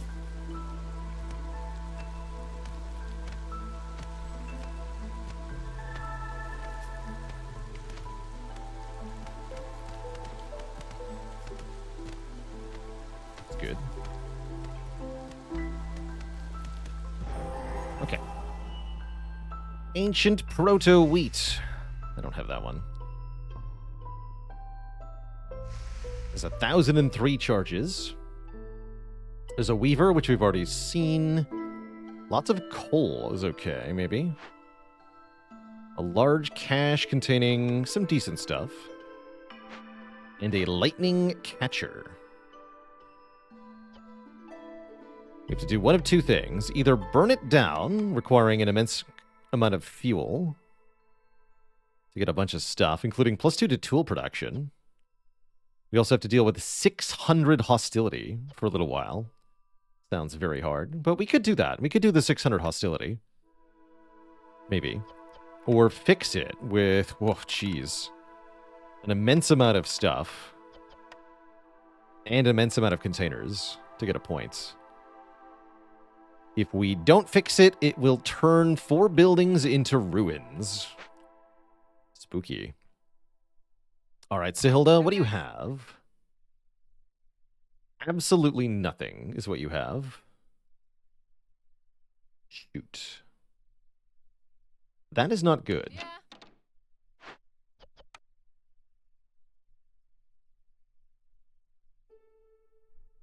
Hmm. Yeah, nah. 10 oil would be very, very helpful.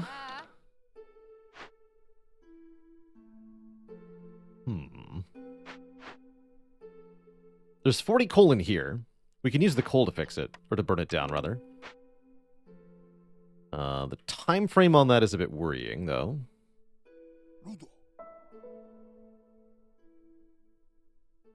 Probably going to summon another trader here.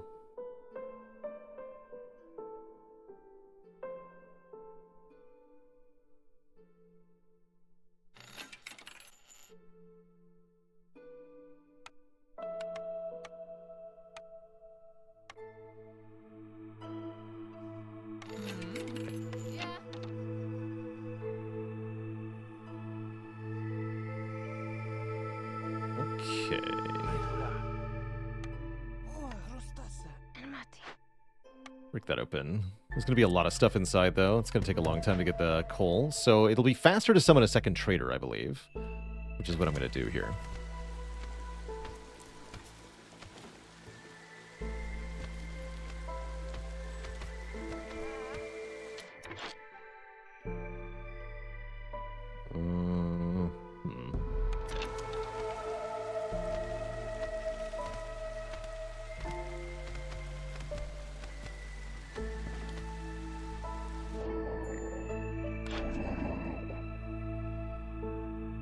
Bummer.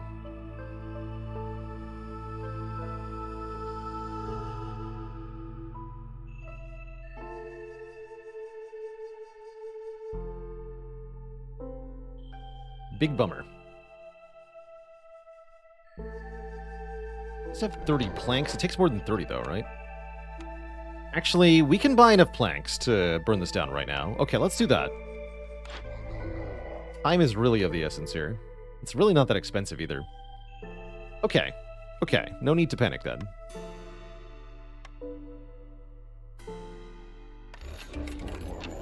So yeah, 600 hostility at storm time would be super spooky.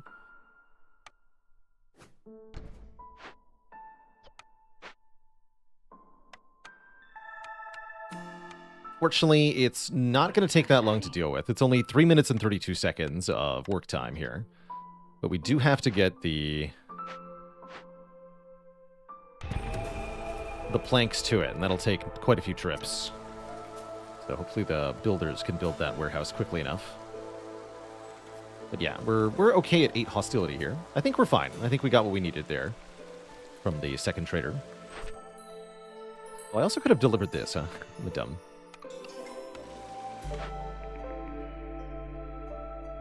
Clan Hall. I love Clan Hall.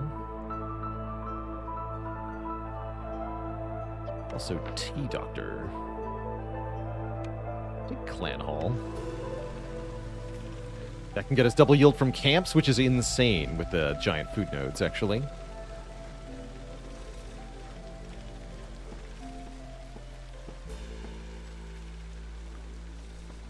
Newcomers, too. 17 more planks. Welcome.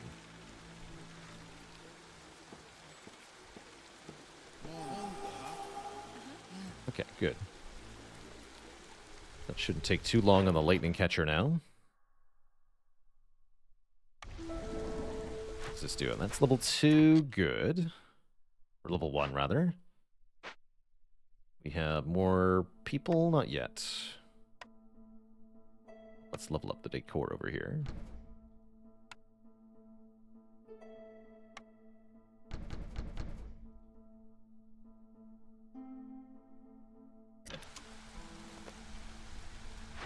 Oh yeah, let's start working on the grill, too.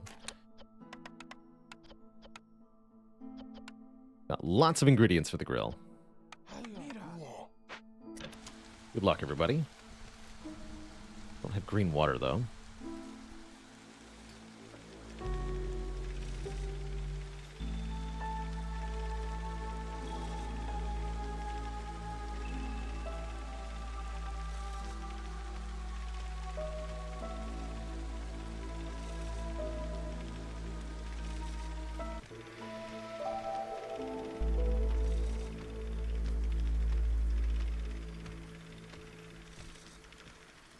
Went for a break. No? Okay. There we go. Good. Good. Okay, so that will finish before the storm, which is great news. Somehow I have 30 crystallized dew. Let's sell a lot, then. Not doing all that well on food. How much to actually build the clan hall? We can do it. Sort of. We just need bricks. Do I have a way to make bricks?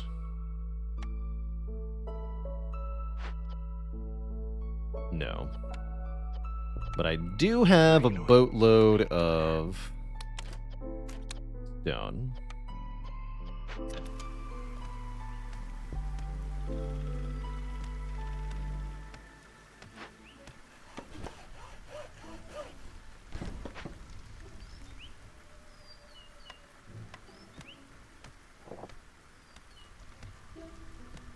All right. Oh, and we should make our light post too.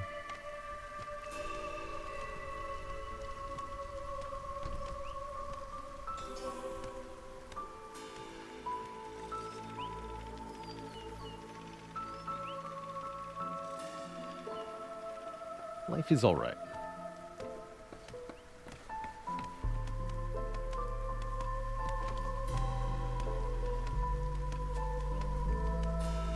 I don't think I've ever seen Hostility 10 before. Just realizing that.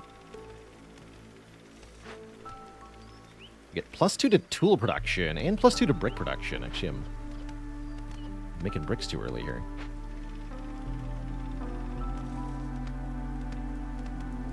I believe we have a building that can make tools, but if we find one, I will pick it now.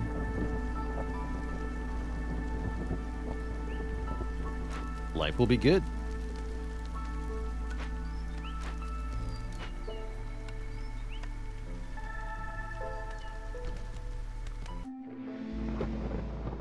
All right, and the lightning catcher finishes just before the storm kicks in. We still want to lower our hostility, though, down to 3 here. To keep these powerful effects inactive. Let's salvage the weaver. We already have a weaver, right? No, we have leather worker. Weaver does training gear. Nah, salvage it anyway.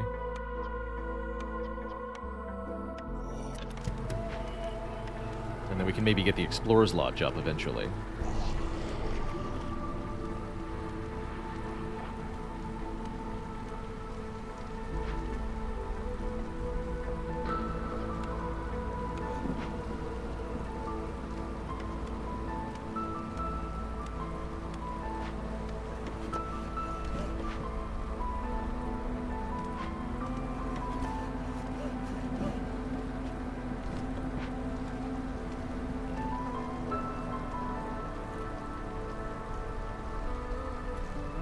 Too many things to build. 20 pack of building materials gets some move speed. The other option's not going to happen, so sure. Multi-delivery. Or have 2 neighborhoods. I'm already working on that, so that's perfect. What's this? 10 trade routes. Complete high-value trade routes. Or have lots of rain engines and deliver a lot of water to get 5 ale per minute and spiced ale and tavern. Holy crap, the rewards here are insane. But the requirements are also insane. There's no way we'd ever do this in 10 minutes. Unfortunately. Not even a chance.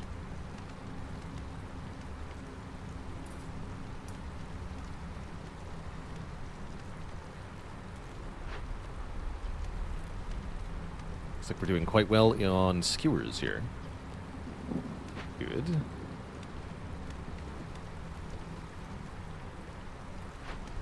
Doing on planks. Oh, I see stuff's getting built now. Good, good.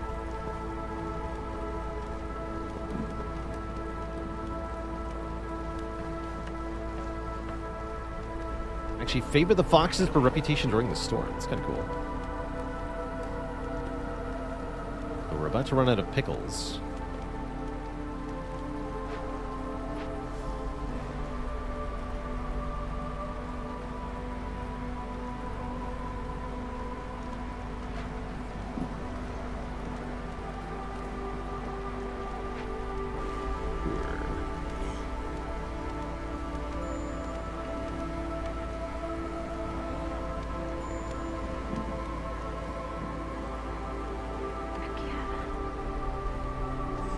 Those both happen to run out right now. Bummer. Anything you can get.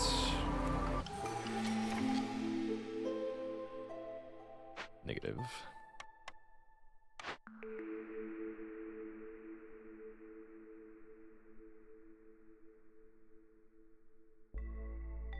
This is slightly tempting to go with tools if we find them. I'm gonna grab it. Our last order here. 6 ancient tablets. How about no? 20 tools and 18 pipes. Tempting. I wish I could do that.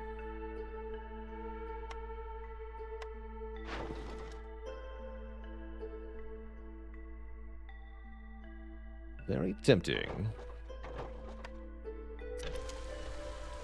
Makes the forester's hut better too. I didn't think about that. I do like that.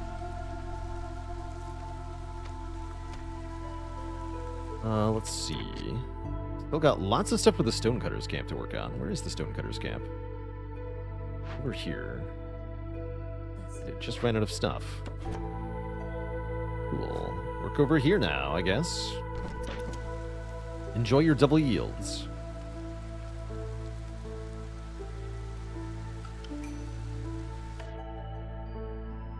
We're at 26 people. More people is not necessarily helpful, although we do want at least enough to level up, yeah, this hearth to level 2 to get Advanced District done. Take that. Tool shop, here we go.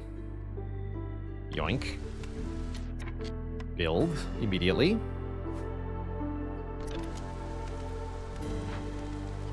So with the tool shop, 2 metal plus 1 plank equals 4 tools.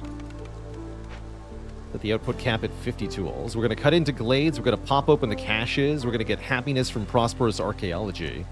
And everything's going to be great. How's it going, Dullahan? What do I need from you? Wait, pack of trade goods. Doesn't have pack of building materials, though. We could also buy even more metal here. Maybe I'll just buy a mystery box. What's in the box? 30 sea marrow, 30 berries, 30 oil, plus 3 to jerky production, plus 1 to vegetable production. Bit of a miss, but that's fine. You have planks. He does not have planks. Bummer.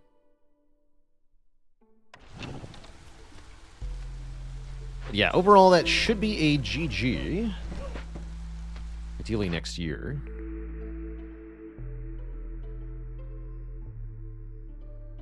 Well, whatever.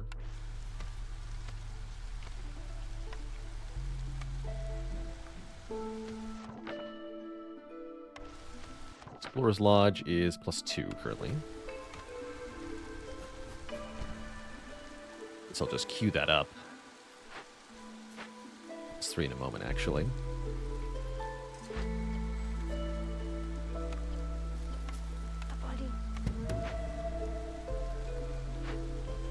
So many tools. It's only 38 seconds to make 4 tools. It's really good. Ridiculously so, in fact. Oops.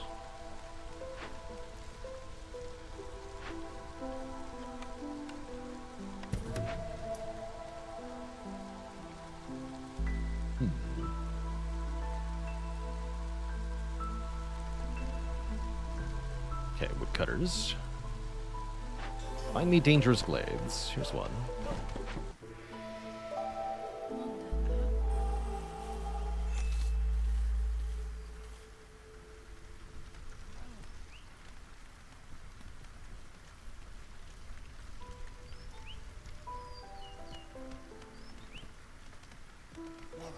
Fly harder.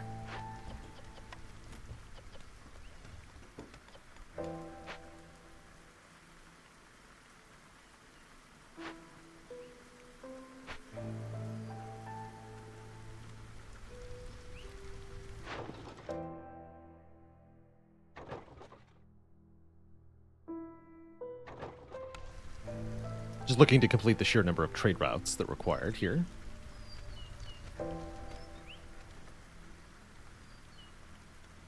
Some very happy foxes.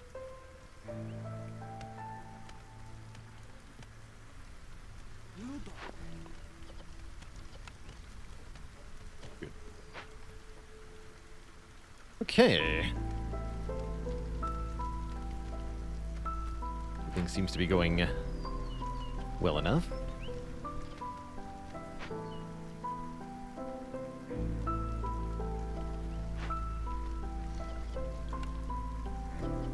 Barrels still.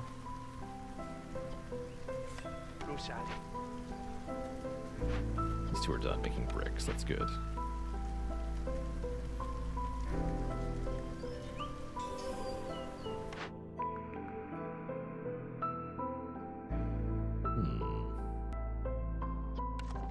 Having the ability to make oil seems okay. Take a druid hut. Don't think I'll actually create it, though. We have 1 storm to survive. Could be a little bit tough, actually. We have 0 woodcutters. Is life better?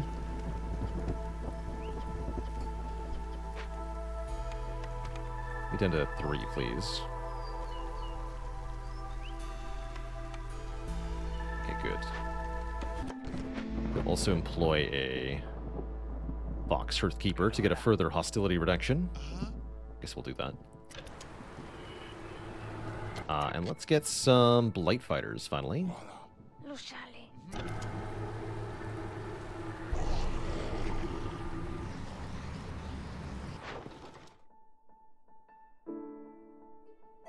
That's a good deal. Only got 1 pack of provisions left. That's fine, then.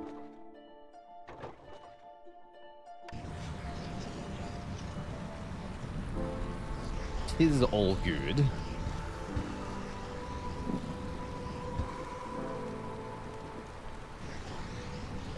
Any tips for someone just starting this game? Dangerous glades are usually better to open than small glades. Although small glades don't have a threat you have to deal with, they still increase the hostility of the forest, which is one of the major ways the run gets harder. Each small glade is 15 hostility, each large one is 30 hostility. But the large glades have more than twice as many resources, so try to make a habit of opening a fewer number of dangerous glades rather than a large number of small glades. Other advice, there is such a thing as too many people. I like to stop in the 30 to 40 range for people in your settlement. Anything more than that, and it becomes kind of hard to meet all of their needs and keep them all happy. Trading is very good. Try to leverage a surplus in one area for your settlement to get bonuses in other areas by exchanging goods. Some basic tips that might help a bit.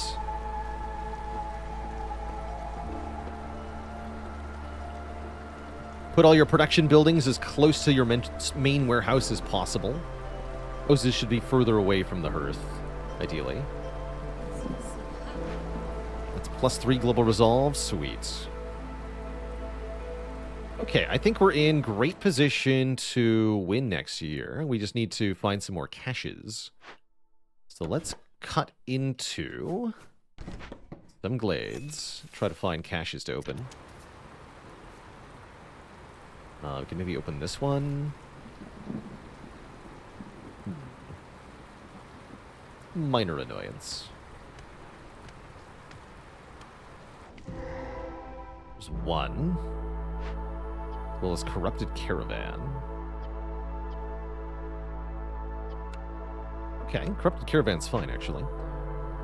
We can get a point from that. We just need to enable purging fire. Set the limit to 6 here. Use that oil.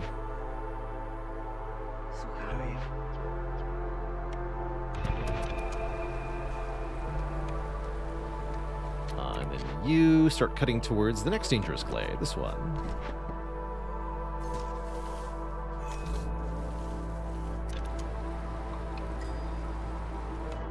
And we'll take some more people. Just a few more.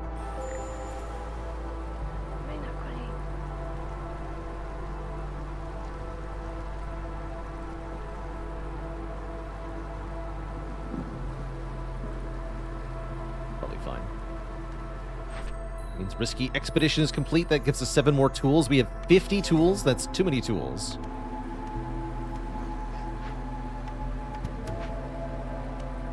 That's a bit much.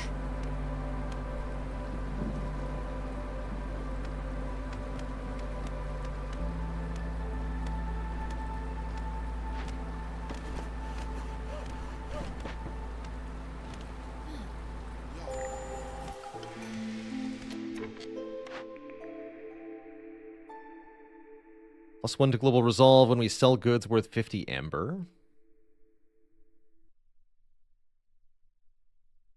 Or brawling gets an extra +5 resolve. Let's take royal guard training.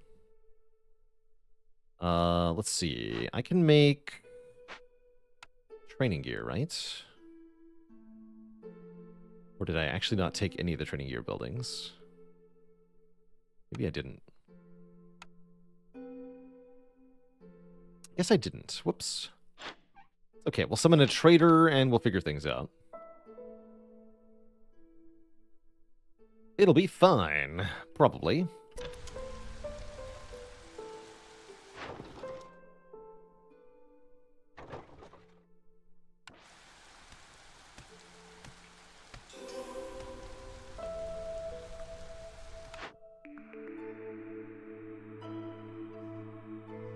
Now I'm offered Forager's Camp. Too little, too late.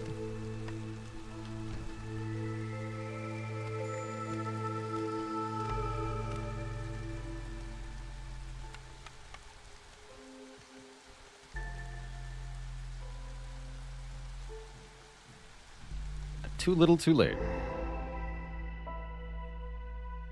What? There's not even one in cash here. Been scammed.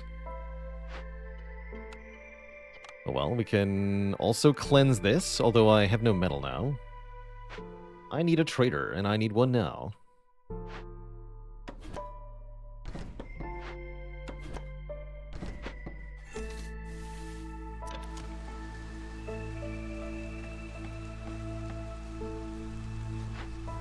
So we can shut down the tool shop, maybe.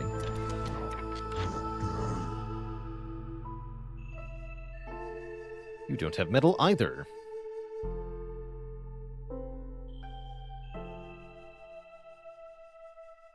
Or training gear. Slightly offended by this. Oh well, give me all your advanced food.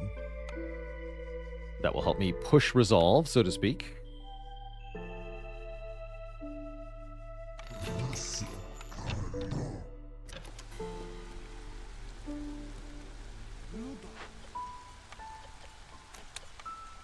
Please use the fabric.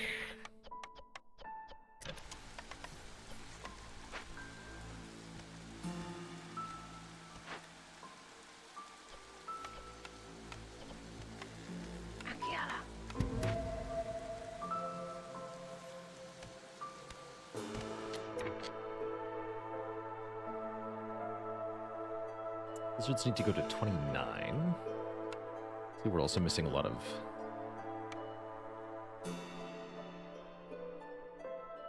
stuff here.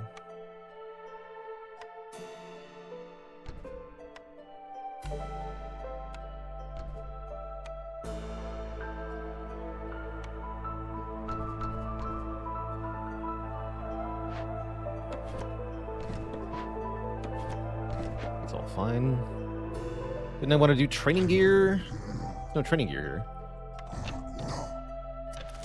Willing to buy it, not make it.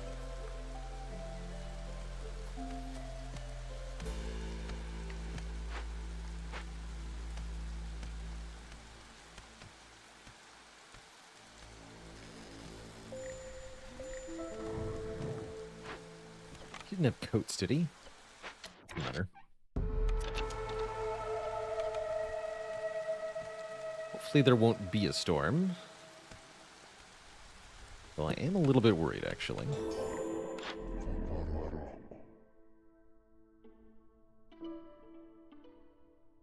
Coats are good. Half a point a rep is definitely good.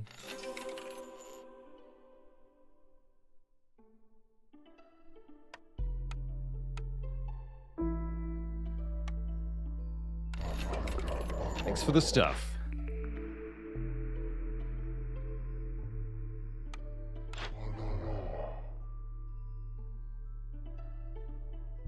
Use education. Nobody wants to be educated, though. Incense we can use. Incense we can use. Here, have some extra tools, because I have too many of these.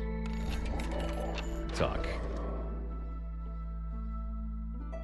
That's the only trade route I can do? What a scam. Bummer.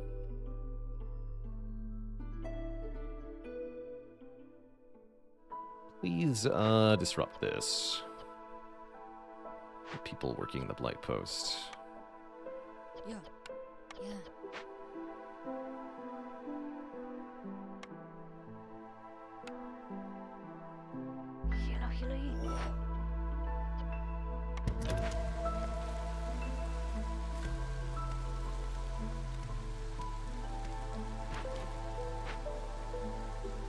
Life seems to be going pretty well now.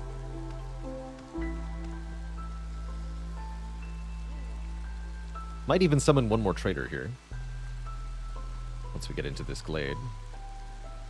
All 3 species in the blue range, thanks to the bonuses we just picked up. Getting 0.88 rep per minute. Yeah, we're on track to win this year, easily. Shouldn't even be hard. Although, again, the lack of trade routes that we can complete is a problem. Biscuits. I need biscuits. Sell me your biscuits! Dang it. He has no biscuits. Well, if I can't have biscuits, I'll at least take another trader. Here we go. One more cash. A termite burrow. Which we surely don't care about. You don't have biscuits either, although you do have another +1 global resolve. And training gear. Okay, give me your training gear.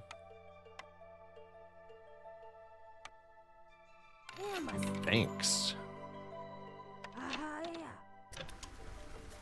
Okay, now we can brawl for, I believe it's plus 13. Resolved, everybody who brawls. And there's our pack of building materials. Oh, yeah, we're winning immediately. GG. GG. There's a year 6 win. We got lots of artifacts and machinery, some seal fragments, and a good time overall. Not too bad. We can see that there are Spark Dew crystals further out. Those are tough. Start with 6 impatience. And as we get further out here, we got to play on Prestige 10. That actually sounds kind of hard. But not impossible, mind you. Now that we have artifacts, we can pick some new unlocks. Let's do that first.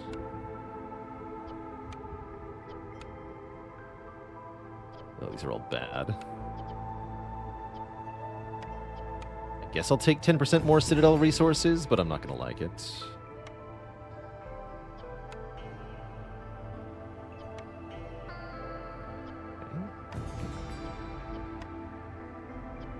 Haulers in the main warehouse, plus 5 to storage capacity on all buildings, or 20% more goods from the embarkation bonuses. Stocked caravans is good. I believe this also affects the base resources of your caravan. Let me double check that. Yes, so instead of 2020, 2010, we're getting 24, 24, 24, 12. So we get 20% more to all of these, 20% more to all of these. 20% more to all of these things as well. So 4 more tools, 16 planks, 6 bricks, a little bit more wood and coal to start as well. It's great. What's the highest hostility level that we've ever dealt with? We just saw hostility 10 in our previous settlement, although that wasn't during the storm, thankfully. Could have been spooky.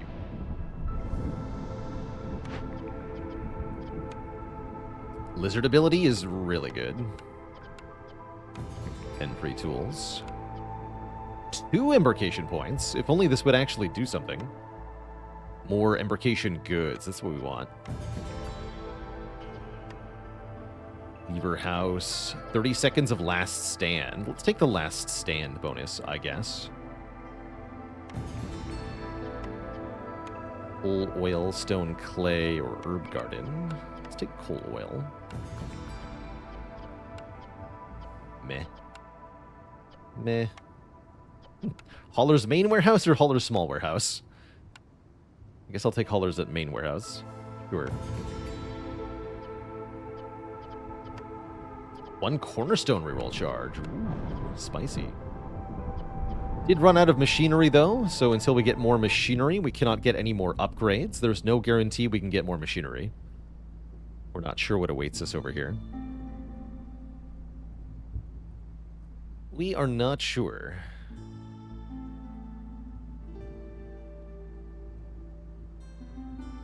We need 105 seal fragments. We have 40 years, so we can easily do 5. 5 times 6 is 30, right? That'd be 109. Okay, so I don't think we need any more seal fragments. So I'm going to take supply package.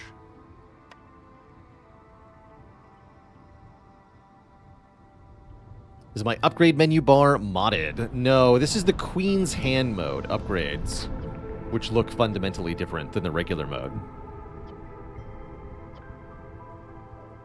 Queen's Hand mode is unlocked after you break the Prestige 20 seal, and it's kind of like a self-contained permadeath mode, where you don't get the unlock tree from the usual mode.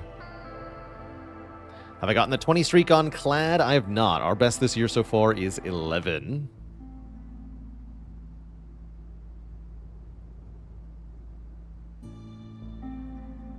Yeah, you may see it in the future, or you may not. Let's see. Do I get humans? Yes, I get humans and harpies. Or I can take lizards with 24 tools. I might do that.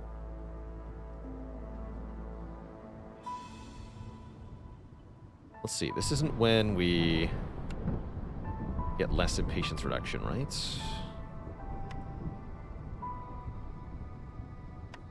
Yeah, okay, that's 14. Okay, so I should be able to do Spark 2 crystals on Prestige 10. This is when goods are worth less to traders, which is pretty spooky. But starting with 24 tools, I think we'll be fine. I think we will be just fine. Do I want to spend maybe one or more reserve embarkation points to make this a bit easier? That's, I think, worth thinking about. Maybe take the 42 wood for 1 point. But the more of this we can save for the final encounter, the better. Alright, Twitch chat, before we jump into this game, I am going to take a quick break, refill the leg, stretch the water, and then we'll do one more settlement for today. Back in just a few. Please, don't go nowhere.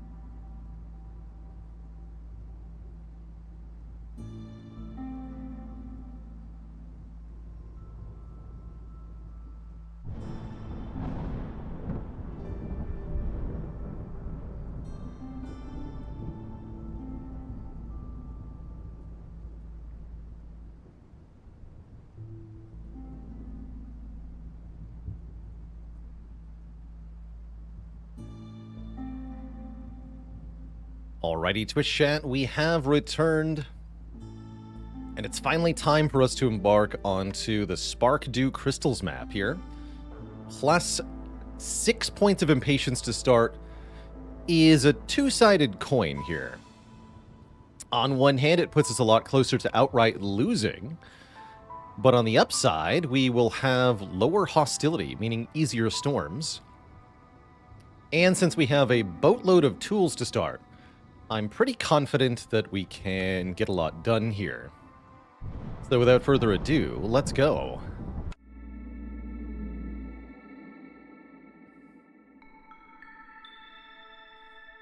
So some difficulty modifiers we didn't have before.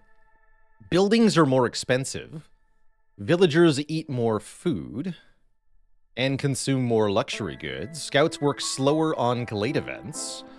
And our stuff is worth less to traders. Quite a few penalties we just accumulated here. But we have some bonuses as well, including a lot of food to start with. 146. And a ton of wood, too. I like it. So, it's not all bad.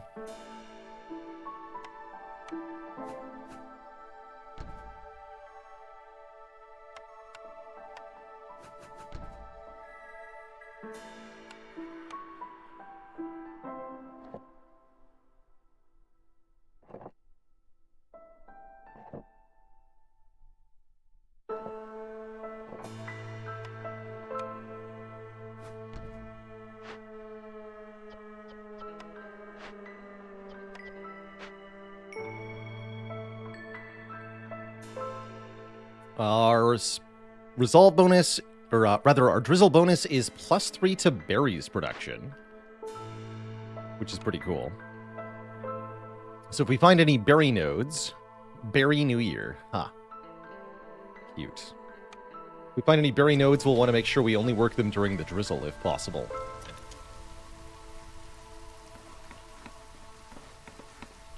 Harpy as the Hearthkeeper is actually quite good. Harpy will provide additional carrying capacity for everybody, which can make our woodcutters work more efficiently, for example.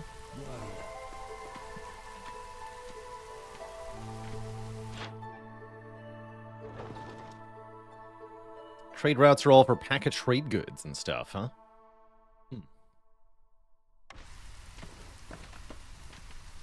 Seems fine.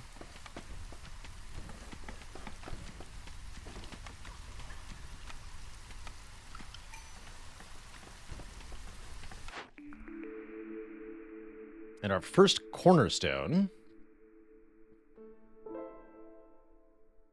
Automatic gain of wildfire essences. Gain mushrooms for grain. Gain urban root production based on biscuits. Or burn cyst removes more corruption. These are all mediocre enough that I'm considering declining, although I don't mind moldy grain seeds. I think this could be pretty good. Let's see if we can get grain production this game. It is a natural occurring resource on the map. That's not true. Well, if we can find small farm or something, maybe we can use it. Otherwise, maybe I've made a mistake. Hard to know.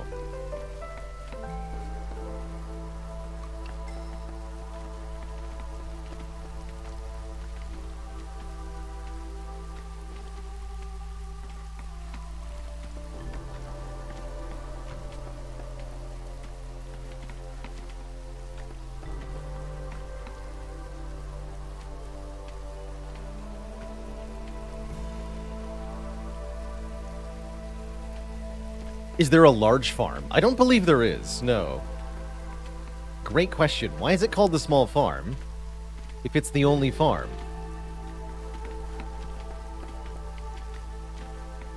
Maybe the implication is that the large farms are something for closer to the Citadel, where civilization has the reign.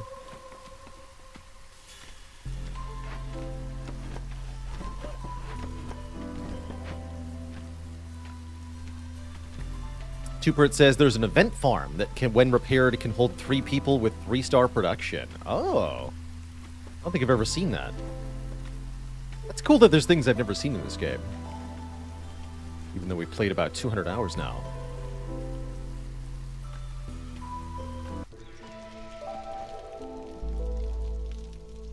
Okay, now we can do some trade routes. Sell a part for 3 amber. That's a pretty weak trade. Sell a part for 5 amber. Okay, that's a better deal. We have 22 parts. Certainly that's enough to afford shipping off 2 to get level up in Blightwatch. That'll also be 10 more amber to exchange with the first trader, so definitely.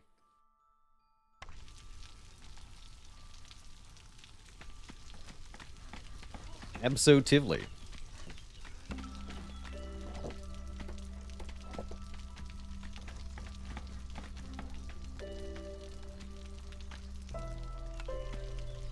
I probably should have restricted people from eating the jerky initially. Oh well. My bad.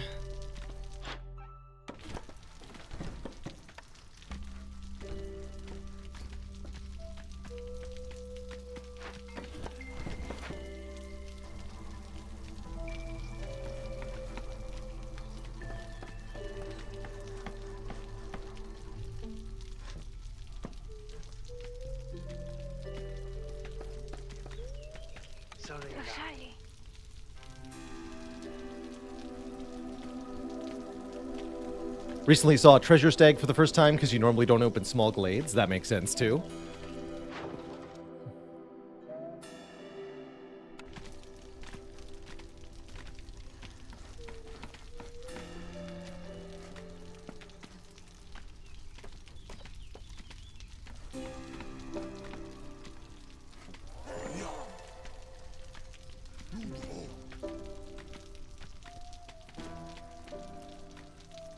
All right.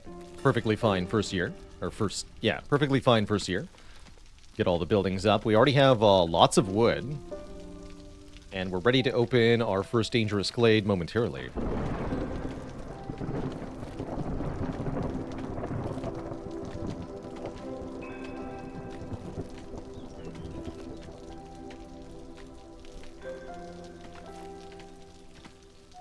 Should be able to do full cutting during the first storm, because we have 0 hostility thanks to the huge impatience we started with. That impatience is, of course, also a big danger to us. So we'll have to get some points quickly to counteract that. Which means picking our starting orders pretty soon here. And then going ham.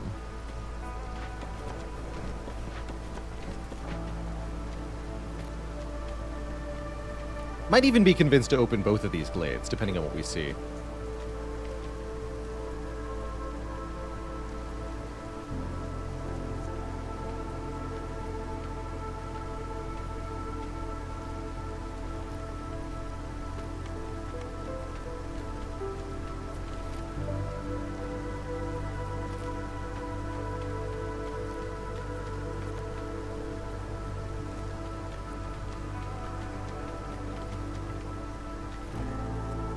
Fluctuation EM says, I've been getting better results opening 2 dangerous glades at end of year 1 or even earlier. Yeah, I can see it. Having more resources up front really helps you sort of balloon outwards and get started in a lot of stuff.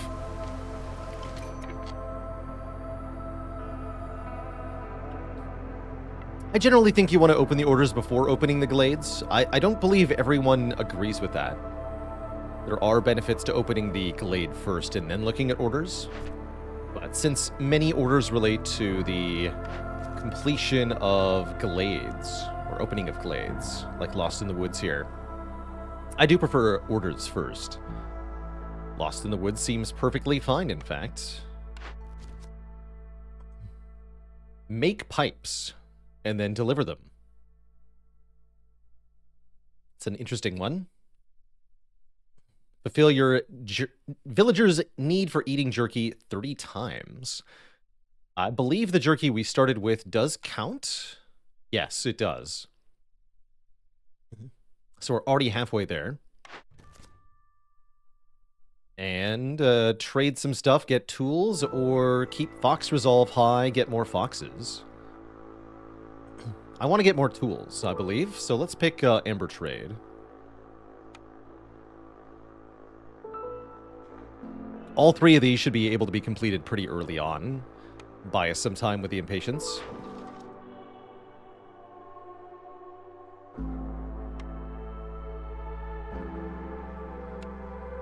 Sell that.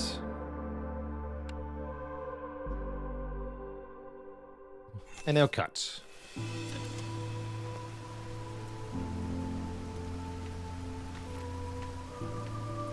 Since when is that retroactive? I'm pretty sure since always.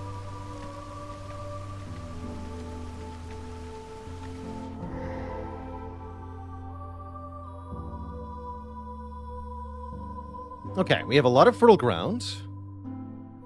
We have some mushrooms, we have some vegetables, we have some large sea marrow. And we've escaped convicts, which we can use to balloon our numbers quickly here. Or we can arrest them with the tools and just get money and amber, since we do have a lot of tools. We also have 2 medium abandoned caches. Another good use for the tools. I think I'd rather arrest them, or rather persuade them. Get them to join us here. And that's not a hard event to deal with, so I'm down to cut into another glade here. Let's do it. Let's cut this one as well.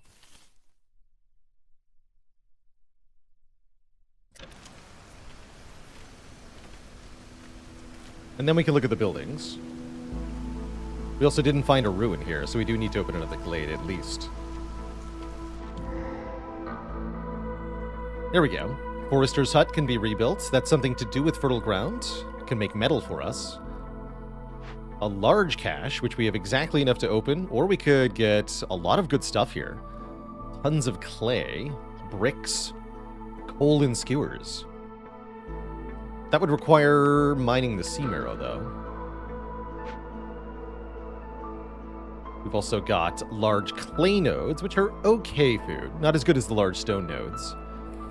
Large flax fields are also pretty good. I'm reasonably happy with the contents of these glades. If we fix the thing, we'd get even more fertile ground. More realistically, we burn it down. And we get some food. Yeah. Burn it down.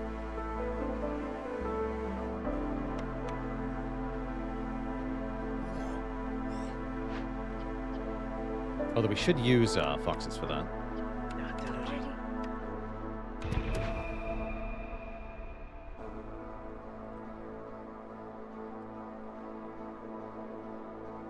And then we can persuade the convicts as soon as the storm ends.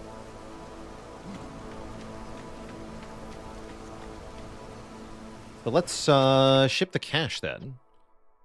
If we're fast enough about it, I might be able to get the money before the trader arrives, and that would be good. Only have 2 foxes? Correct. I guess I want the foxes on the convicts. I don't think it'll matter. Should not matter. 229. No, that won't be in time. These ones are faster, though, right? No, not really.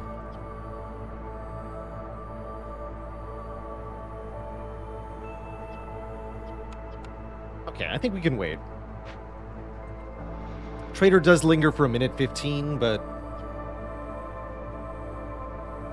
it only gives us about a 2-minute window.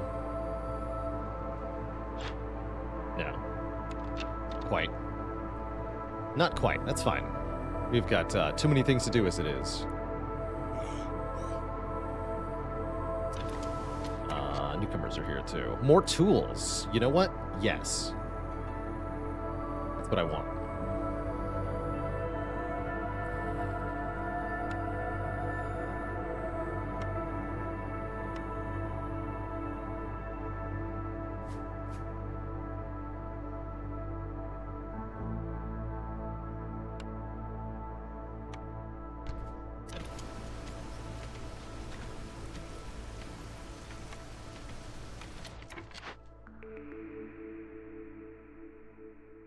So I do see that we need fabric here. Probably we should grab supplier, though. Flour and planks are pretty essential together. Yeah, I'll take supplier. That's a fertile ground building, and we got lots of fertile ground here. Although it's not small farm.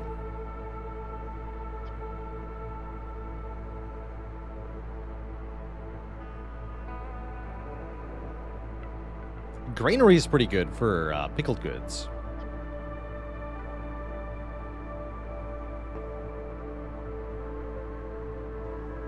Note that there is no 3-star pickled good building, so 2-star is actually the best.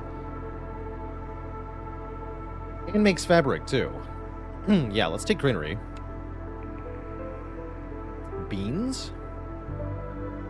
Beans are less good. Druid's Hut can make oil, which is tempting.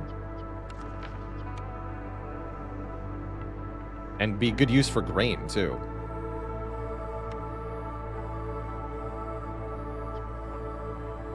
Let's take that. Okay, so I still need a fertile ground building, though. Although we do at least have the Forester's Hut, if we want it. It's not too bad.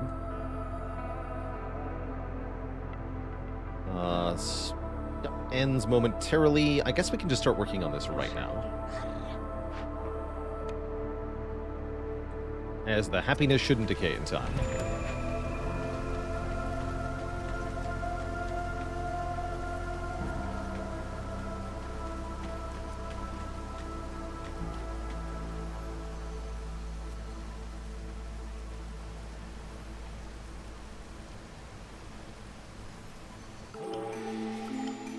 Although, what if they stay in the negative?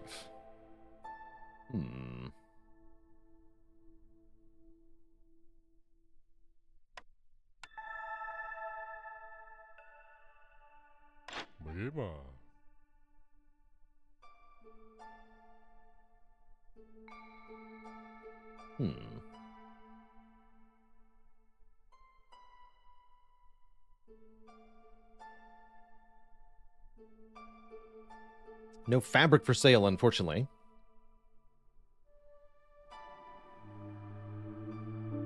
Does have jerky, though. We should buy some jerky so we can complete Meat Lover. Apparently we only ate 17? Curious.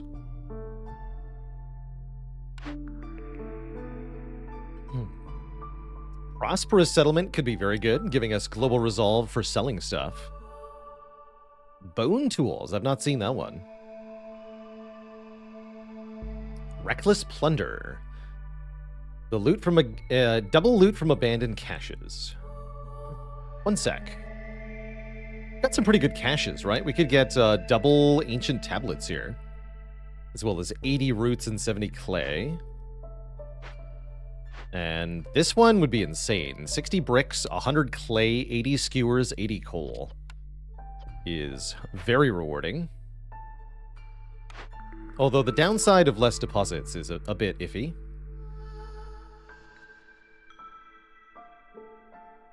I think Prosperous Settlement is just fine, though. We should probably take that. Any trade routes to do? Yeah, we can sell this resin. That's fine.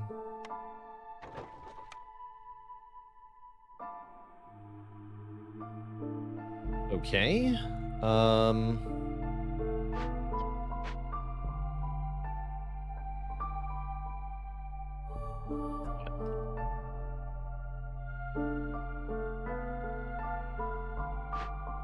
Need to make fabric is what we need.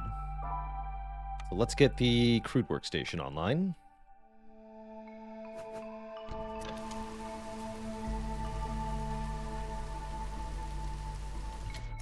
Good. Yeah, I could see Bone Tools absolutely carrying a settlement. I don't feel like we have spare impatience to let people leave, given the Spark 2 Crystals modifier.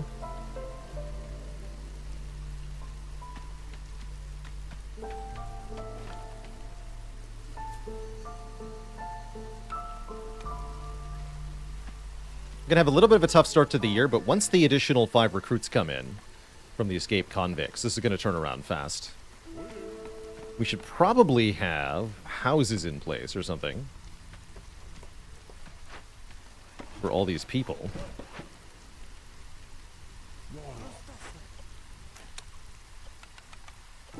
Do I even have... No, I can't actually make any fabric, huh? Alright, well, we can just make the long-term trek for a bit. Get the Harvester's Camp up, then.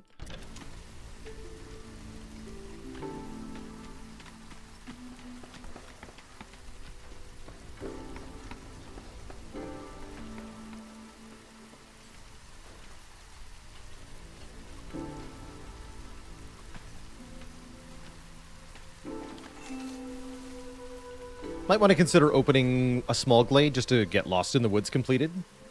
Oh, I forgot to buy jerky. Shoot. Definitely meant to do that. Bummer. Yeah, that would have been 2 people as well. That's a big bummer. That I forgot to do that. That's on me, though.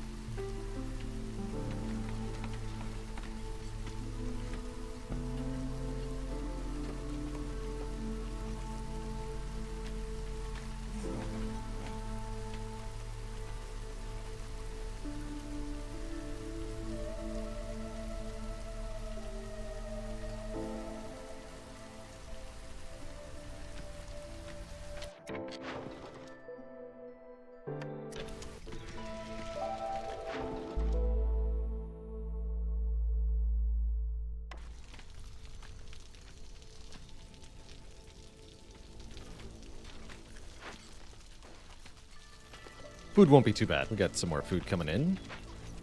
It's enough pipes to really use rainwater, too. Since we have foxes, yes, we do know where rainwater is. We got a drizzle geyser that we can hook up. Although, oddly enough, clearance is actually better currently. The granary can use drizzle water, so we can do really good pickled good production if we can get containers. There's containers here. Food for thought.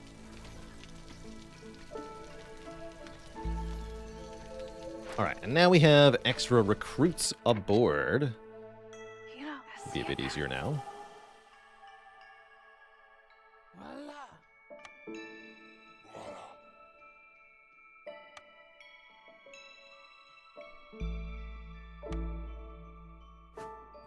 Gonna make a big one. Although that is 6 planks, huh? No, we should make small ones. Not there either. Over here.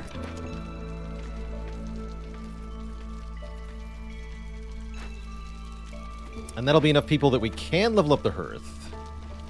That's worth it, actually. That's worth the planks. Give us a 10% global production speed bonus and more corruption resistance.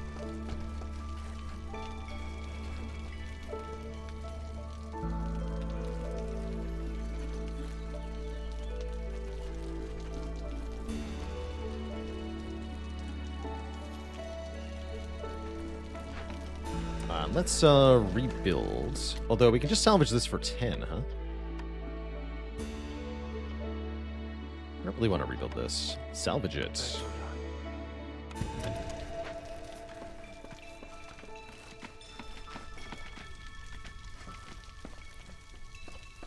More momentarily.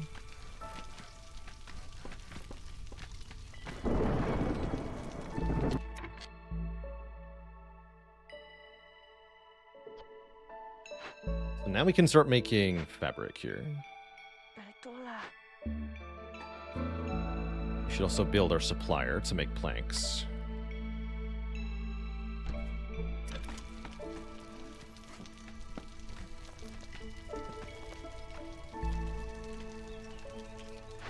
The Forester's Hut makes resin and crystallized dew slowly with farm fields, or we can just get a bunch right now without investing planks for Lost in the Woods, which I think is what I want to do here. Sounds fine to me anyway. Supplier is a harpy job. Yes, it is. I think we have leather, unfortunately.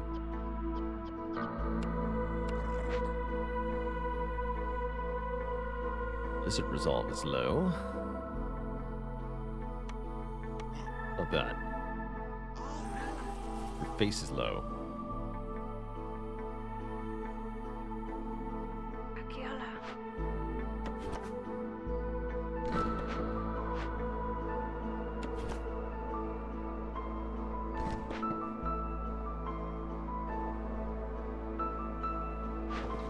So, no trade routes to do at the moment. That's fine. Definitely need to cut into a glade. Get this impatience down a bit.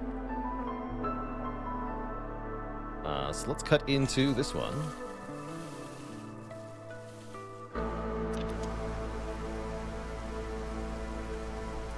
One of my favorite service buildings, I really like Tavern, just +3 global resolve, very, very simple and straightforward.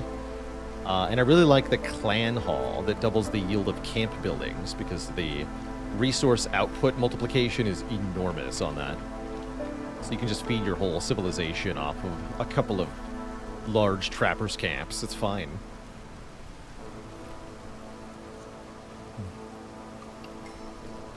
And more newcomers. 5 bricks? 5 bricks. Why not?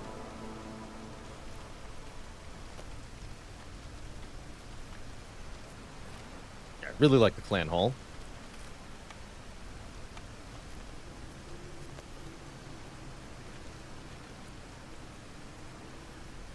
Okay, why are you not...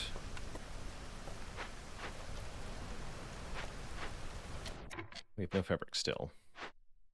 Oh, I see. Okay. Let's force delivery, and that should start to make stuff happen.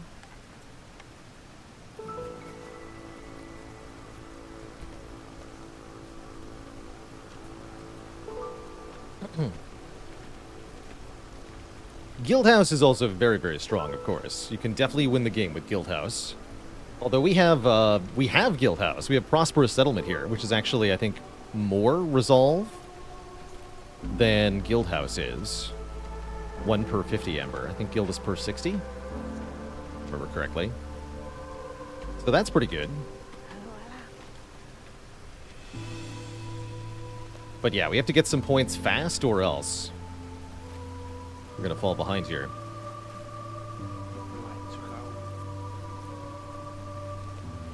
That would be not so good.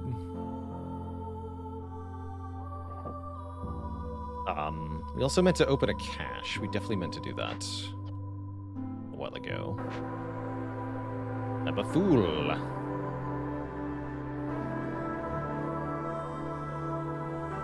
Right, let's see if we can actually benefit from this in time.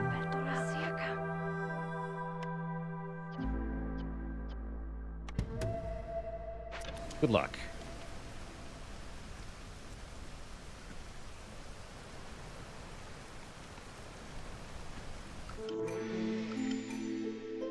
So, new cornerstone.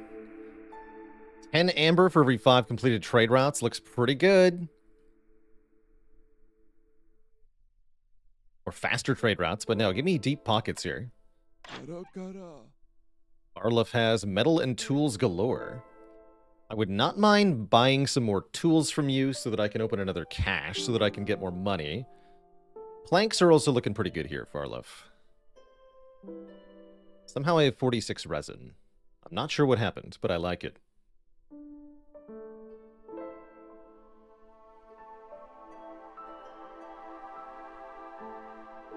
No jerky, though. That's on me.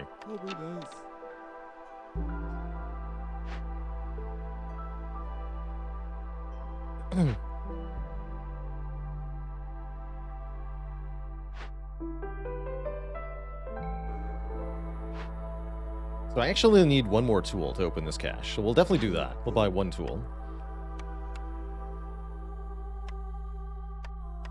And 15 planks, and 10 fabric. Oh, right. Ah! Okay, we can trade resin, though. Bummer. I'm already down to 8 pack of provisions.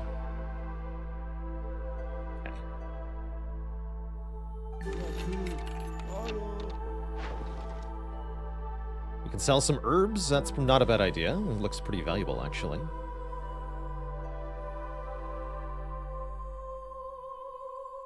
Since number of trade routes matters quite a bit, I might just sell one-offs here. Let's do that. Yeah, the trader price debuff really hurts, but it's nothing we can't work around. Let's make sure we're getting resolve, reputation. Do foxes first. There's the most of them. Alright, anything else I need to work on right now? Have another woodcutter. Or two. Okay, seems good. It's about time to choose, yeah, these orders. Eat even more jerky. Okay. 3 ancient tablets to get export specialization, or just keep the foxes happy. You get 2 foxes with each group of newcomers. I don't know about that. Take 3 ancient tablets. I know where 2 are. Although I'm about to ship this, aren't I? We might break that open. We'll think about it. It will be thought about.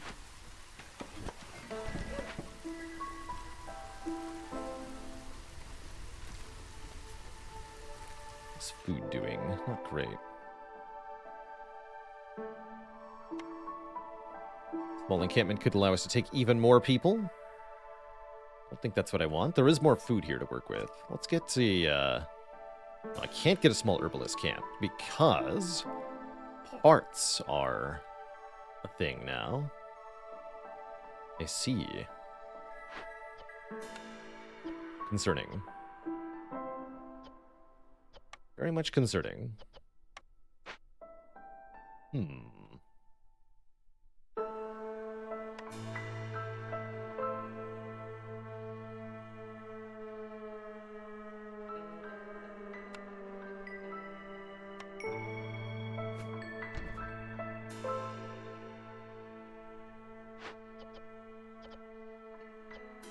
We have nothing to do.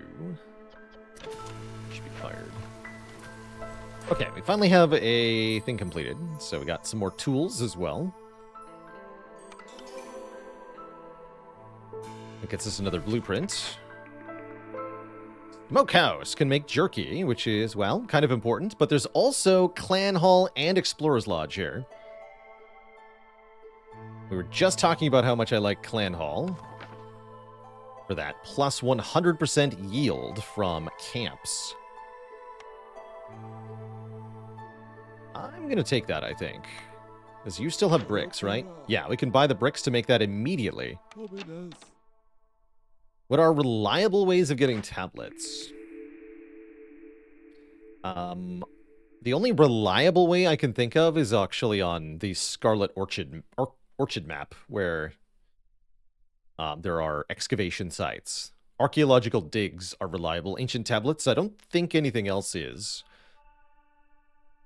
We might get one from the large sea marrow deposit. So speaking, oh, that's going to make double with Clan Hall? Yeah, take Clan Hall. Super take Clan Hall. Super buy some more bricks. Yard.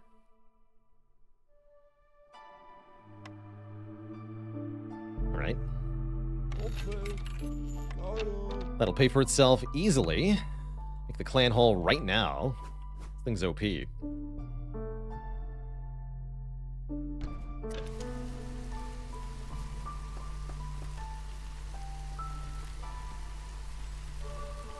So, is that going to reduce my impatience? Not so sure about that.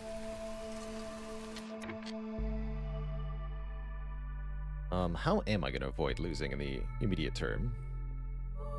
But the caches, of course. Yes, the caches are fine. Good. Yeah, we're fine. How much am I getting per minute? 0.1. That might matter. Yeah, that might matter. Okay. Seems alright.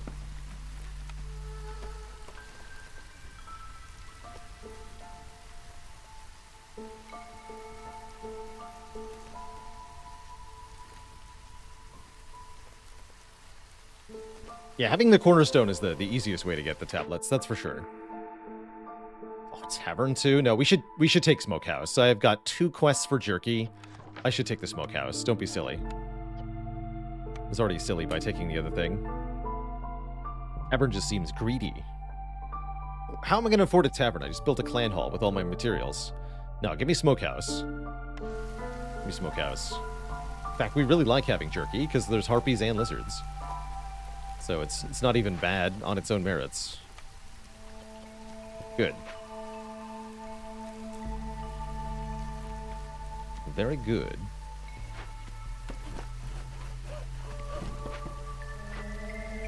We're doing pretty good at tree cutting.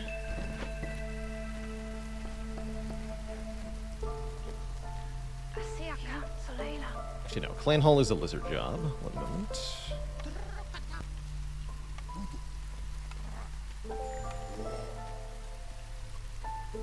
And now we can complete Amber Trade, too, which gets us 2 more people and more stuff. Let's ship the big cash next. That big one. There it is. Although breaking this open was tempting, I'm going to send it to the Citadel for an entire point here.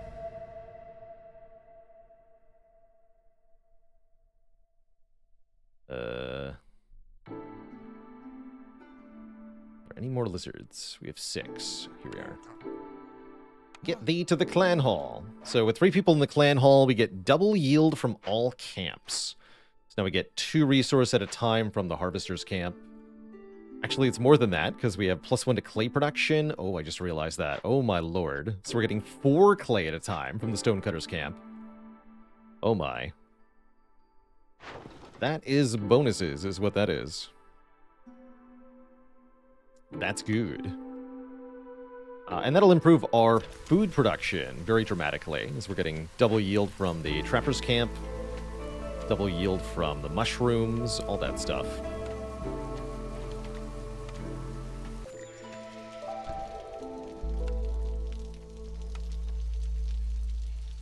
That's not quite in the right spot.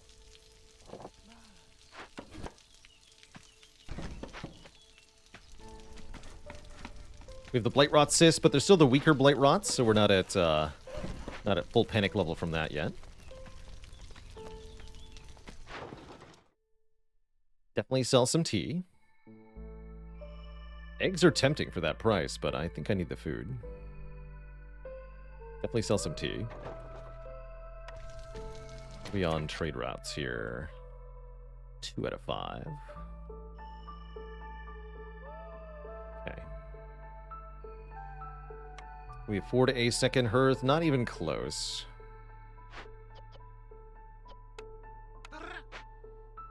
Not even close. Okay, that's fine. I think we need as many woodcutters at this moment.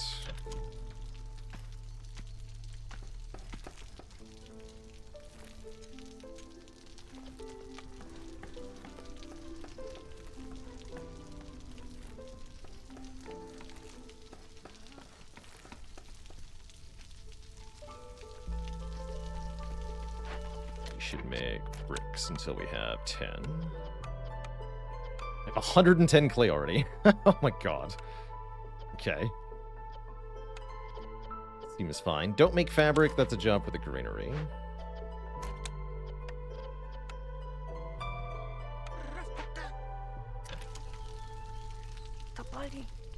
Let's make some bricks.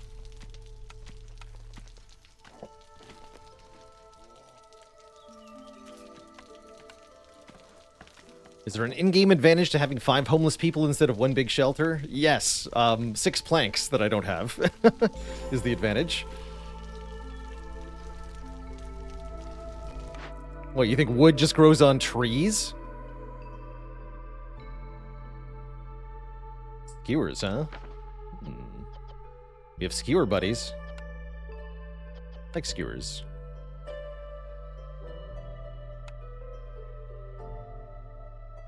Yeah, let's take cookhouse here. We also have flour, so we can make biscuits, theoretically.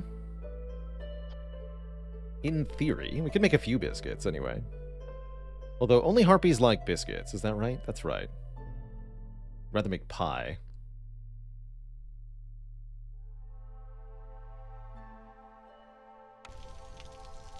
Also, that building's expensive, so it's not getting made. We already devoured this thing? Good lord. Well, the good news is I can delete the harvester's camp now. Bad news is I have nothing to harvest anymore. Let's get some... No, don't delete that. Get some mushrooms.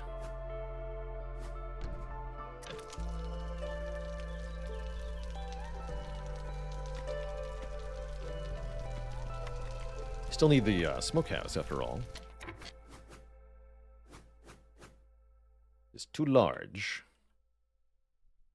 Guess that's fine.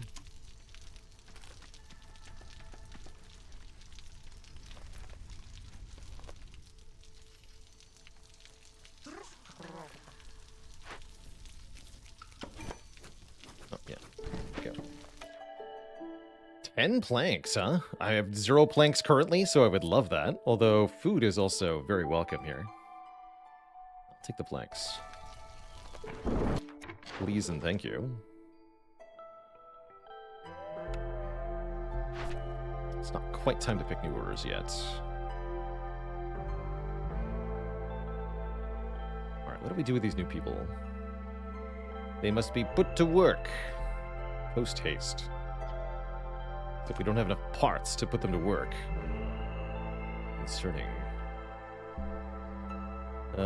Get thee to the supplier. And a granary, I guess. And cut some wood. All woodcutters all the time.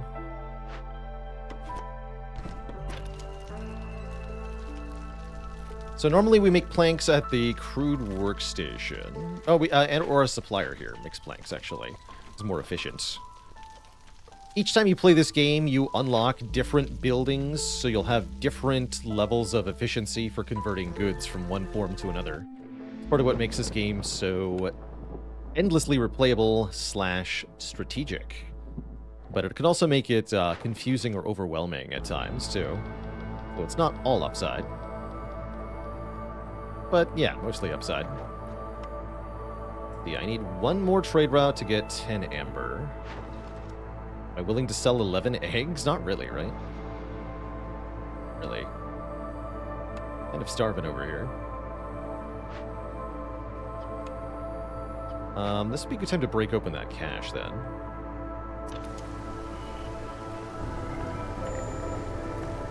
Uh-oh.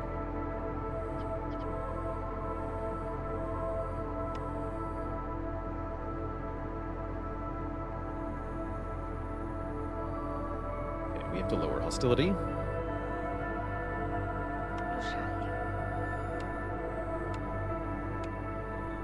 Okay, there we go. Harpies are still pissed, but that's because nobody's housed.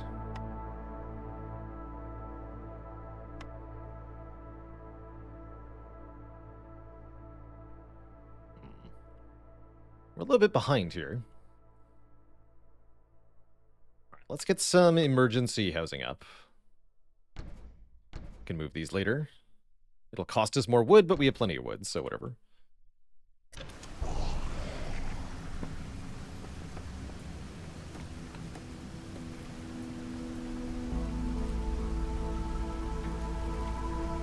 We need help making bricks. Don't leave, Harpy.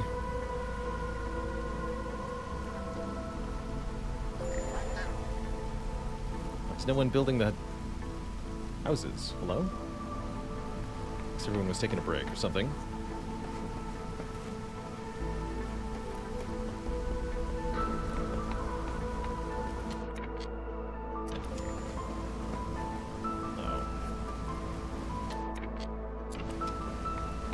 Oh, we lost a fox. It's not the worst thing in the world, but it does spike our impatience a little bit. Which is already a concerning resource.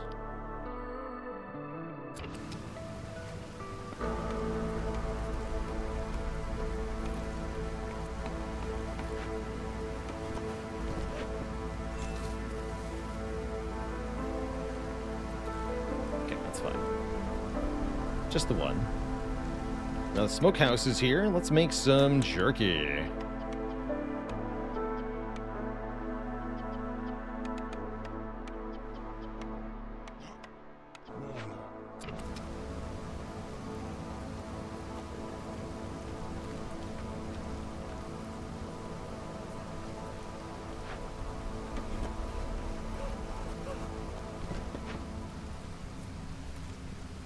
doing on bricks?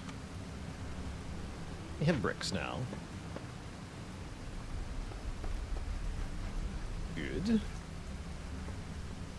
Okay, things are starting to work out. Let's pick some new orders.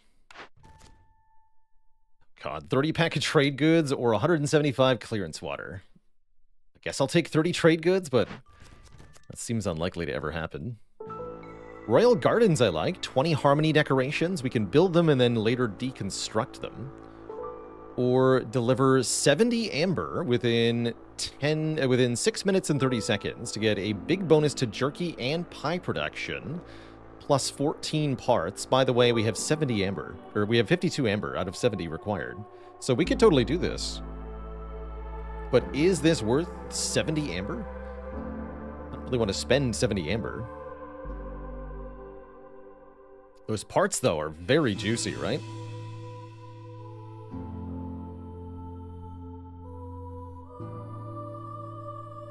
Also, plus 5 jerky production seems actually very good. Okay, let's do that. So now we definitely want to sell 11 eggs because this will give me 14 amber as we get the plus 10 from the perk. So even though our food might be critically low, our hearts are critically high or something. Also, there's jerky coming out of the smokehouse, so it's fine. It's totally fine.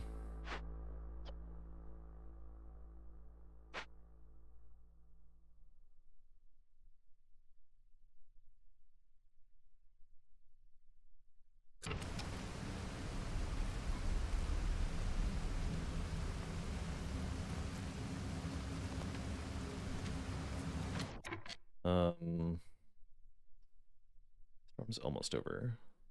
How many unemployed people, though?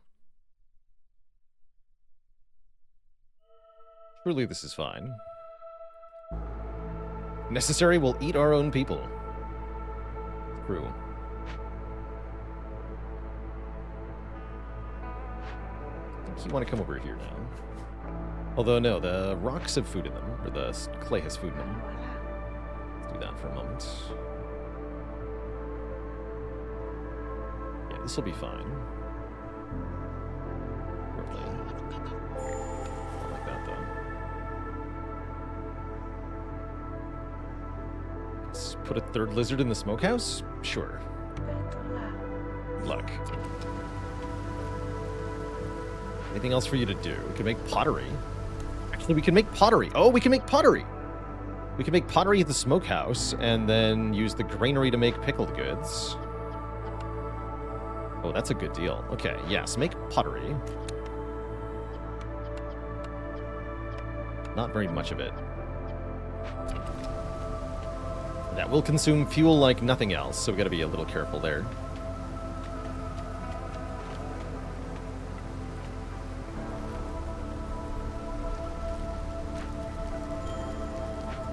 Yeah, I'm aware.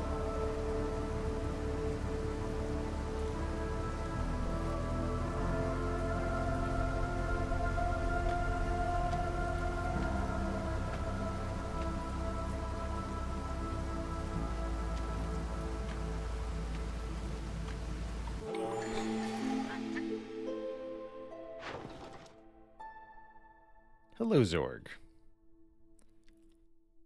How's your life? I need 4 amber. Hello.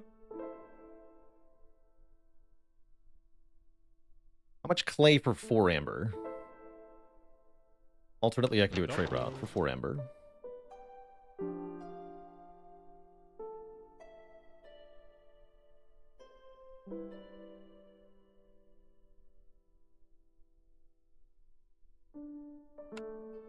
Take a while, though. I'd rather have the bonus right now. Okay, how much clay for 4 amber? 72? What about copper ore? I have 51 of this. Sure, that's fine.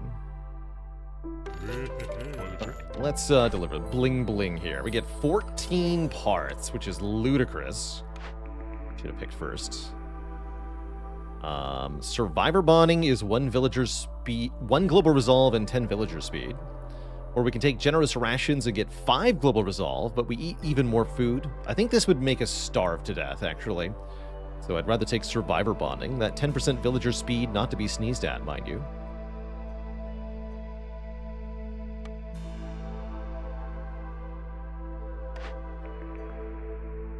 Whoa, look at that! Herbalist camp, trapper's camp, forager's camp, and the small farm. What the heck?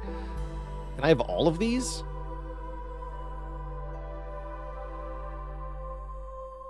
Hello? I think we want the camp. Or, yeah. Actually, wait, we don't have large food nodes, do we? No, we don't. Okay, so we want small farm, actually, is what we want. Plus, we took the mold spores, so we get mushrooms for every 10 grain we make.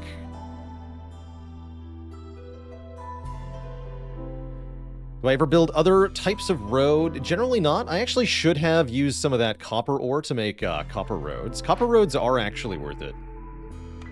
I just rarely build them. But yeah, they are actually worth it.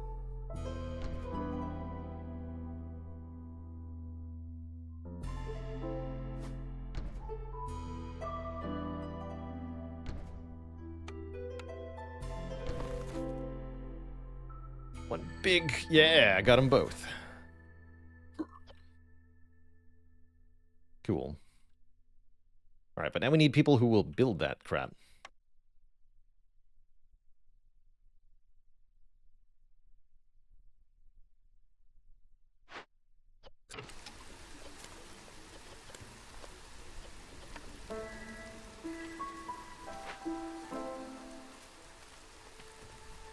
And then we need people to man those things? I'm gonna need more people.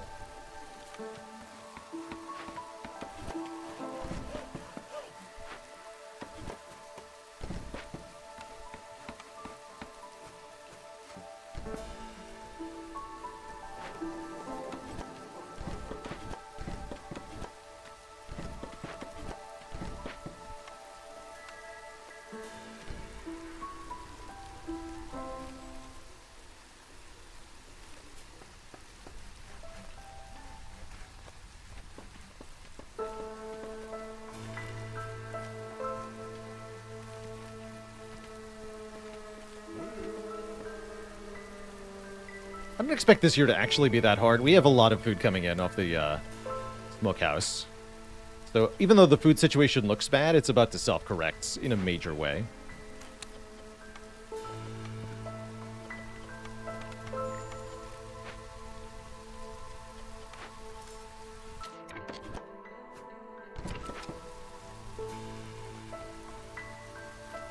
Although we definitely need more workers, like I said. So let's lose a couple woodcutters for a few minutes.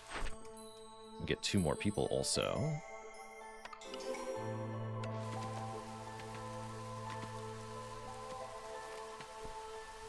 Okay. I think we've gotten good control of the situation now.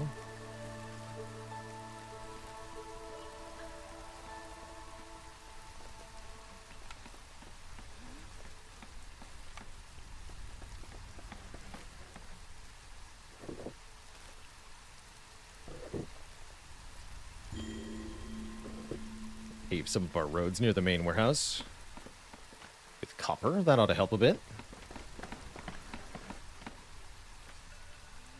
A little bit of a speed bonus here and there. Can go a pretty long way.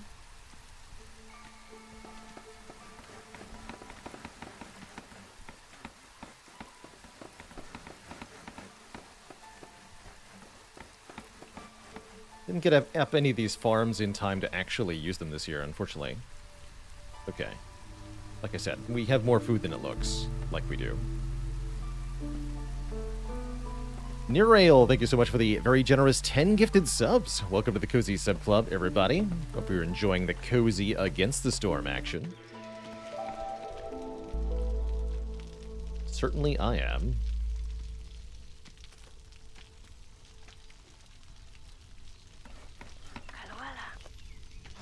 That doesn't really matter. Whatever. Any trade routes I want to do? 4 crystallized dew for 5 amber is pretty good. Let's sell that for 10. Level up Stormhaven. And we're going to need more pack of provisions to get any more than that. Let's get the makeshift post online.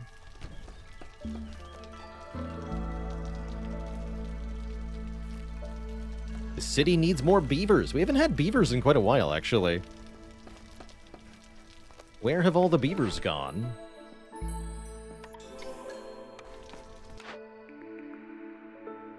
Manufactory is better pack of provisions making to keep up the trade routes. And Tom, thanks for gifting us up to Ivy Blade. Against the Storm is your favorite game to watch. Well, then you're certainly in the right place.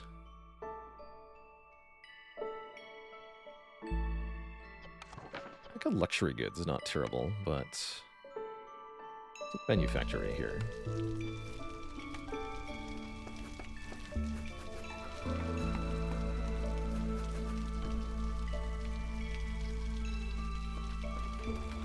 So much to build, and so little time.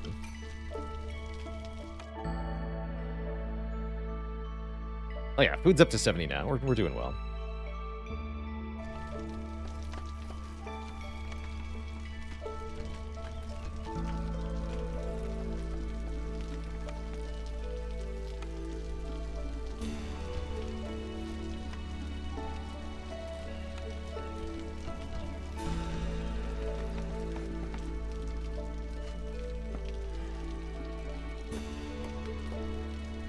We can keep the makeshift post just in case we want to make a pack of crops or pack of building materials. Otherwise, yeah, we could delete it and get some of our money back.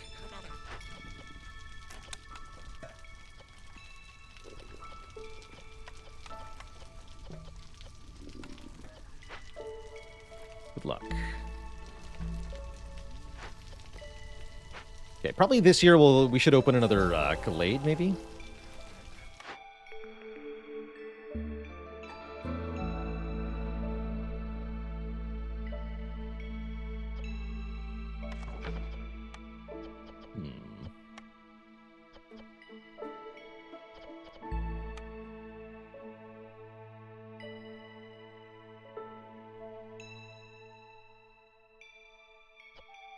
I guess some ability to make tools is not terrible.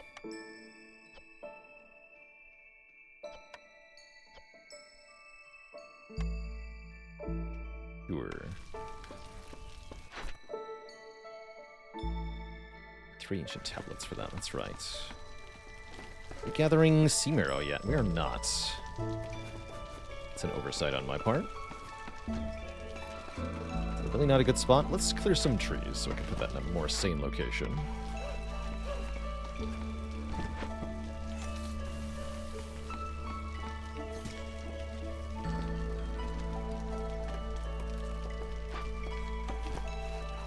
And let's clear some more space around the main warehouse. It's not good that we haven't made this available yet.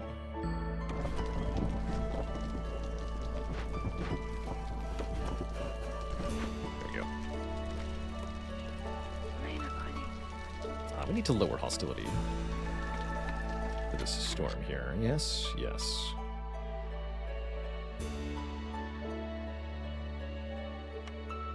And you're done making bricks. Good for you too. Start working at the farm.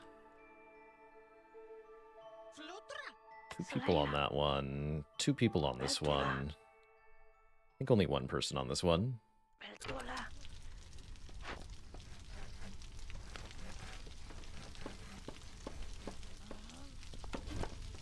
Move this directly. What's this? Still don't have a blight post. Can we fix that? Yes.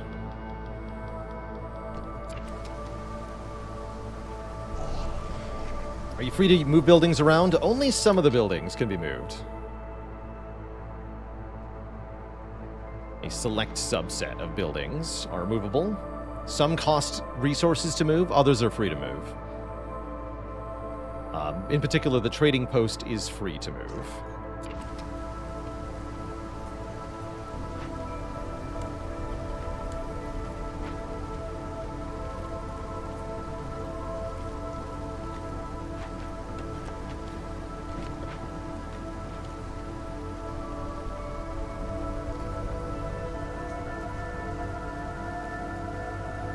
farmers are working.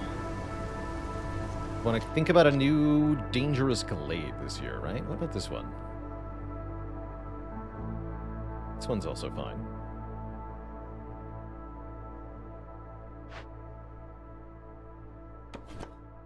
Work on this one.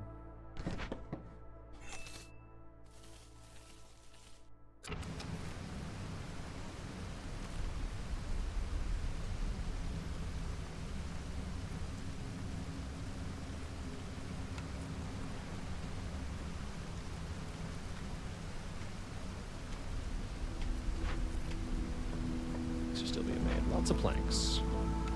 Wood is actually going down. That's partially because we keep using it for smokehouse. Be careful about that. Fuel is not free or unlimited here. Definitely such thing as too much.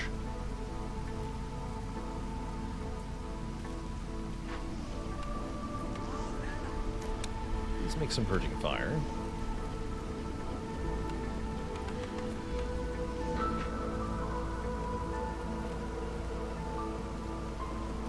Not have unlimited power. True. But we might have unlimited plant fiber.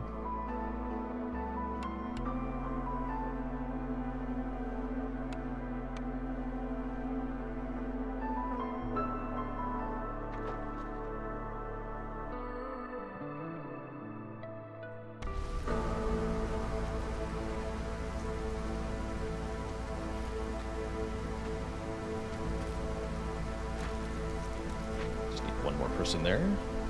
Actually, can I reassign from here? Yes, I can. House here. Good.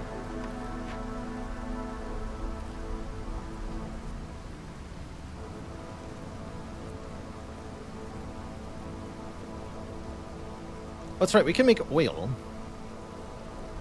from our druid's hut. Also queue this up then.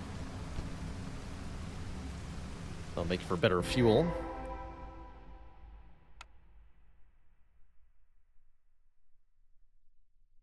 This looks pretty mediocre. This is the thing that explodes twice, so we can wait a while before dealing with it.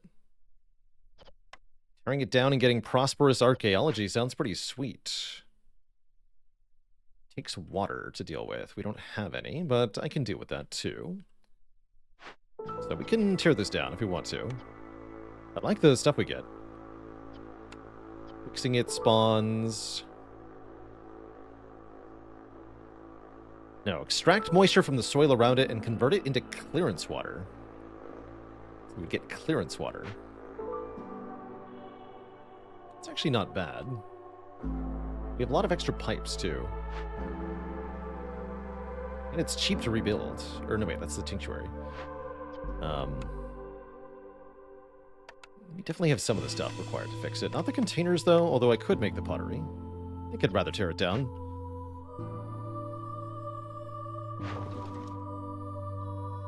Okay. Yeah, we don't need to deal with that anytime soon, thankfully.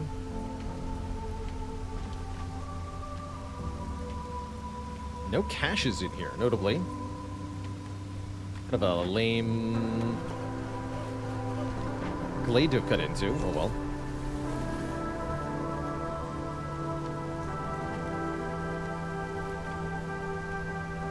All well and good.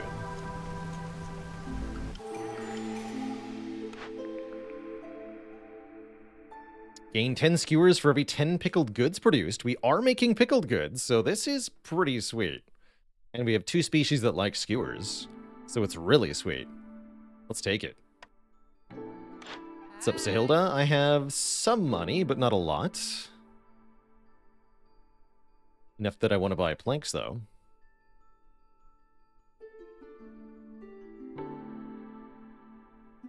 Let's look at new orders.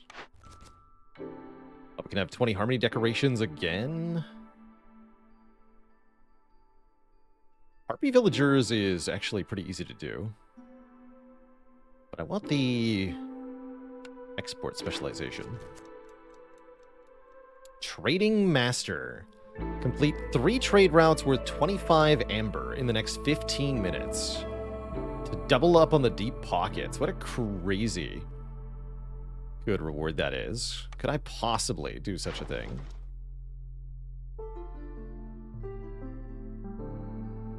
If I can get bricks. You have bricks? Yes.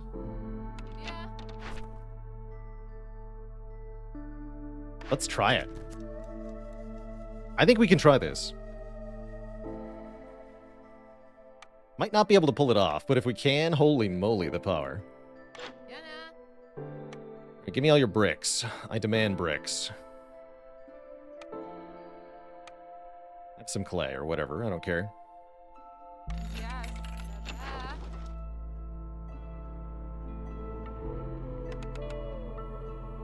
I'm 2 bricks short. 2 bricks short of a load. That's okay. We can, crude workstation, a couple more bricks. Quick! To the brickmobile.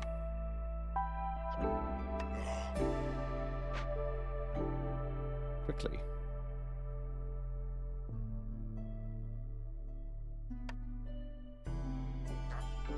Actually, no, we're gonna need you in the manufactory. Stop working here. Okay.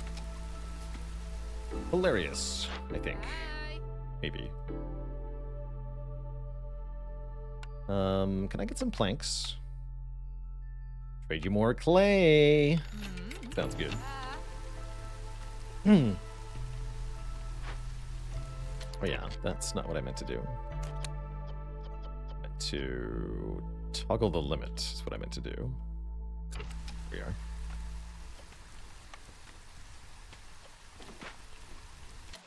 And we should favor lizards to make them gain stuff faster, probably.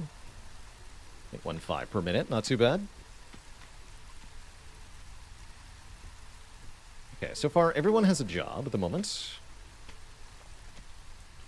What we want to see. Can't believe I'm delivering 35 bricks for a trade route. This is an insanity.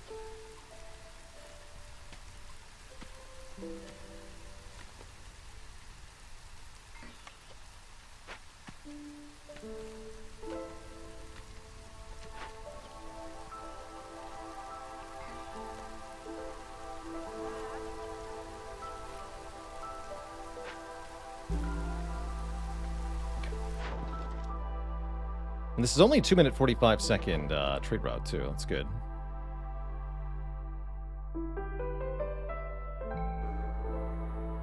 So it has to be a base value of at least 5 to even consider.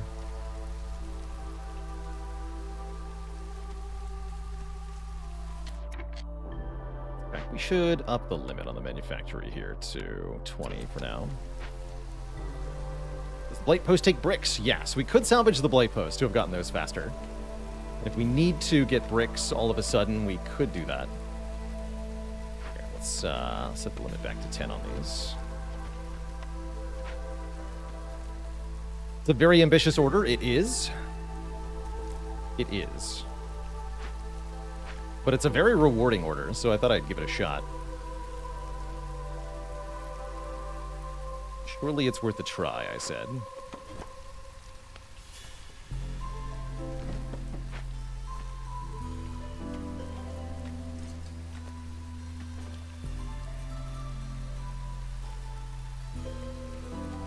There's nothing I could possibly put together, right? There's no way we get this oil in time. Actually, we could have, shouldn't we? We should have tried. Although that'd be 9 minutes and 42 seconds, we could do it. Druid Hut is not built, though, I believe. Doesn't look like it. Did I not queue up the Druid Hut? Oh, I did. Where is it? Blinds. Oh, that's it. Okay, I see. It's not built because we're busy. Okay, yeah, so that's fine.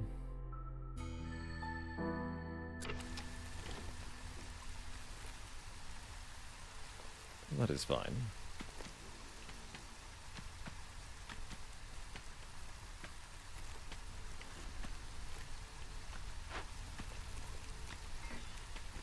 much is left here? Oh, they're literally done right now. Good talk. Take some tools.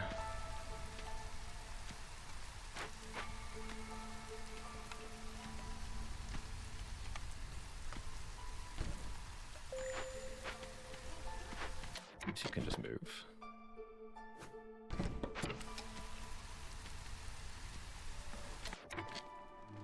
Alright, next season we're going to need to get the trade routes. That cost a lot. So we have to plan this out rather carefully. Or we'll get a heads up on whether or not we can actually complete the order. Do you think making some oil is a good idea?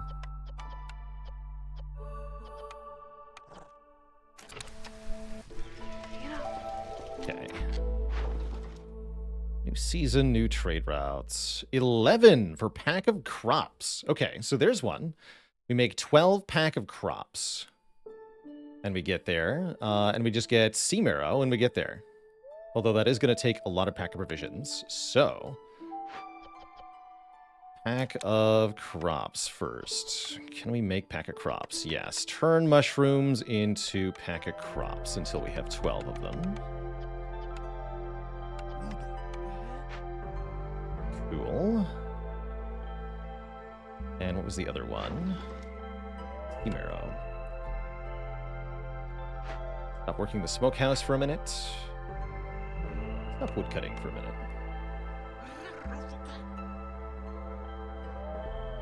And then you're going to need help at the manufactory. Please make sure we go to 30 of these.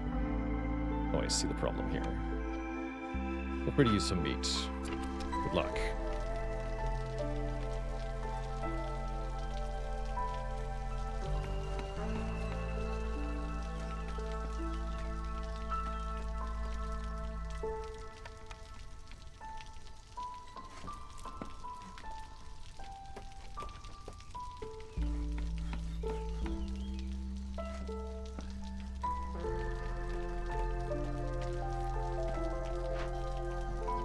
So we'll need 2 production cycles to make the pack of crops.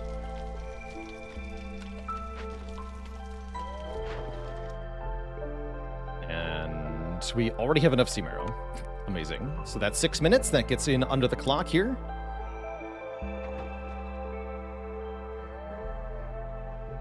Could even use the pottery, although we'd have to do a 5x on the pottery. Much easier to do the pack of crops.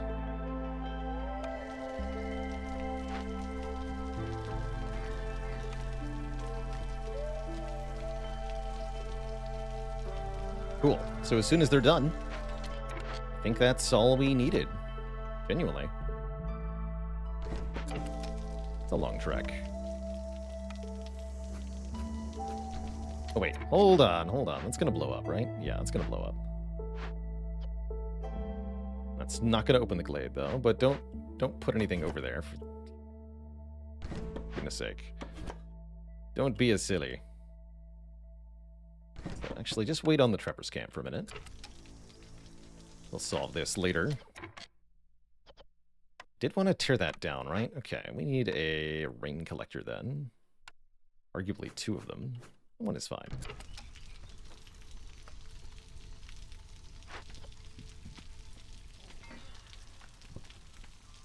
Yes, the second explosion is a larger radius, so we're going to want to deal with it before the second explosion, for sure.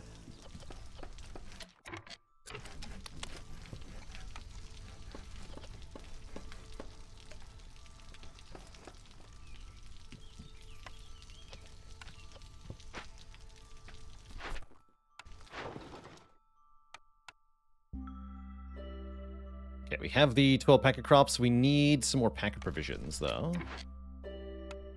Okay, those are almost done. Looks like we're going to make it for the Trading Master. That's awesome. Wasn't really expecting that to work out, but it sure did.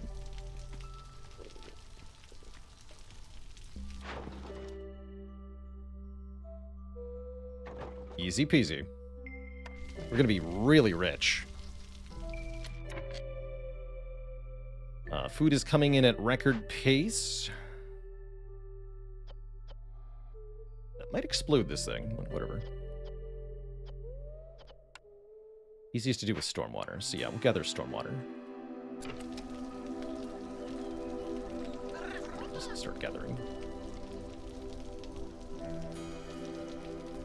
We should man the Blight Post.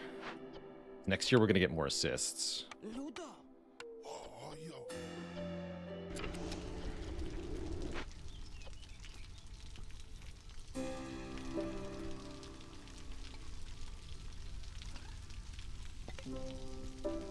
Haven't gotten any ancient tablets yet, but there's always a chance.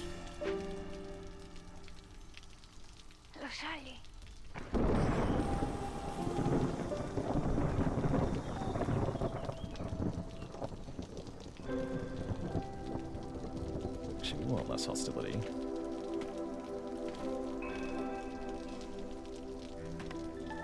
There we go.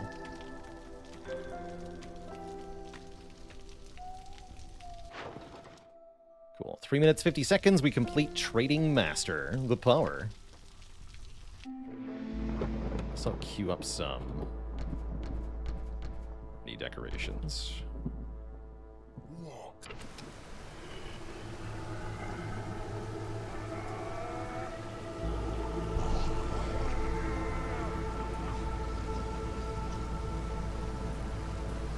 So how many mushrooms have we gained? 24 mushrooms from moldy grain seeds. Not bad. Not bad. And we're going to keep getting more, too. Did they change the model for the Blight Posts? Maybe? They might have. Yeah, they might have.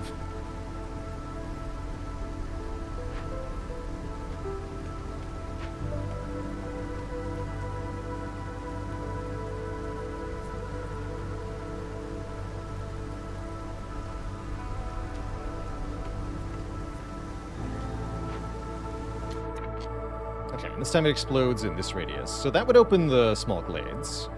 We'd prefer not to have to do that. Granary making fabric? Oh, they're limit 10, I see. Yeah, they can make fabric.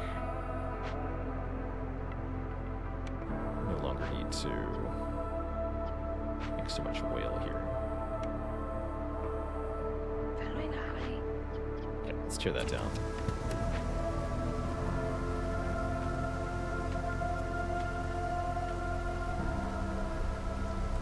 Thought they made the Blight Post upgradable? They did, but you don't just get that for free in Queen's Hand mode. No, you have to unlock it at random with a perk pick. Just like all the other stuff. So, yes, but, unfortunately, we no longer need pack provisions being made. Limit back down to 10. Food is fine. Good.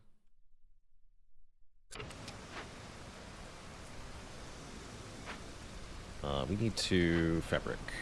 We need to fabric yesterday.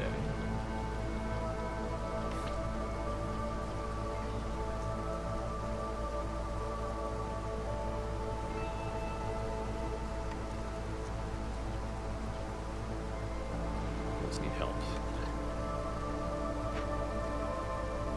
Oh yeah, and that makes skewers too, right?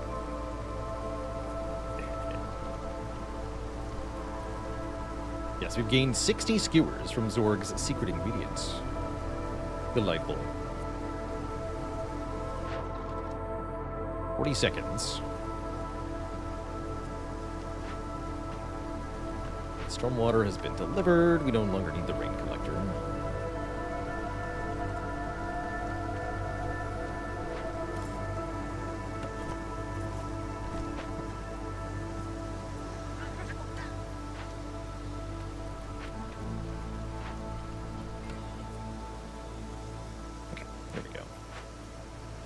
Yes, that won't explode again. Good.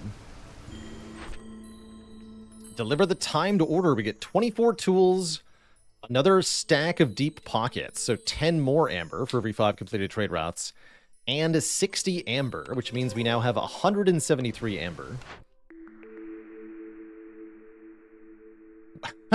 And I get offered 4 service buildings here. Ludicrous.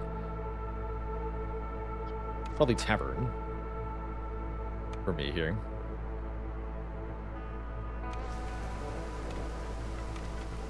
Although we don't have the resources to build that. And we won't for a while. Protected trade. Lower hostility as we trade goods. Let's do it. Let's just stack the bonuses for trading here. Why not?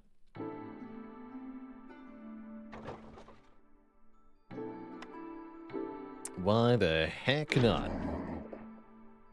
Oh, good. You have stuff. Definitely take this. Not sure I want minus storm duration. Yes, this. Yes, this. These. Also. It's only 2820. No problem.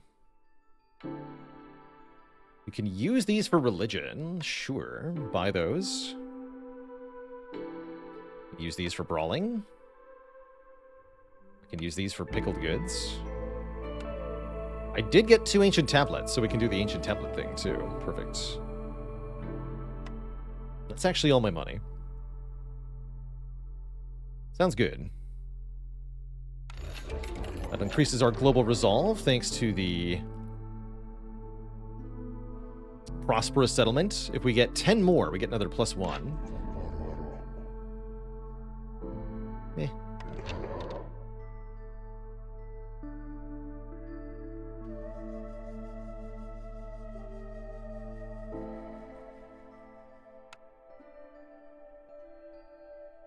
We want to open this now, then.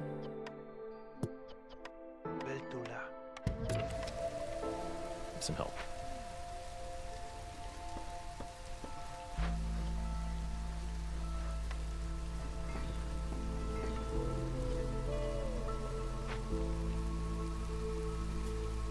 Everybody's happy now.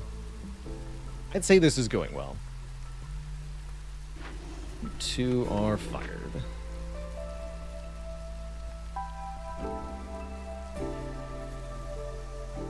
Okay, good, good.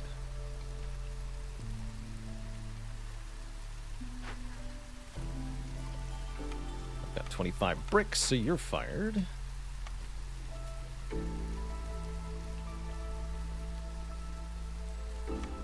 The grown well is pretty cool looking.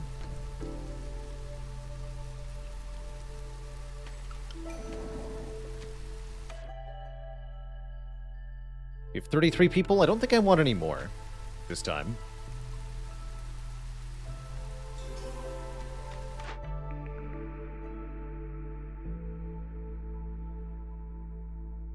Let's take Forges Camp.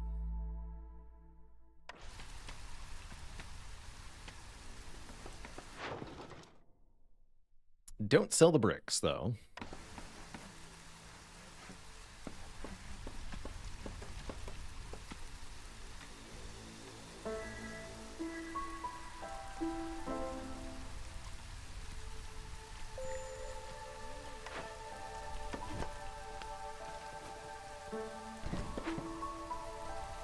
This can be deleted then.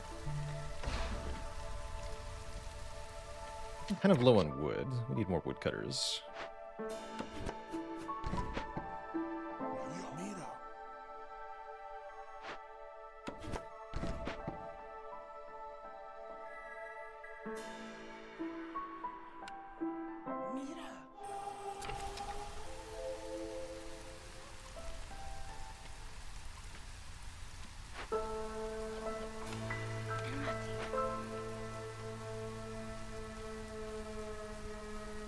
How's it going, Mac Munro? How does permadeath work in this game? So I believe the stipulation is that if you fail any settlement, or if you fail to, within the span of 1 light cycle, break the Prestige 20 seal, then the Queen will cut your head off. So, yeah. And what that means is that you lose the whole thing. All of your progress is a failure, and you must start from the very beginning. In Queen's Hand mode. So, no failing allowed. Pie, huh?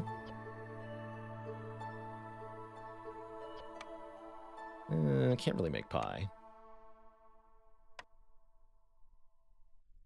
Make sure we can get all the... Yeah, I want access to these large eggs. We have plus egg production, right? Yeah, that's really good. Over here. In fact, make another one of those.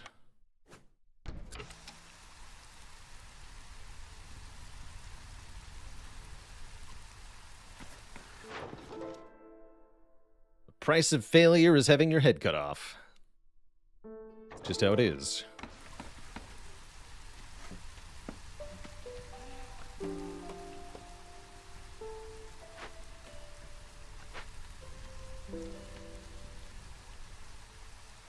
Greenery just makes fabric nonstop? Oh, I see. We ran out of materials with which to make fabric. That's a deeper problem. That's a bit of a bummer.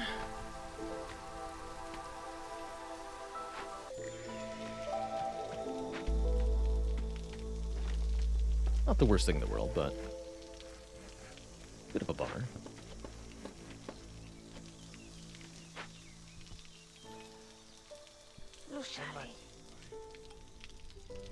Large eggs give leather, is that correct? Nope, they give meat and eggs.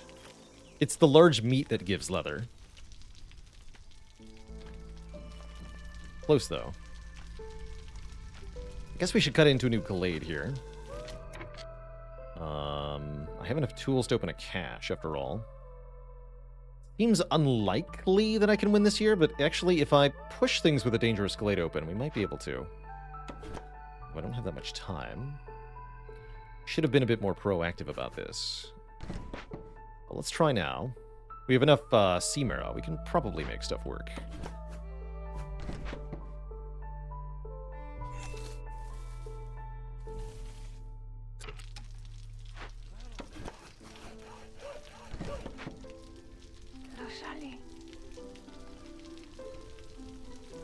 Choose to believe. Gaining quite a bit as well. 0.46 per minute. Yeah, I just need 2 points. I think we can do that.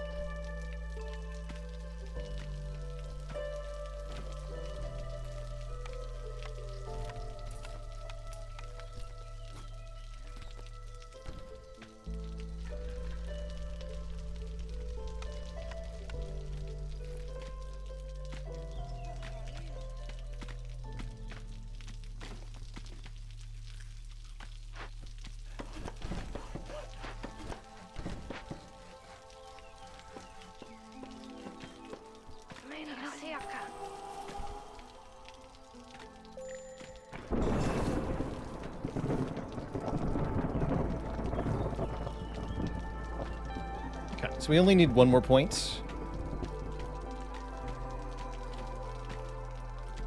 Hoping we'd be able to cut into these a little faster, but...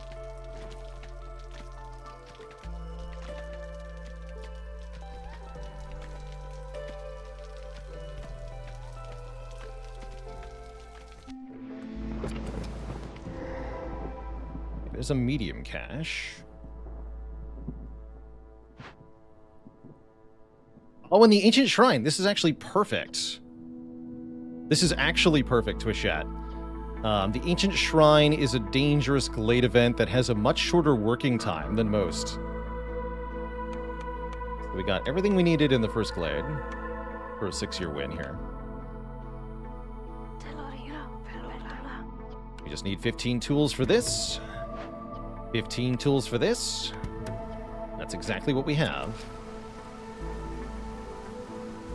And I can speed this up by sacrificing Sea Marrow.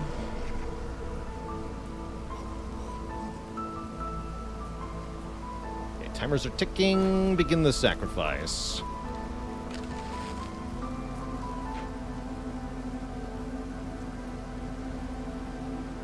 Beautiful.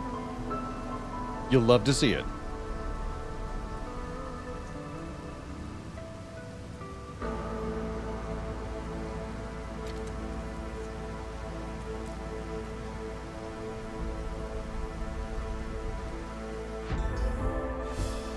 GG. We scored 33 artifacts, 91 food, 6 seal fragments, and the W. Excellent. Most excellent.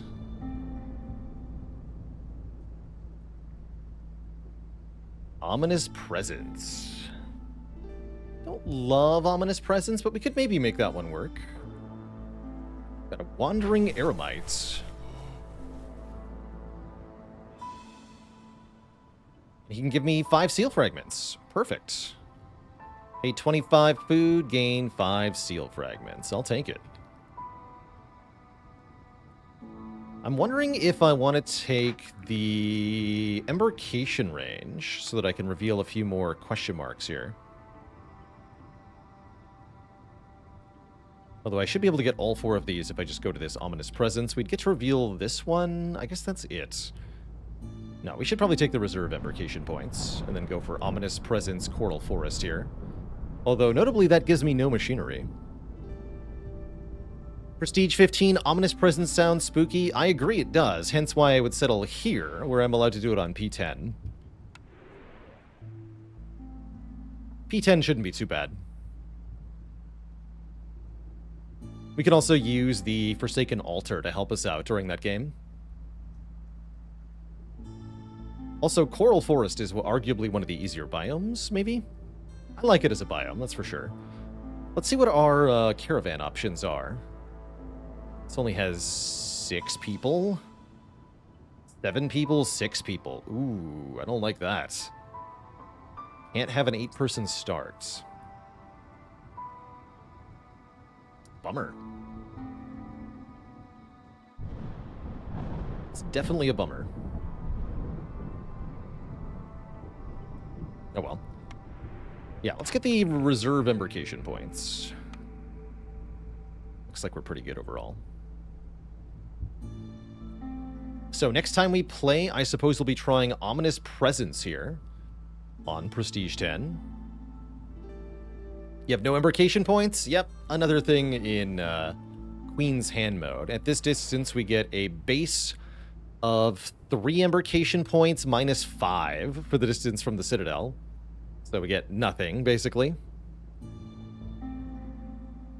We get nothing.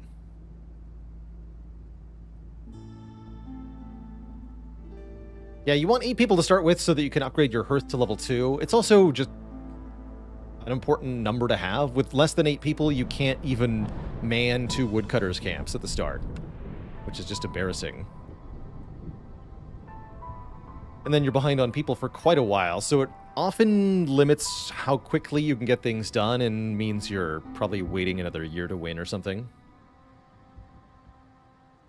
But it's doable for us. We can do it. That said, Twitch chat, this is going to be the end of our stream for today and of our streams for the week. So I must say so long and farewell, folks. We'll be back on Tuesday. Don't forget, if you haven't seen it, to vote in our game vote. Help me pick a game to play on stream later this month. See you later, Steve with a B. That's Your Blood, Miskatonic Blue, Vasinor, and everybody else.